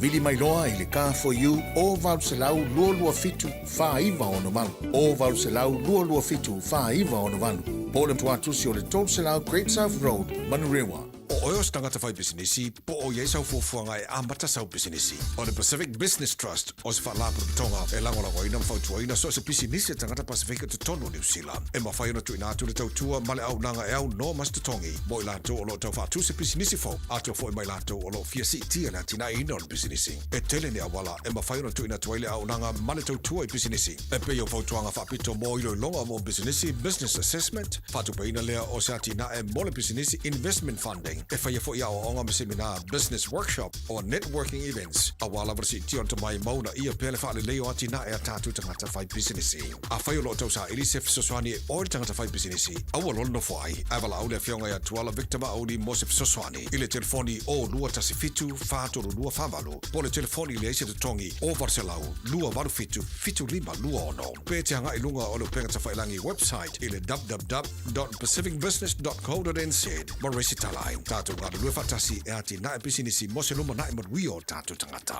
Sfulu mole ono minita leo tene ia leitu la e sfulu na whawhanga tātu atunu ia inisi na o tātu tala I vai whanua pe ona ia unanga matautua le whianga seuni malau. Leo atani umai niso tātu pukalame leo whatasi mai ia Stephanie o la unanga matautua le pakets na Pasco mo tātu li nei tai au la whailo fo iniso vaenga o le tautua ma unanga tātu whale maa pe ona iai. Good morning Stephanie. Good morning. Happy Thursday to you and your listeners. Good morning, Stephanie. How are you, Stephanie? I'm very well, thank you. Yourself? Yeah, good. Excellent. Okay. Stephanie, can you tell us what is your Parkinson and Pasco and what services do you offer, please? Okay, Parkinson Basco is a quality memorial stonemason who have been making memorials and headstones since the early or late 1800s. We provide all sorts of services, provide headstones, tablets, accessories, all sorts of things that go with them, and you're welcome to come into our showrooms and we can show you around, we can give you pricing, all sorts of things like that. Okay, thank you, Stephanie. How much do these headstones or memorial cost? Okay, well, generally, just a very basic kind of small, little, 170 by 170 square or a small nameplate starts around about $650. And then our stones go up into what, if we can custom make them for you and design them, so they can go up to be very expensive. But we do have some nice package ranges which supply some photos, letters, and things like that. And they generally start at around about $2,500 to $3,500, and they're a very good package. So it's always best to ask in store or check it out online. Stephanie, how long does it take to produce a headstone, please? Okay, well, of course, with the horrible weather, winter months, it's generally a little bit longer because sometimes we have to have a little bit of trouble installing them, if it pours with rain or things like that. But generally, it's about 8 to 10 weeks from start to finish. Okay. Where are your showrooms and how can we contact Pakistan Pasco? Well, you can contact them on the free phone number, which is 0800 733 433. You can have a look on our website, www.parkinsonbuschool.co.nz. We have our head office at Onehunga, which is 104 to 106 Onehunga Mall. We have Otahu, there's like Futere, and he's in the Otahu. Oh, sorry, no, that's a new lady. She's very good, isn't she? She can speak the language. She's great. She's at Otahu. We have a branch in Tauranga. North Shore, West Auckland, of course, which is myself and Gina. We're at 4105 Great North Road, and Pepatoe, which is Puanui and Wiley Road. Okay, thank you so much, Stephanie. Stephanie, before we finish, any final words, Stephanie? No. Just if you're looking to get something at the moment, you might start to think about it, especially if you want to import a stone or we haven't got one in stock that we need to bring in. I'm ready for, unveilings for Christmas. November, December, and January, February. I know it's we're halfway through the year, 6 months, so might be time to start thinking about the future and making sure we can supply it and have it all ready for you by then. Okay, thank you so much for your time, Stephanie, and have a good day. Thank you all. Have a heavenly day. Bye-bye. Yeah, bye. Bye-bye. Yeah, le leia no to tu le na ale unanga le tatu Pakistan Pasco. Stephanie mali tu sifa o kilani pele fa fonga yai.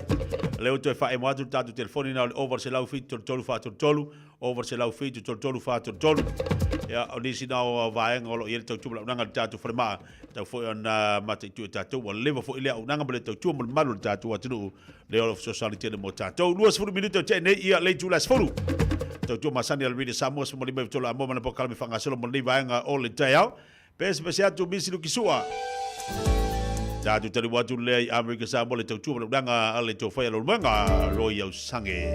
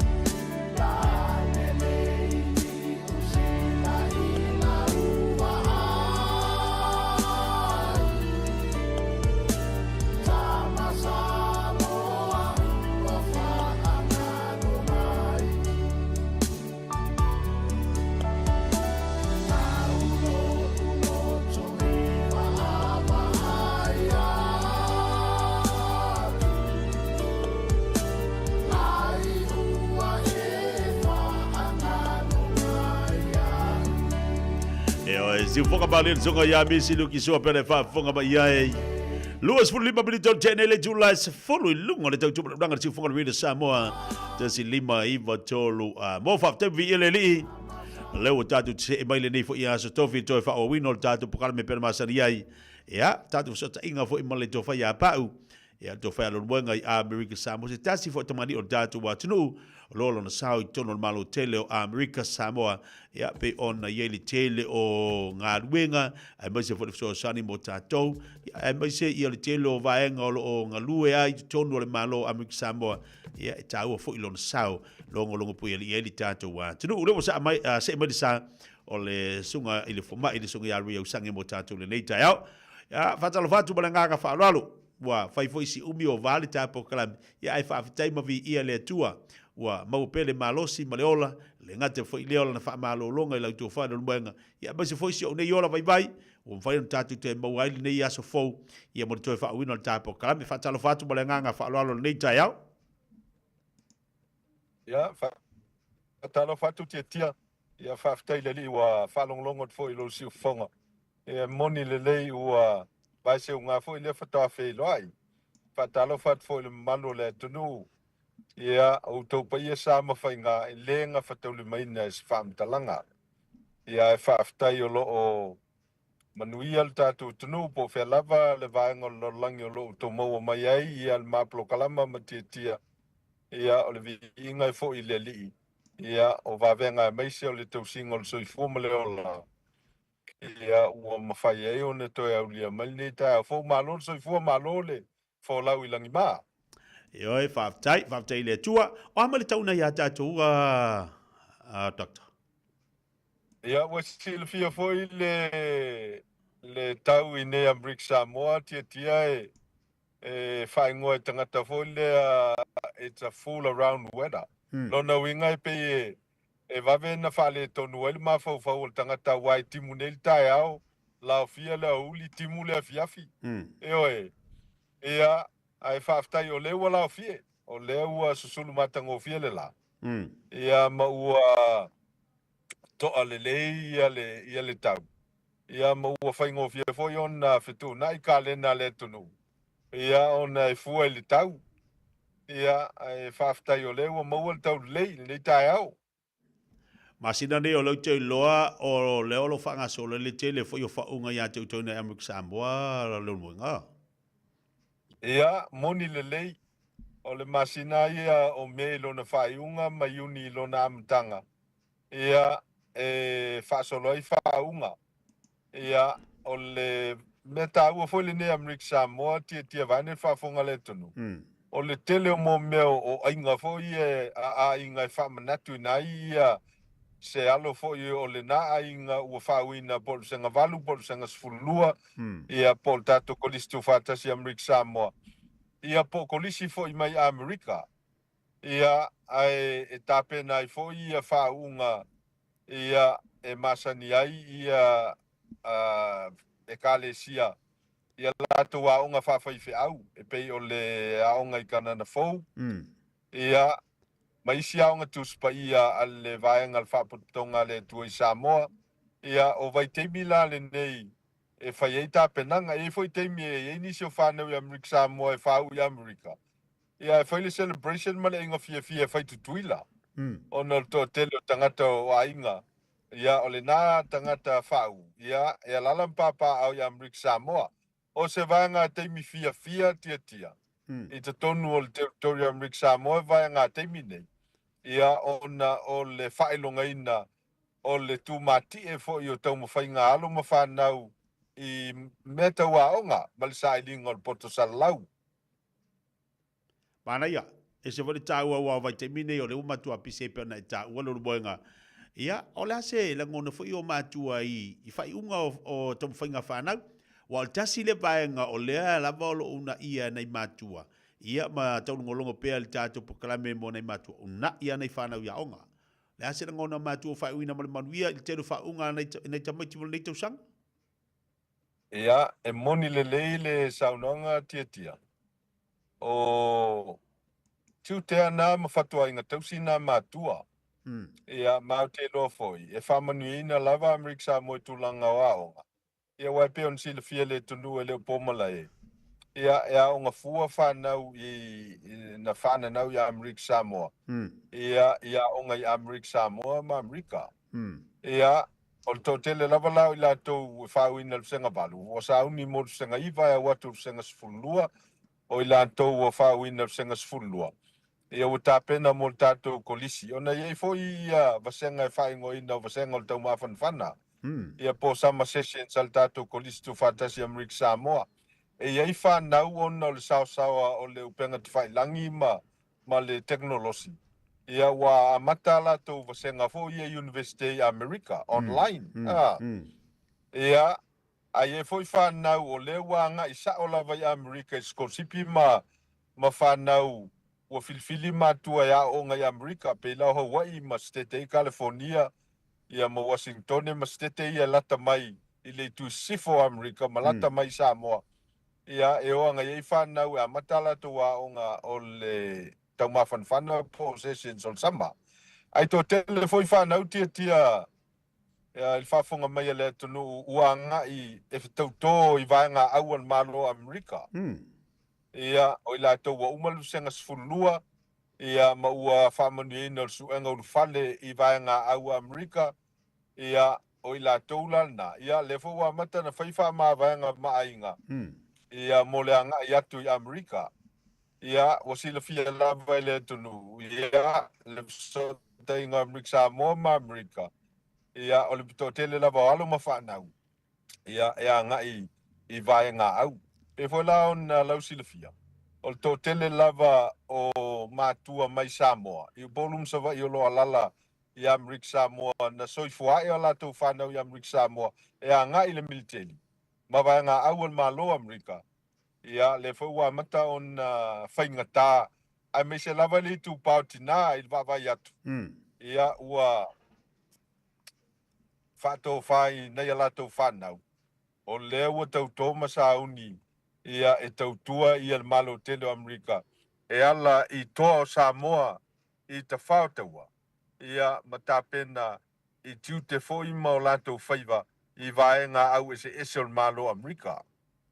Ma mole atu ele wha malo le tāpo kalame lo moenga ina i mātua fōi e meise nei whanau tau whainga mo lei tau sanga pe ona manino ai lunga le tāpo kalame ia to tele fōi nei whanau le atu ua mātua anga ia tu inisi foi o nga manisi o ngā luenga pe ona ye o tafa balol na ye mal tafa fetai fo ina matua i le latu lango ma apongi ma tu lei nei fanau ya onga ia vi ia le i tau mawhainga nei fanau wa le luma na i o ainga pe a fa pe e fa maoni le lei matua e tu lei nei fanau te tonu a onga ina ia mo so latu luma na i manuia o le no tilo atu pau o lo tele tatou ngā luenga fo ia ina i le tatou company le Starkis.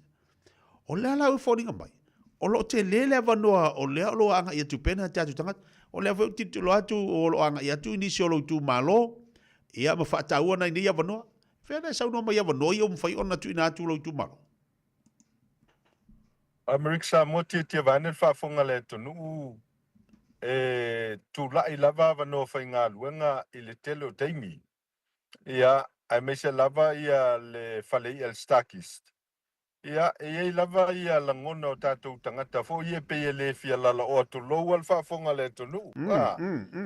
Ia, ai tele lava na whautua iai. E le manu lala o al tāla le te maua el company ia. Ioe, e tutusa lele ia, le malo si o tāla na te maua el company safuia. Ia, maisi uma company te whainga luenga ai. Ia, mai o te manatu au tia vane le whaafonga le tonu. Ua te tau ona mai ale langona na usi o tātou tangata. Ia. Ia, awai tō te lea tātou tangata e peye e manatu māma i ngā luenga nei. Ia, ai leiloa, e ei lava ia tama whanau o le tonu e fito i tonu i ngā luenga nei. Ia, o le tūlanga fo lea, ua le se tupe matua e whaonga i ponum sa vai, le laval ta mau ainga. Ia, e le whapela e vai. Ia, ai tele mafuanga nala i one le ausia, ia le maualunga mana maua e o onga i mawhai o na ofia tu universite, ia mawhai wina I ngā luenga maurulunga. Ia, e mantua foi lao ngā luenga I el company. E amata umalawa company ia. E amata umalawa tangata sa fuia. Ona whasa la lau lo leo ngā luenga I tono lo ofisa. I lau sue tusi, o leo taus tusi. Ia, o ngā luenga wha ofisa. O ngā luenga I le vaenga o le kamuta, ma le maintaini. O le au ave lifi, ma le au ave loli, o lau insinia. Ia, o I lato I whai ngā luenga I le lab. Ia po le vaenga o lo iai ia sai li linga whasai nisi. E tele lava noi tono company ia. Ia, ai whalango lango lava le tangata ia malana fi naunga. Whatasi ai malana poloka lama e whaatino. Ina ia mawhai ai, ona maua ia le toi ngā luenga whapena. Ia, ai le whapea tau atu loa o le company ia mawhau loa I le lala oa. Ia, le fia whai ngā luenga loa. A whai a ualea se si mea te anga waa ai. A lae e te malos e te whai ngā luenga le company ia. E tausi ai o mātua. Ma whai se mea o ngā aloa inga. Ia, o lau le nātua lalo. Ia, e telefoi isi ngā luenga I whafo atu o le company ia pei o kone karate ka muta. Ia, ma isi tua inga ngā luenga. E te tau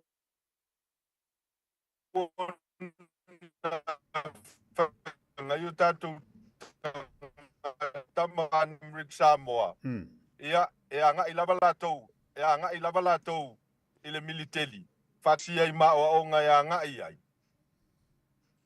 Ona o le tele o awa noa mo I lātou I le ngata o awa noa whai ngā ruenga. O awa noa a onga. Ona te tala I leo awa noa I Rick Samoa.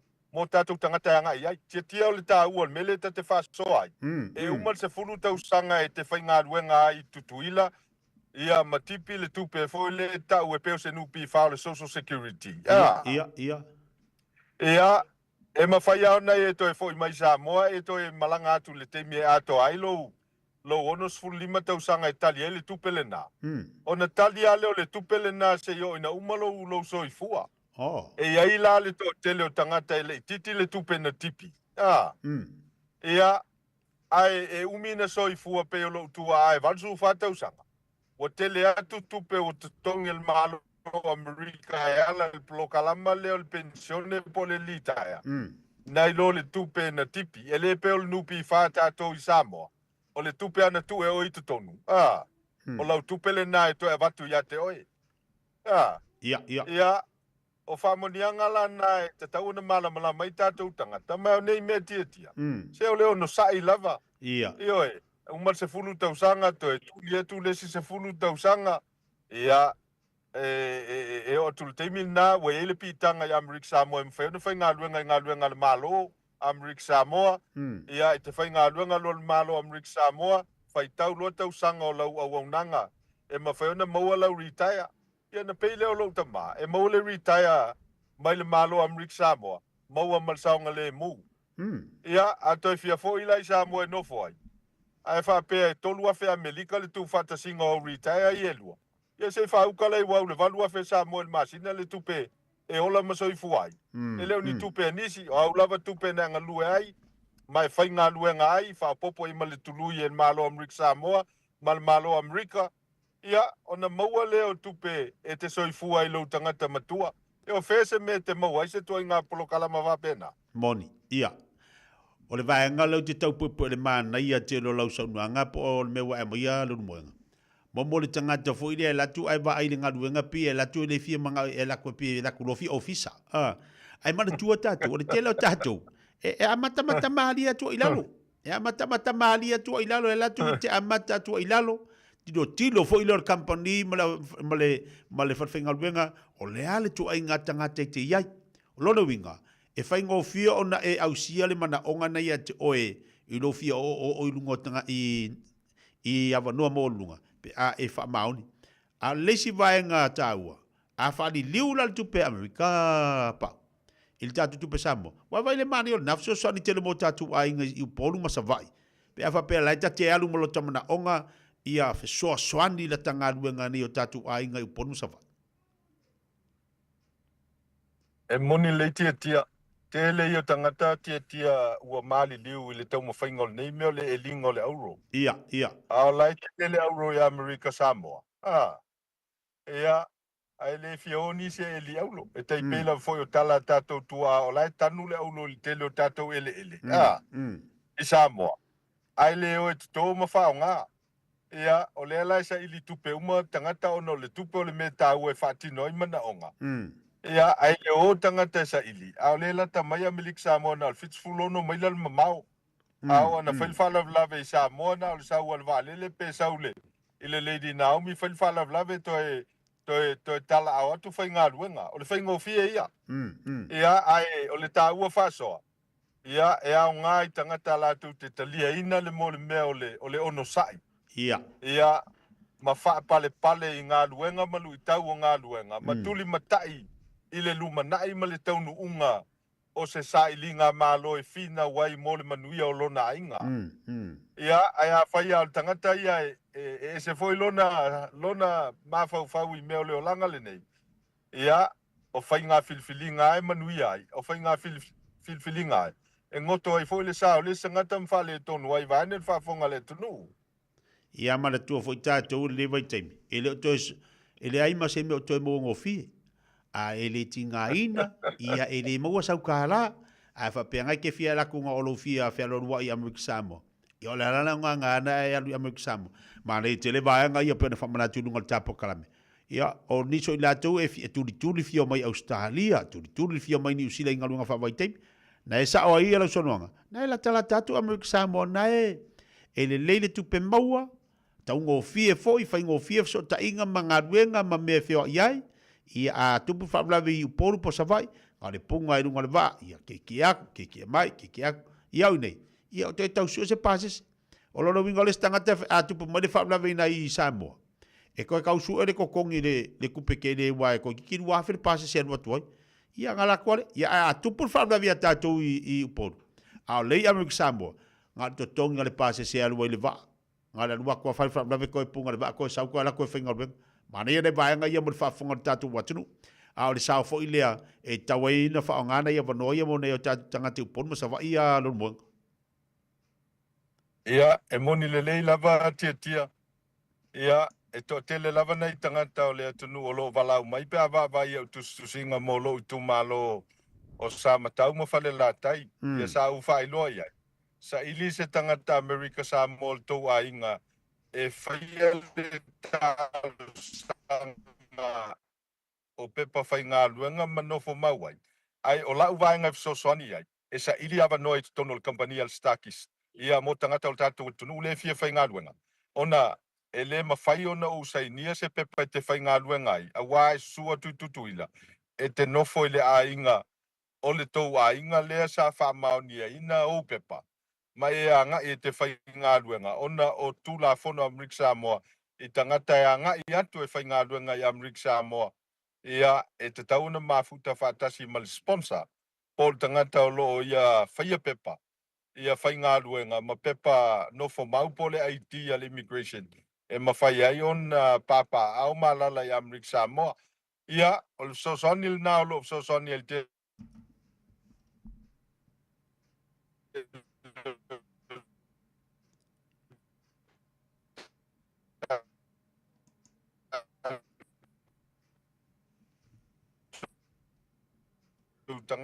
tangata.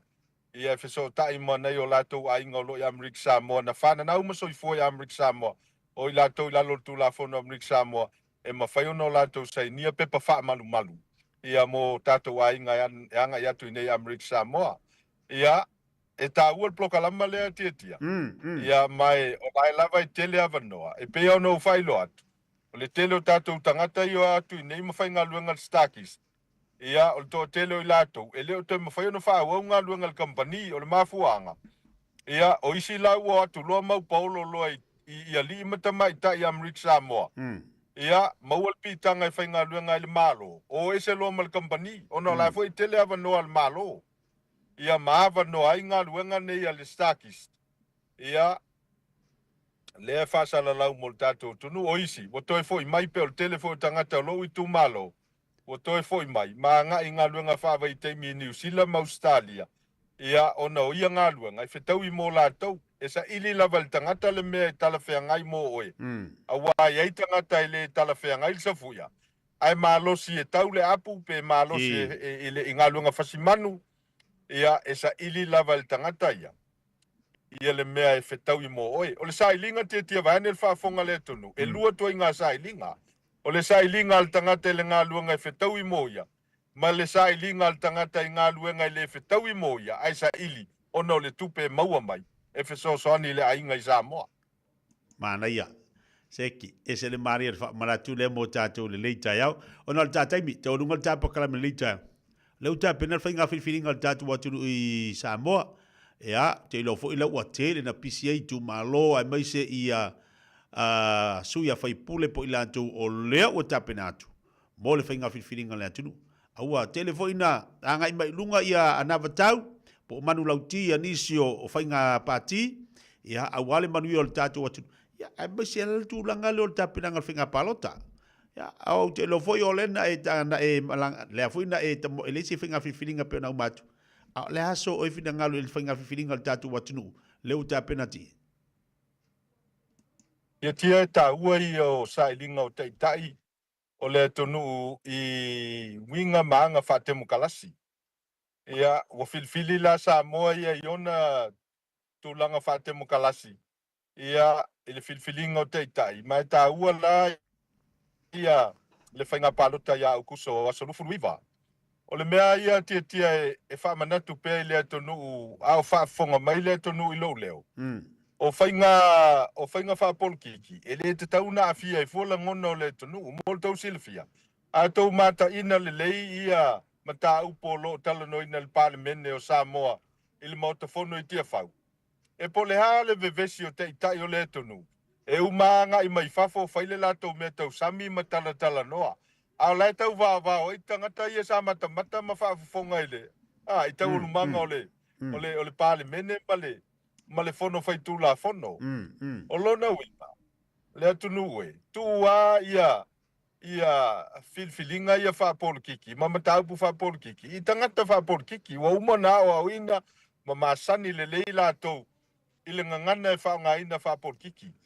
E te tau na file mule atunu ma toa pele tai. Awa le mena lewa tupu nei. Ia e a tangata polkiki e whaia lato whato sina.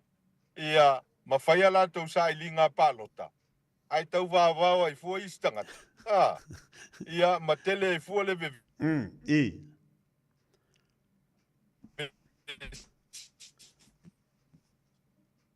Ma fianga ngase e tātou I tō hua. Ioi, ia masala I le nu, ma mawai tupe sa whainga, a laile o aile whanau mal tō lua. Ioi, tu uar whapolkiki ia, I o tātou teitai. E upo e masani ele atonu, e te tele ata whenga, ai to ioi, e to ina ua maua o tātou teitai. Ia manga I luma ia le whainga malo. Ia, o le whainga tāfo I le nā o le tātou atonu I le teimile nei. Ia, o mea fo e mawhaiena tō sina ngofie. Ia, ai ai lava le sui tau vai e te langolongoina. Ia file mule le iama. Ioe, mai tāpua I lau sui tau vā. Ia, ai aua le whaia la fonga I whaleanga I fol ta mali anga o le si tangata. Awa e o le vāo, ona o tātou. E tele o tātou a inga ma. Ia, e o fo ia te au I tangata I tusi e whaleanga mai au. Ia, o sua solo mai tangata o a inga I whao lima I New Zealand, ma Australia. Sila la tia ele. Ile matau tia o le mele alu nei. Ia, o le tele lalo teimi, o le tua lalo nei o wainga. Ioe, ia toa pele tai mo tau on site. Awa o au tia vane le whaafonga le tunu. O le si le tangata sa mo lo ola nei. E matua tele le ainga. Ia. Ia, mai whapena fo ia lausunga tia ma le tele o tātou ainga nei sa moa. Ia, sina tamai tala lai whai e les tangata. Ai whai tau ai tangata o ainga. Ia, ona vevesi loa lea. Ioe, tātou alolo ese male mele o le tau whaleanga. Ia, awai ele eise lumana I mauai. Nā o le tele ai o le whaaloa taua ma masa inga e tutupu mai. tu al por kiki ia i whainga wha por kiki o tātou sa mo tia. E masa ni le tātou atonu i mei o tofinga o tangata tau a vea i tu te wha sa o ainga. Po le ala le fia o tangata. A whai al whai unga le ainga. Ia o tia le la ave el suafa. Ia lango ia sa o le ainga. Ia na uma lea. O le telo tātou tangata. E le masani mo inga wha por kiki manga wha palota. E masani ala to i mo meo tofinga e whai sa whai ngā nu. Ia ma le loto i whale ainga. A whai lai le lavalo o sa i mea wha por kiki. Au e te involve o por kiki. Tala au e whailau palota, lango file mulo sui tau wā. Ia a e fialu fo i e whaise kempeni. Ia pe e whaise whalau iloa lau sui tau wā. Ia promote lau sui tau wā. A au e te whaleanga ina fualis tangata lai tau wā ma lau sui tau wā. Maile mā nei a i ole. O le wha por kiki tia pe a malama tangata i leina tua oi. E tau sisi ai por kiki.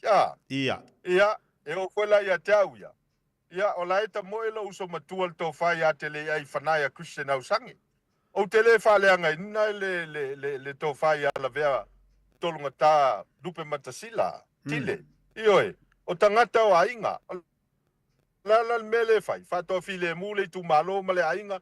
Ma o file mu e whaile palota. Awai umal palota ia au kusa solufu nuiva. Ai whaile mato whala ve lavel vai so. Ai e wha whela ni toe. Whe vai ia ainga. Pea whai. E mauluma wha matalanga i sui tau wā. Ioe, wa uma koina na avel tua lalo i sui tau wā. Ia tātou whai me fia. Tātou whai as whateita ingai. Isi tu malo. Awole vevesi. Whai le mu toa le tai. Ia maua pele on sai. O ai lava e tasi ai le filifilinga. Ia o le fina ngalo le tu malo ma tangata palota. Ma tātou wanga i luma. Ioe, aolo na tala noi me wha vevesi ai. Ia tātou tala noa lo le fefuli tuai. Ia matala noa ia so pongi sao moa. Ele ai ma se me mawai. E oe, o tātou tangata malama, o tangata wao ina, o tangata e teu ia ili tō whāma le whautanga, o tangata lolotu, ili taltonunga whakeusiano. Ia whaali lao tātou winga na e loa ai, e isi tangata. Ia e moni le whatemu kalasi e Samoa, e aui mata aui ile anga nuu. Whatasi mal whakeusiano. Ma na ia te le tu lalo ma le saunoanga manino ma le saunoanga mātungo fie o le whaafonga to te lo tātou ia e ma se fo tātou ai ngai whaafo mai ia e mawhai o le upu a le tai fo i le tātou vaenga a le vaenga whai a le whaatuatu i le tu sa motas le whionga lau dal ma le tua ia to a pele tai ta ia lalo pele ia sa saumani sa ili lalo malo o te loa, o lewa whaapopo fo i lau saunuanga, o le tā penai tātou whainga palota. E tele na vevesi a tātou o tātou manatu ma tātou langon. Ai, e se le tā ua o lau saunuanga. E tu a lalo ma tātou sosani mo tātou. Tā pena mai tātou vaenga whai o le tāu PP. Le fu tā pena mai lisi tātou vaenga whai o le SUP. Ia, o vaenga uma ia. O lea ua tātou tilo iai. Ala whisini i alu mwanga. A o tā pena le whainga whiwhiringa fu Amerika Samoa. Lea li mawaya ele i mamautune. E sa wha pele tā pena ngapi ona. Ie ia manulau tia tātou inai Samoa. Ia, o tātou inai Samoa e whao ngā mua meo political parties. E whao ngā vaenga whao whai. Ia, o Amerika Samoa la. Ele ini vaenga whao whai. Se ia vaenga na i vaenga whao whai a Amerika pele Republicana mal vaenga wha temu kalasi. Ia, ele ai tele so na afianga i Amerika Samoa. E fōlinga mai o le tāpenanga le whai nei i Samoa. E teipei o tāpenanga lai whai Amerika. Paua leo le sesenga tia. O le tele o tāpenanga e whai Samoa. E sai tia ono le tele o tū la fono. Wa tatau na ave ese nei tū la fono. Tatala le whātōsina ia. Ioe. Awa le mele na lea lai o na whaapea winga o tātou tangata. Wale o tangata e whaini mele lei. Ai o e va aipo a soli tū la fono. Isi tangata la e whai i tū la fono le pālota. Ioe. Tatala tū la fono ia ma tū sao loto le tangata ia. Awal mele whai mai. E sal whaatōsina. E whai umai tangata le whaatōsina. E ave umai tangata e oe. E oe whai ia le stala o lona winga. E nao mea whaasoli tū la fono ane e tupu i Samoa. ona o le faifua ia tulafono vai tu lou faafoga le tunu ua tatau na vese tulafono nei e oe ai tatala le avanoa ia le tagata e oe fai campaign e sui tauvā ia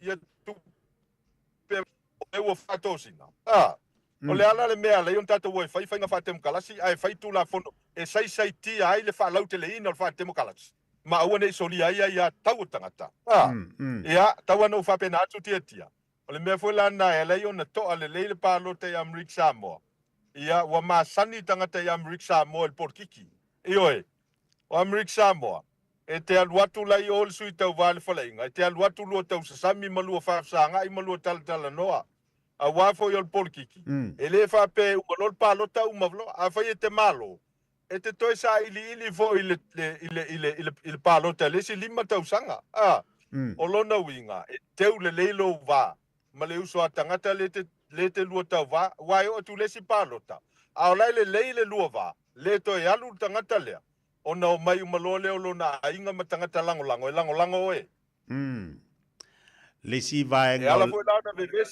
foi launa vevesi le palota a Samoa e mafua i sui tauvā ma tagata ia e oi o tatou taitai ia o le faavevesi fo tagata a to'a filemu taitai ma sui tauvā e filemu foi tagata palota ma tagata lagolago o le si vaenga le ua faamanatu mai o le taimi fo'i lea ua tu le sui a faipule le faapea ua le mafai ona alu le sui faipule ave sona o'o i lona i tumālo e tali ai le a fo'i ia le faiga palota ia ua le tasi na vaega pia ne sa'o ai fo'i lau saunoaga le nitai ao i luga le tapokalame ia o avanua i te tau ai ona ua o le ala le mea le ale faipule la avatu e tali ai lona i tumālo o le ua tuma i le tofi le faipule le tumālo ua le tasi le vaega o le ua lena fa'asa o le ave o le sui a faipule lona i tumālo e te sila fia tia. E uma le pol ne o wha matala le tele o iunga a le vaenga o wha msinonga e wha winga i nai le tele o mea nei e foi lele sei tia le tūla fono. E tele foi la ta tusinga o uma na whai vaenga ia. O le mea foi na lei o na o whinau au ia. E ala o na vevesi Samoa.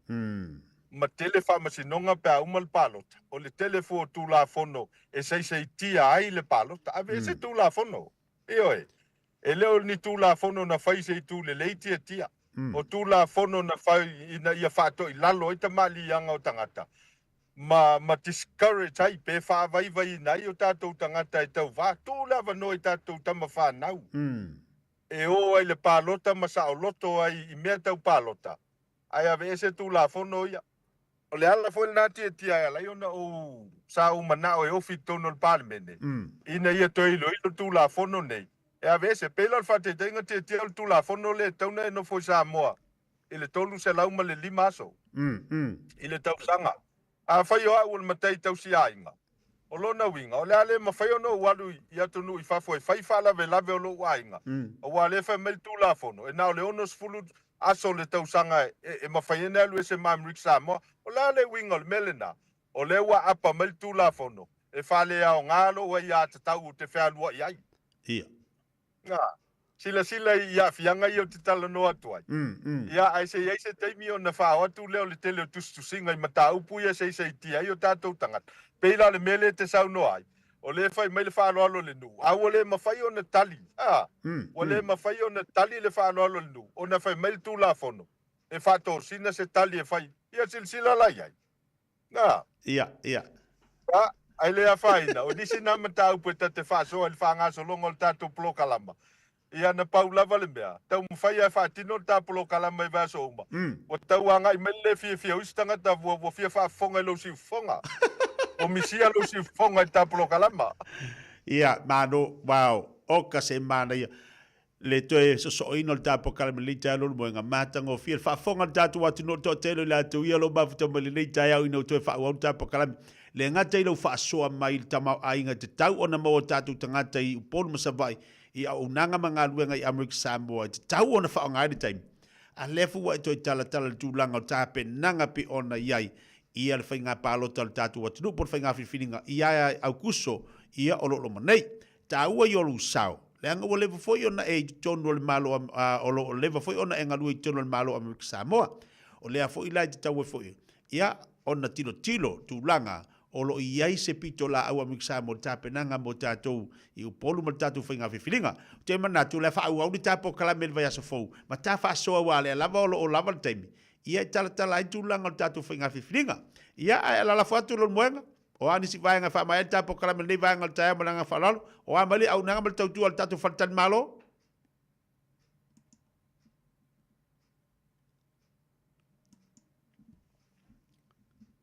Lo moenga po mau mai taua. Ia, on sai mai lama le tātou watunu se to efsota iatu. Ia, mo le wha mai ino le tātou po kalame le taiao. Ia, ma tango fia vaenga pe on tala mai ia le to whaelo le moenga. Mo tātou inai upolu, ia le fo ititilo atu, ia e sele mana i ona i whaasoa. Pe ona tu ina mai mo tātou, wha maruru atu tātou watunu, ona le ua mo tia mai tātou po kalame. Mo tātou i Amerika Samoa pe ona ile nei tai au, ai whaafitai ma vi ia leli, i le whaasoa manino ma whaasoa ma tango fie, ia ale to whaelo le moenga pe ona au mai ei, awa noa ia. Awa noa ia leu tātou tilo atuai mo tātou i Amerika Samoa. Lea olo o mawhai ona au mailunga e le tō whai a pau. Mō le mamalu le tātou wātunu. Ia ai whaafitai, awani MCA. Le lata tātou i polu masawa i anga i Amerika Samoa. Mau awa noa e mawhai e ona. Mo nei ngā ruenga mo mamalu le tātou wātunu. To e maua le tupe, a whaari liura le tupe Amerika i le tupe Samoa. Wa aila i le mana ia. To i ti tiarua tāla. A tupu mai whaaflawe, mwhai ona e o so atu i Samoa, e aru poru, al savai. Ma na ia vaenga i olo tala mai i al to whai a lor moenga, mo tātou le nei tai au, e maisi olo na sao, i le tātou whai ngā whiwhiringa, to a pele tai.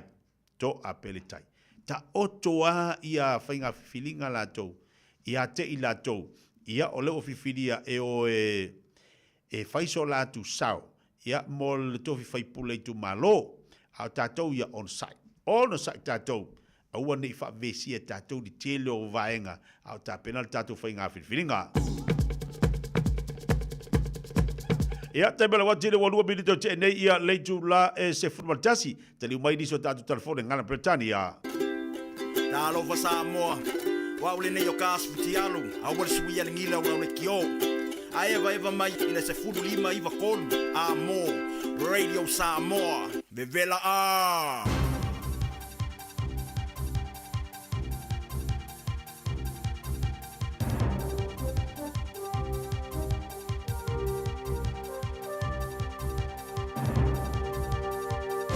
In this update, tributes from all sides of the debating chamber for Te Pāti Māori MP Takutai Tash Kemp, who's died in Auckland overnight following a battle with kidney disease.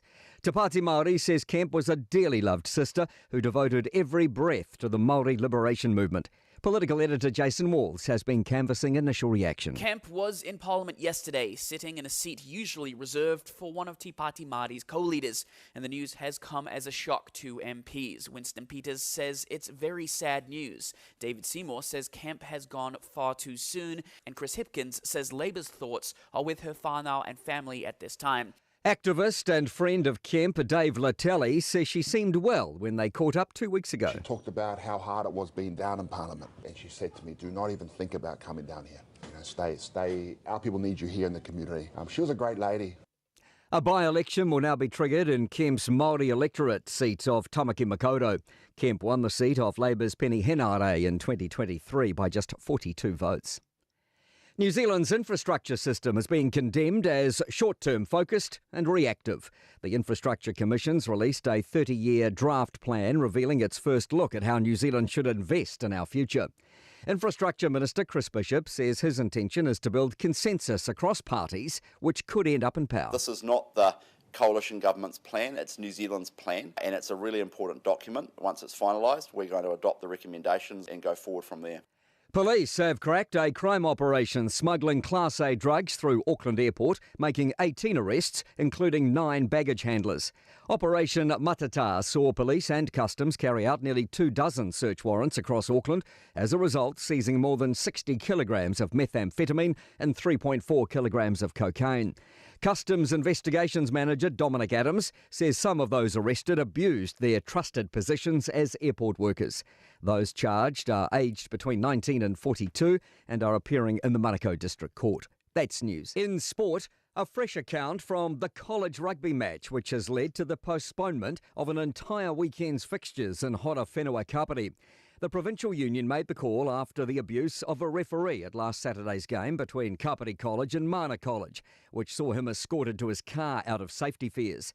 Talkback caller Simon was at the game and claimed a different version of events. Our coach went to shake the referee's hand and to say, hey, look, referee, good game, tough call. And the referee actually punched our coach in the face. He lashed out and then it all blew up from there.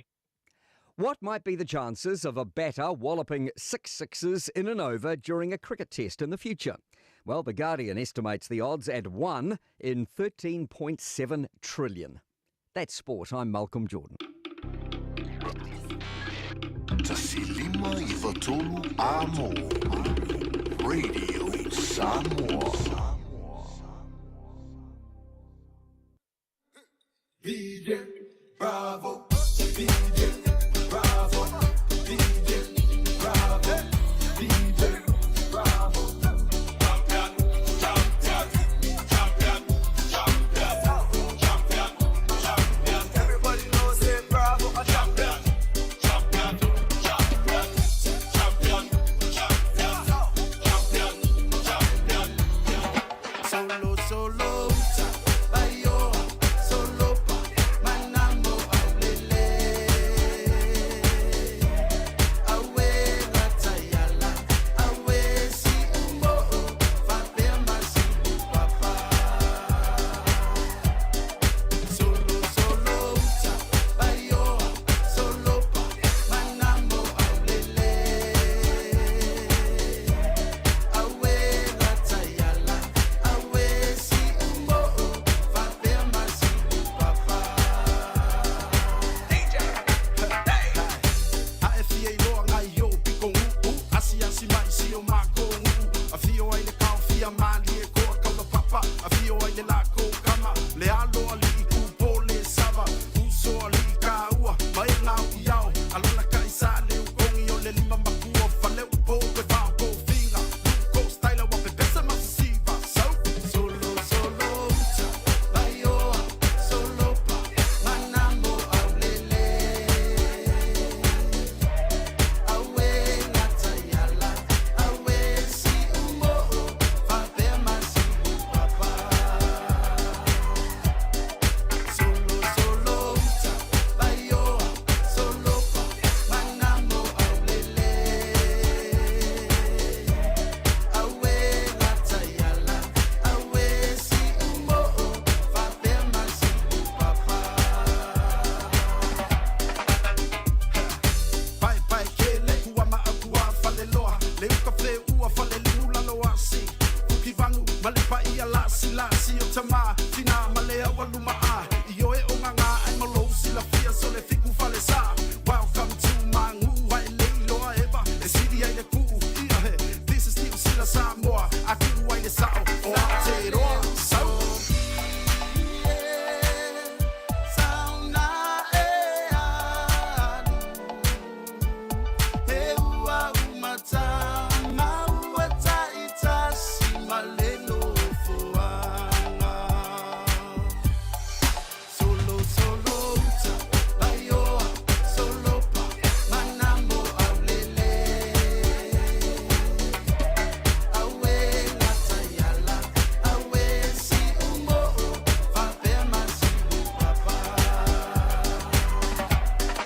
Solo, bayo, solo pa, manamo aulele. Awe gatayala, awe si umbo, fapema si papa. Awe gatayala, awe si umbo, fapema si papa.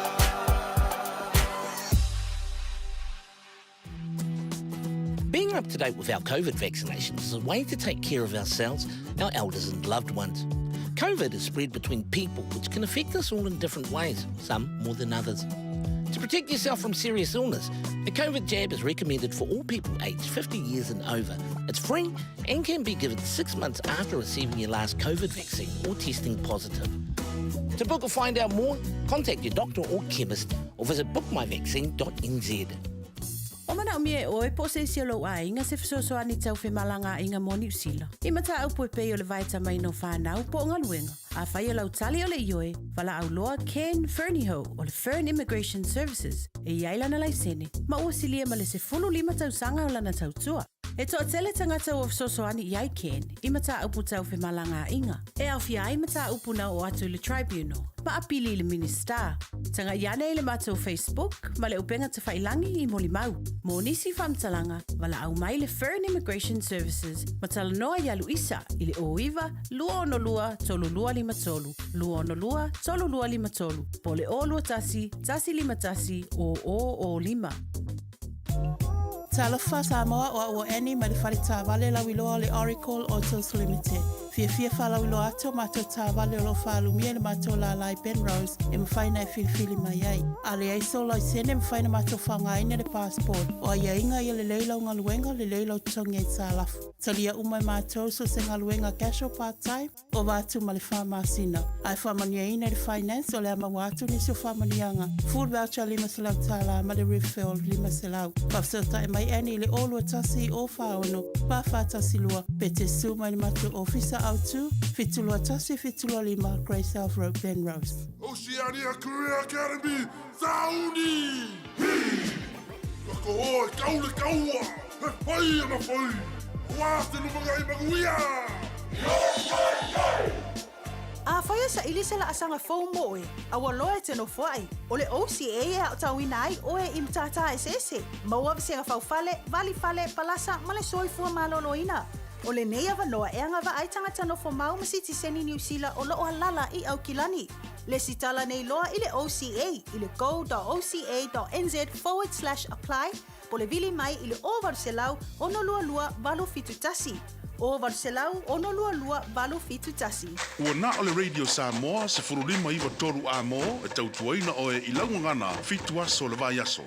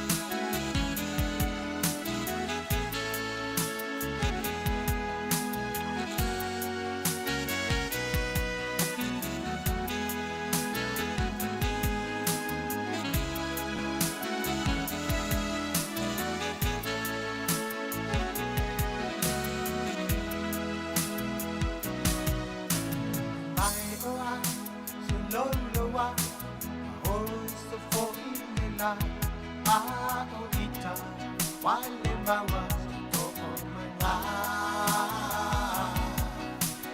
fai ngofi fai ngata lo fai de para atua sele motu pafuta solo maya rolanga aya lo la lele ele tama dia avea oi fai se e tawai alva ai tau na fai sa o mai yalu o aso te iane fui tu mai kele mana ate na papolonga oye se tasi welo fai ai awale fefe fai mai so manatu ua e fui tu mai au tu ina tu ai e alu te tau tunga o mana ona ule pea oi lo sao le tonga wa e lo alu nei mafatia i se ua fai o e matia o la gato fa Italia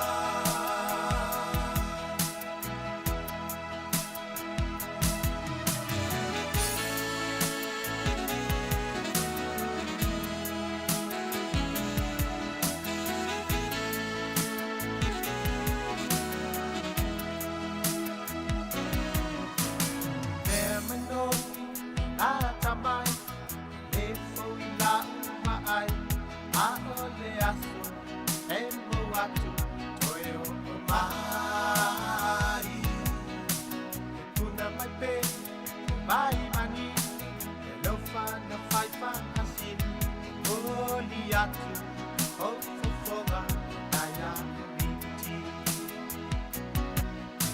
ayuri le o no sa mai na tan bilang alo yung fiber o tinofo matapuai lang matalan wiayo umatan a ole fiber to ilano pasiasi kele mana ate na popolonga oye se tasi wai la fai ai awane fefe fai mai so manatu ua e fuli tua mai a tatu uina tu ai e alu te tau nuku ngai o mana ona ule pea oi lau sao le tonga Pai galo nei mafatia i se ua fai o e madia o la lato fa Italia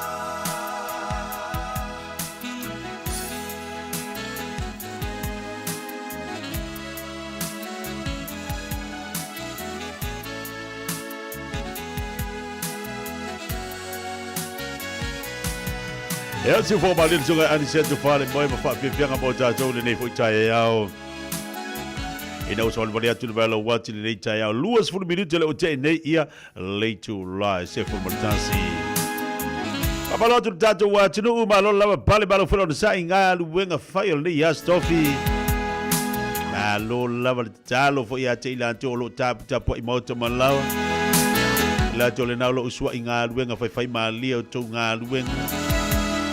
Bita vale lunga la tele fai mali lo sa au foi nei tulia lo sa o lunga le awala tau tua na maole sa nga le mu tele fa blabe wa tupu nei vai time lo tanto iai ale tu alalo lava ia po kala me fifia mai ma mo tato uma lava ia lava papali ia mau pere to vai E le tātou wharinga lo tonu mai runga tātou tau tua manunga tātou pokala me tāo nei lam whaitu inatu i atu. Oe. Tātou wharinga le nei le tū malo si umo. O le ata auto ia sa o le vau filifili i outou pa ia whaalangia Samoa i New Zealand nei. Pa ia fo i whaalotu o le ata auto ia whaamaene. Ai whaafuaralanga se leo mo le nei tū malo si umo. Pa ia sa somua matama tu uu ma le ainga. Whaletua o tu la whale li o le fonga o le ala taua.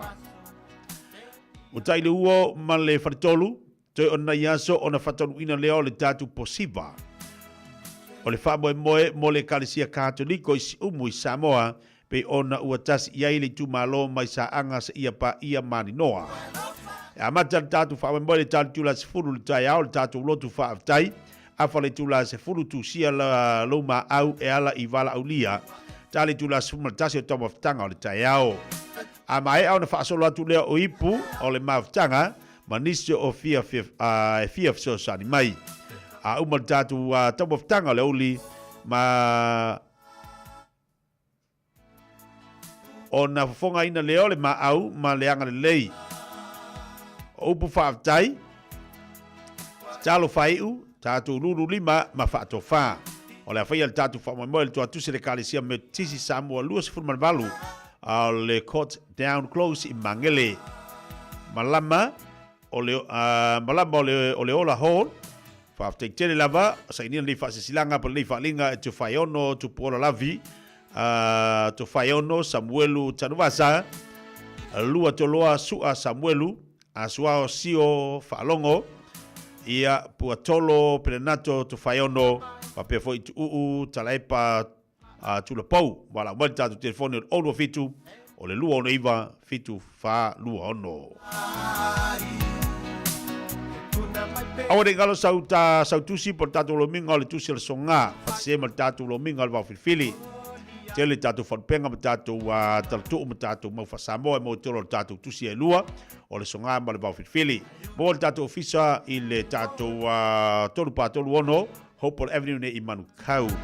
Wala mali tatu telefoni o le lua no lua tasi lima vitolu, lua no lua tasi lima vitolu. Kai mana mia tatu tusi al songa ma le vau filifili. Fitus full talal tau tatu tusi.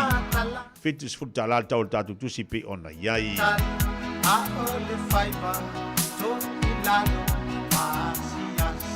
Ya, disi dau tatu wharinga leu whaitu taunu mai nunga tatu tau tua. Leua ta pena whainga whiwhiringa mo tātou watunu pe ona iai ia lea so lua sumureiva o Aukuso. Ta pena ngana leua iai li tātou whainga whiwhiringa. Mai a whatelo whamsinonga pe ona tātou tari iai. Lipo tia mai niso vaenga mero tupu tolo le tātou watunu. Tale tu la sumalua la whaite whafonga i le tau tupu uranga le whionga ngalman mara tupu vau tipi au tanga vaia i tātou tala mai Samoa. Ta sile vaenga leo o titilo atu o leo mawhai ona lipotia mai le tau nei. I tau nei leo o titilo atu i lunga pe anta whailangi. O le suafa fo ilea la auli o le mali atua pe ona tātou whalonga i fo inisi o vai taimi. Ia i tono le mauta whono. Ai o le mana ia ta o leo manino fo ilea mo le whafonga le tātou atunu ma tātou uma. I le whaonga ina o le suafa la auli o le mali atua. Ale whaipule o nganga i fo maunga numero tolu. O le tasi lea vaenga lena tali fo ile atunu. Ia, po le ane whamanino, le whamanino ina o le suafa lea la auli, po la auli le maritoa, le suia whaipule, po la taivao Fosi Smith, pena i anawhila. Ia, lena uwa vai atiai, ia walo ia mai ai. La auli ale maritoa, le stalaina le suafa lea, la auli ale maritoa. Ia, i le suia whaipule nganga i fomaunga numero tolu. Lono winga la, o lea la umanino fo ila li whaafunga tatu watu ma tatu wawai. Ta sila lea vaenga ta ua mo tatu. E leo la auli ale malia toa polata i vau Fosi Smith. Ya pe ona tatu whalongo longo i fo iwa. Ta sila vaenga le funa tatu wawai maru ngala lo i fo in telo manatu malangona tatu. Ya tatu ye fo i tatu tusinga. Ya imane ya leu whamanino mai whalo fiso whamsinonga la tau le vaenga mon malo tatu o tunu ma tatu umalap. A o tā pena i fo ilan whainga pālota. O le winga lau tala u whaion toi mon mori atu mo tatu. Ia, ne tātou whanongolongo ma tātou wawaai. Ia, ai te ua saule suia whaipule tūlou lava. Ia, tūlou lava ia le suia whaipule ma se fwele tu malo. Ia, toi te whapea fwele tātou. O, ia la lava whaongari suafa. Le lava whaongari suafa lau del maria toa. A e leo manino. A o lea la ua ta oto mai. O wha manino mai. E ai. O lea ua au mai le ungan whamasinonga. Le whaongaina o le suafa la auli ale maria toa. Manino le vaenga mo tātou. Ia, te le vaenga le lava. E tā ua le tātou te tālo. Tā ua le tātou no whatalo mo le tātou watinu. Wha manino le te lo vaenga. Ina ia aua ne i wharu whesasi o tātou manatu mo tātou langona. Ai maise tātou i alo aitau mo le leatu. Ma tātou no nofo atu i atu ni whafo. Ia ai whaafte o leo manino le te lo vaenga. Mo le whaafonga le tātou watinu. Ia, leo manino fo ila le vaenga. Ia, ne i te ua tātou tue whapea fo. Ia, pena whai atu si tala. Ia, ua tasi lea vaenga lea fo ena lu ngala alo e fo i manatu balangona le tātou watinu. Ai sa ho la voitolo le panemene. Alo wha manino mai mo tātou. Ia, wale no fsira fia le tātou watinu. Isi ia vaenga mo tātou. Te pele wati luas formal fitu minuto le ute nei ia leitu las formal jasi. E lunga le tau tupala uranga le si ufonga le video samo suma lima vitola mawa. Amai le tātou whawifianga lea. Ona se e vai lea o le poklame le mo o e...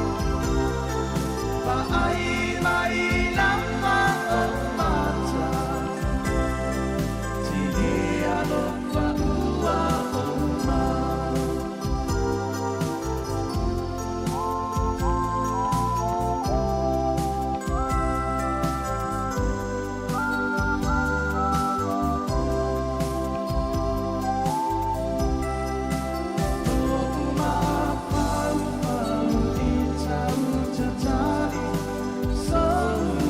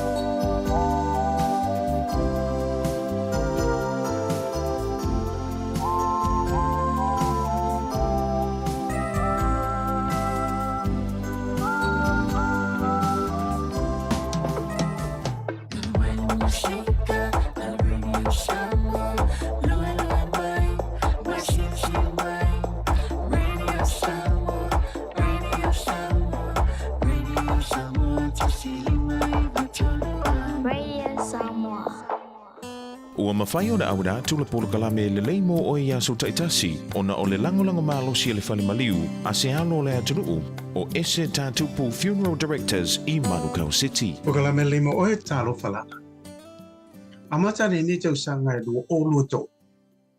O whaalea ina le atunuu o Aotearoa New Zealand i lo ngā vai matangi i malea wha o Kapiri Ela. O le mau tonu ma te meme a tangata umala. Ona o le tele nau o mea tō tino o tangata o whaanga ina o lau whanua au wala. O mali liu fo'i i a tangata. O sa ili, ma fasili pēr ma sa ili se tali, pe aisia ma sa ili se fōr pa whita uli. Whaatalo no sui o le malo, ma tangata popoto i whaalawalawe whaanatura. O tusi lima fo'i. Solo tangata o tua ia is tangata ia ma whaalapa tonga ma company. Ai o le tani lea a yopo, suma lua wha iwe fitu ma le bala. Ia e fasili manu mai wha, la tu te awa o mai ia te oi. Ma manu whelelei, la tu te wha ilo mai ia te oi. Tau tala i ele, e a o mai ia te oi. E wha amatala mai fo ia ia, o le sami ia te oi. Mai tau le pupo ngā o yopo na le ai, se poto le larolangi na mawhai o na maua le tali e mapu i ai ti ngā o yopo. Whailo mai e yopo, a o tātou whisili pēr, aisea i o le global warming. A whemai o le iloa e manu mai wha, o manu where lei o i o le samu, le mafu anga o whaalawe whaanatu. Na whai e le tua le larolangi, ma mea o iai. Na sila atu fo i le atua, ua matua ato toa malelei, ma fia iai. Ai pangalea, ua whaalea ngaina e tangata le lalolangi. O le watangi maui, le lalolangi, le la uele ele, ona ua le tausia le lei, e ona tangata. Ia le lei, ona tātou teu mawhai le lei a tātou la pisi, ia ma teu ma alofa i lau whanua na whaia le tua mo tātou.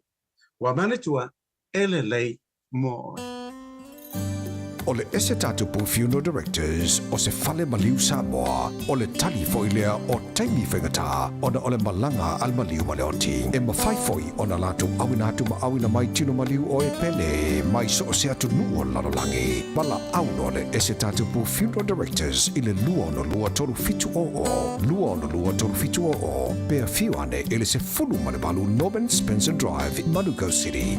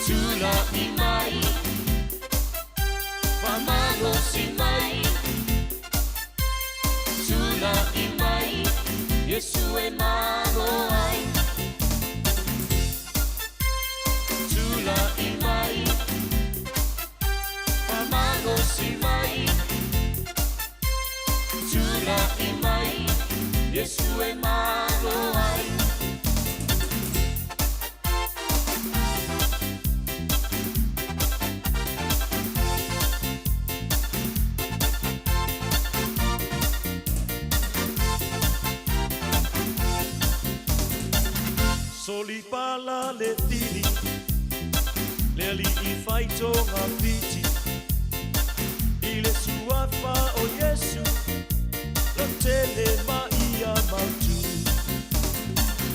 o la wha atutua le awhionga le atua le suo tātou pae Male mala mala mai o wala Tula I mai tātou tau le taua Ia marumalo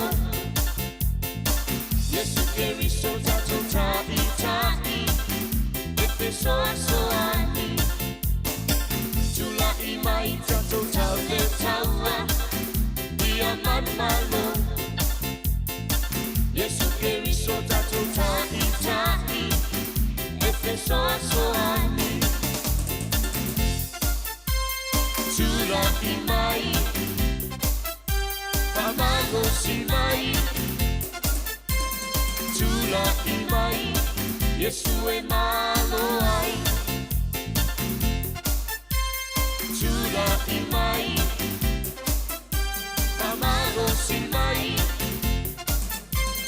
Tula I mai Yesu e malo ai O pol pese ta pena malanga mai ala mamua fa mai tol po kala le mo ol fa tafiti na le tua ya mala udanga le sungal fa fenga ya so le longa yo su mal po kala me na le mo oi o le tau fa nga mo tantou o po mala feng pa le tua ya to mo tau e fo li tatu sa bolinga pa mal awe mo tantou le ya so tatu tu mo tatu nga ruenga pe ona tatu nga ruwe ai ya mai se lama fai o nga ruenga bli vo yaso te loa ua so ni atu le upo le atu le lotu mo lo finengalo ia matato uma lava le afionga pa ia le atu le leimo oe le leimo tato uma na mo was fo ponga le programa le aso tayao ona te wolunga fo ile o le tautua ale sunga fa fenga mo tato le neva yaso yaso burbuli nei o te loa e aso lunga sumuleo no aso lunga fitu ia uma fo le masina la to yuni uma fo le afa le tausanga la to ia ta penatu lo tato I masina to toe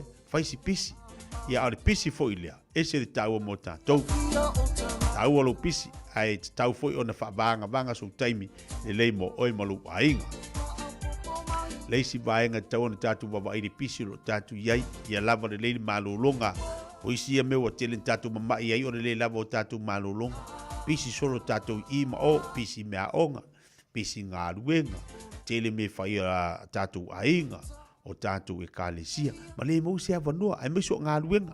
Ma le mou se avanua te māloro le le iai. Ia a ola na fia tātou I mai o le tino. Fai ngō fia o na apo le tino le mai. Ona ele o lava le mālolonga. Mau avanua, fai savali. Fai tātou whaamalastino mo tātou. Fai le exercise.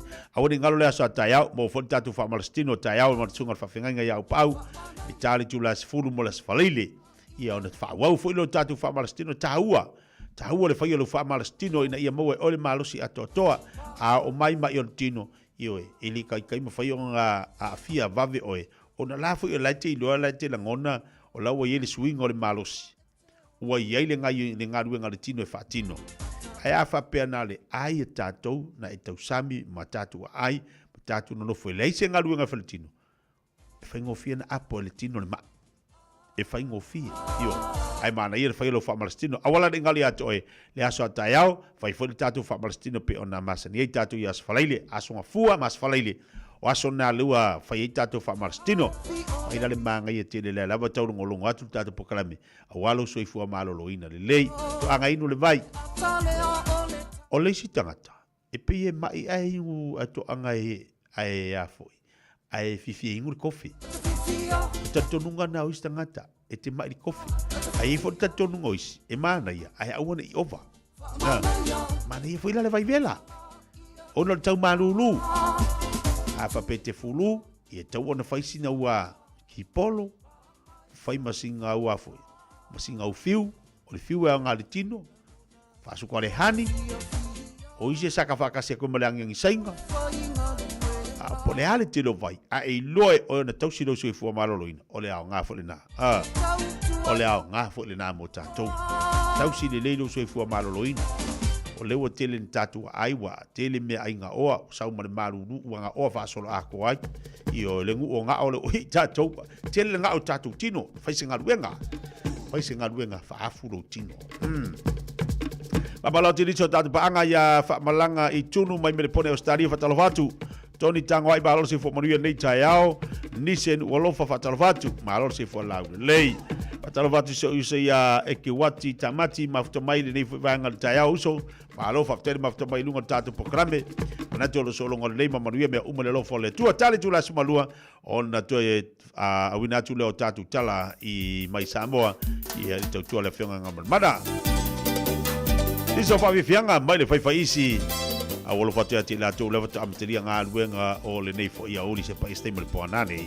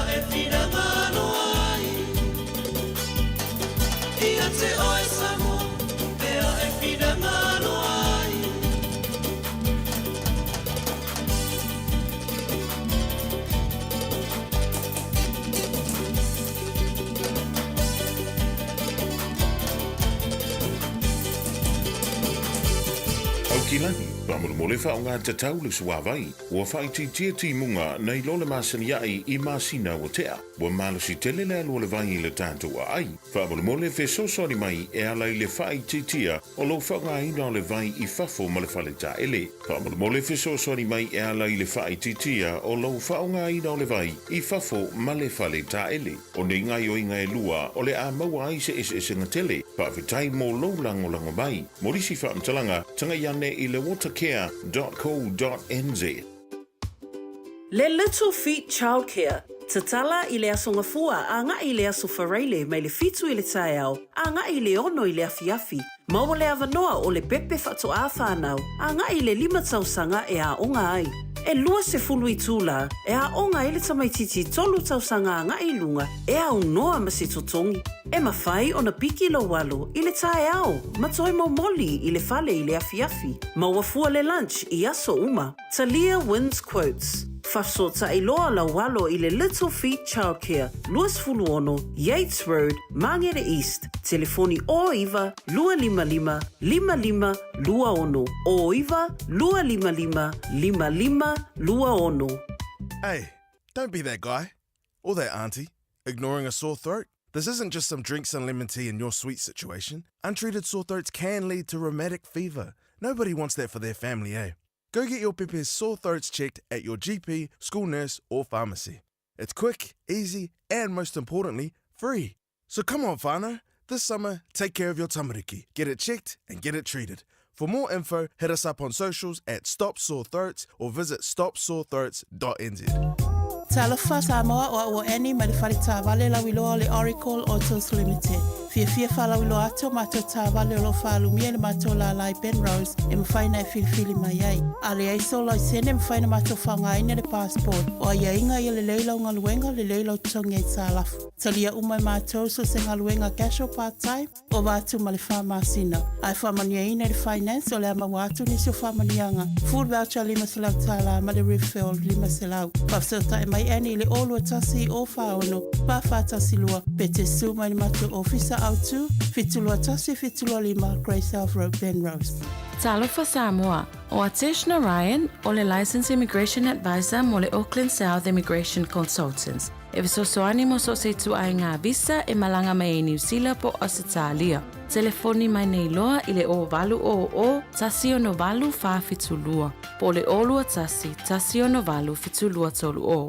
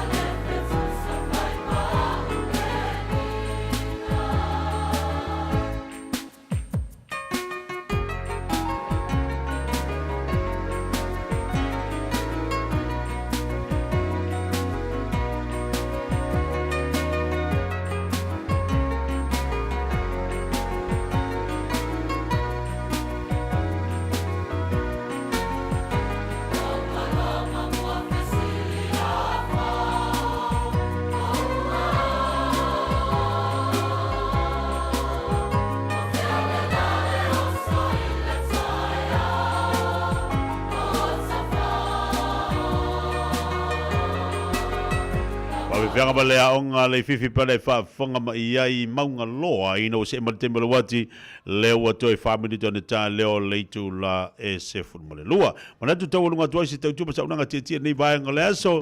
Pa ba mo le tatu tu e fele fo le aso ta le lo fo le nga leo le tatu mo tai si langi tu lunga fo i leo le tatu ma tanga mo le nei vai aso. Ta pere mai ia le to fa ia fonga mo se man Francis Jone pa tini fo i ni so tatu kala me le nei aso se pa ia ta se tembe le so yo na ngai me fo le ni so le au finga wenga ia ba la ma fa malo si mai tiu tu manga wenga bo ila to lo ma fu bo to la fa finga wenga pa vitai fo le tapo inga ne tatu ta mauti da ma tu mo to malawa ai mai se sunga fa finga ia ila to lo ma fu to mai so se fata fa taulanga alo fo te la tu tia manu ia la le yaso so i fu ma ia manu ia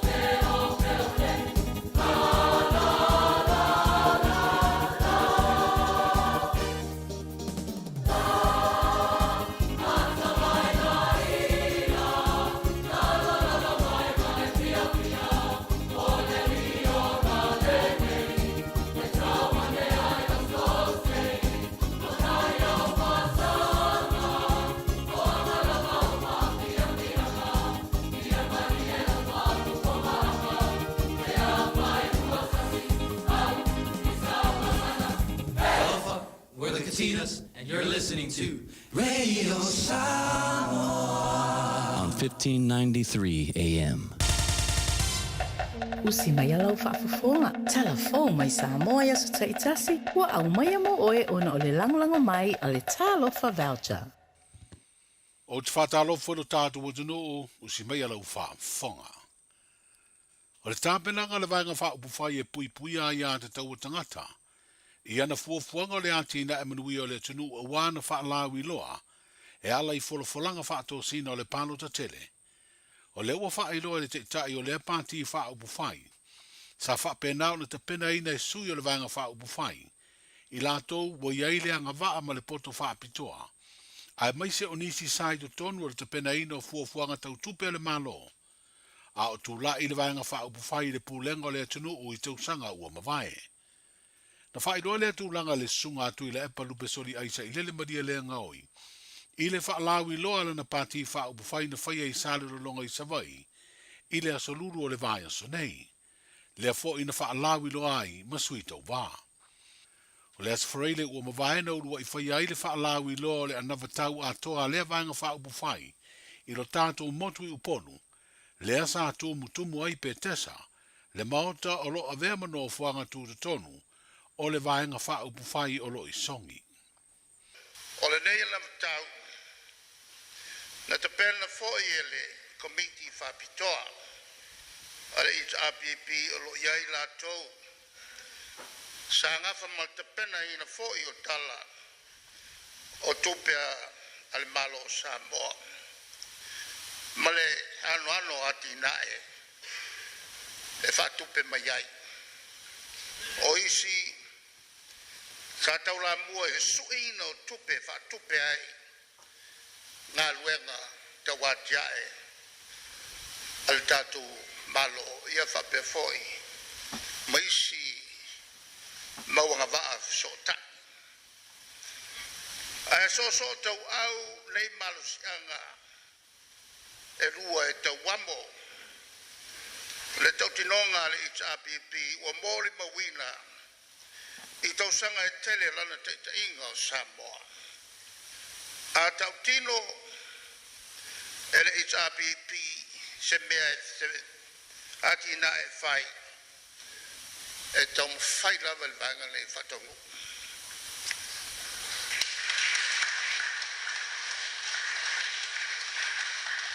O le mafu anga foi lea, e loto te tele ai le vanga whai, e whapeatu le atunu I te tonu, o le selau aso mua e tulai ai, pea whai fina ngalo ai Samoa, e wale le musmusunga lilo, ale nganga pa ia, e amatu whaasa fuatu, whamalianga le kola pelenga, malsupa, ole tau tinonga le la.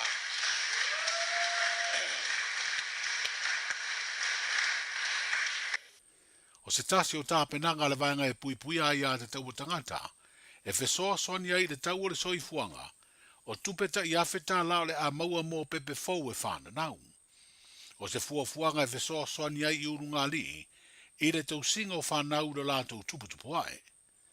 E ui o se fuafuanga o lo manino le na mafua anga I le anavatau, ai ua ave ai le tu alalo le whaafengainga, na te itai le sauninga o le whaalawi loa I savai, e au e le te itai marana pāti whaupu whai, o na toi si le sila I ai.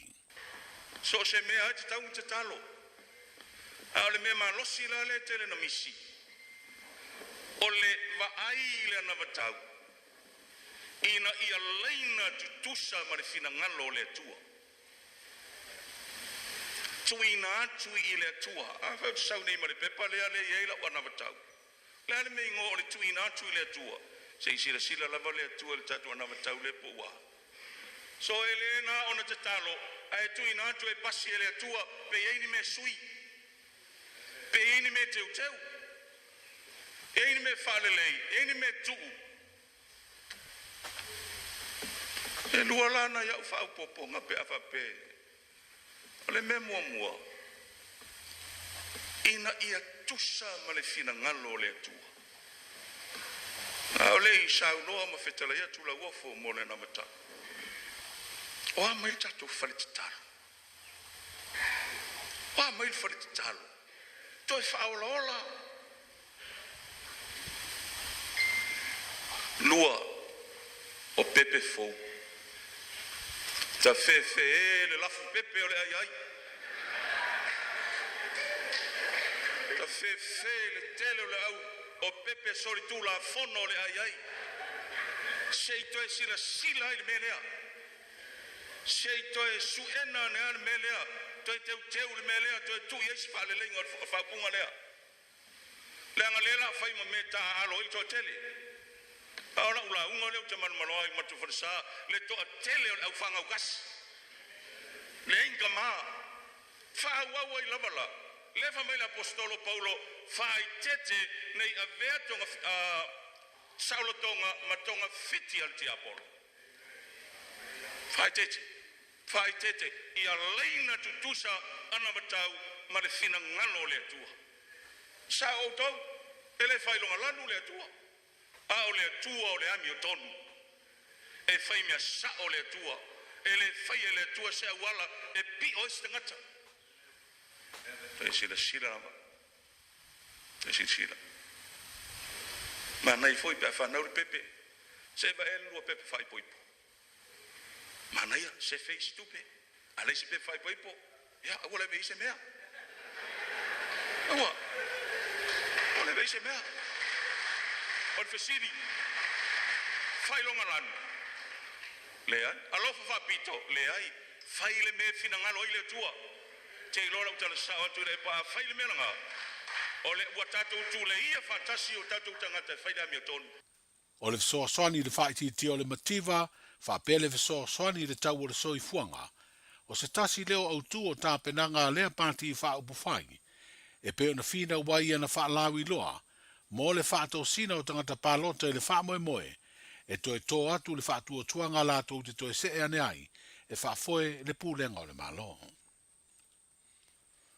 I le aso luas fruiva o mena sao fia i le solaaga mai le falepuipui tanu malala a pangota o lau bititi tua lima ma aniseko vailei. Le ana toi maua i le aso tolu o Iuni. O le suenga le mtanga aluenga o leo i le mafuanga. Ua whaasala ai leo whalepuipui e toa vanu. O le tolu ua whaatetea ma le ngā aluenga, tolu ua suia o lato tūlanga po ranks, ai lua ua whaamalo lo le tu mau mo le lua vai aso e le maua ni o lato tutongi. O le sola anga lau bititi le masino o Februari o le tausanga nei, e iei fo i leo whalepuipui po prison cards, na whaia iei whaasalanga, ono o le whaatamala i o lātou tiute, na mafua i lea so la anga le pangota, le ana toe sola fo i tua le masina na te nei o me, whaatasei ma le pangota o aniseko vailei.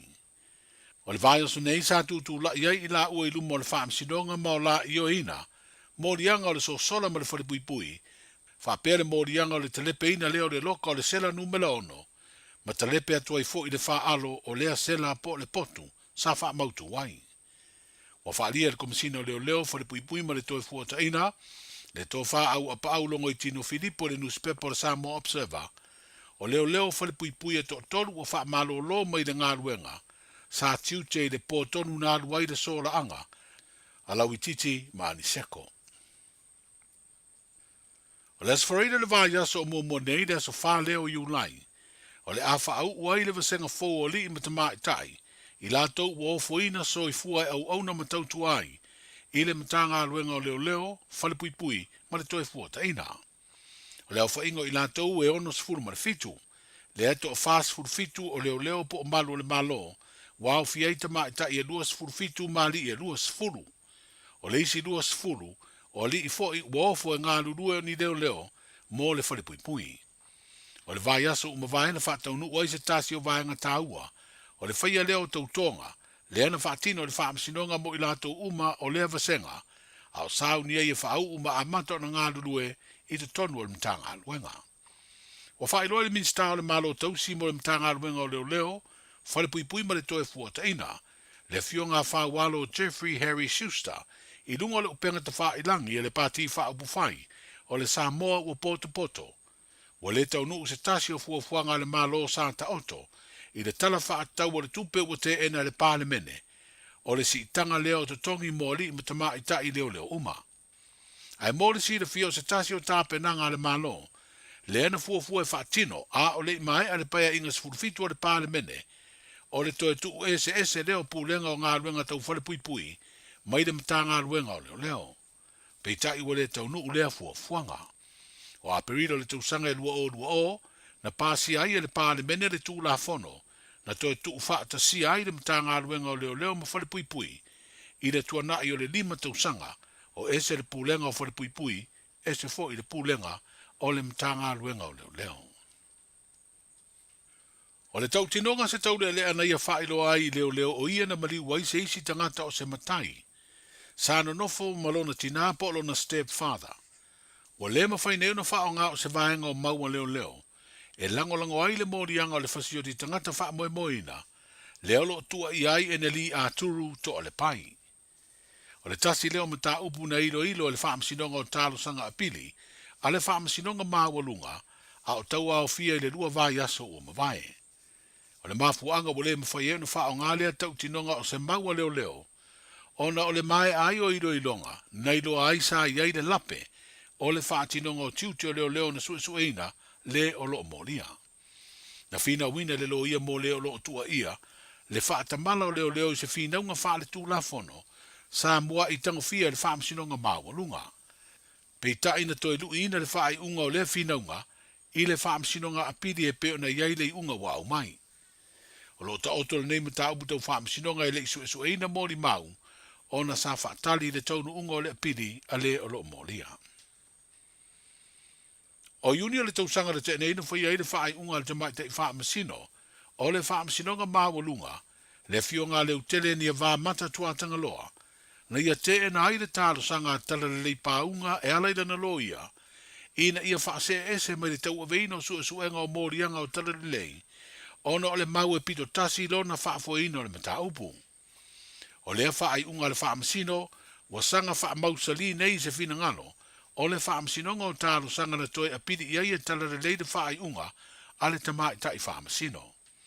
Whaalia le whaamasinonga o tālo sanga, e nate te ena le apiri, ona le aise malo si anga le whaamasinonga o tālo sanga, e ilo aise whaai unga le whaamasino na te ena, lona whaase ese, mai le suesueina o se mata upu tau whaamasinonga. I le sila lea whaamasinonga, o mausa tu ina atu e whaavai ai le apiri, e le ai ni vovonga, pe no merits. Na paule vaenga na whaatuluina lea whaamasinonga e lana whaai unga iai lea ia te tau o tala le leipaunga, na te sida fi ai tau urumanga o suesuenga, ale whaamasinonga i si ali e tonu, leo lo turi o lātou whaasalanga i mōrianga, o le tau pule e whaau o le maliu i le sa ave mapale mia. O le mōrianga fo i lea o lo mōri ai tala le leipaunga. Tala i o le nei aso, so i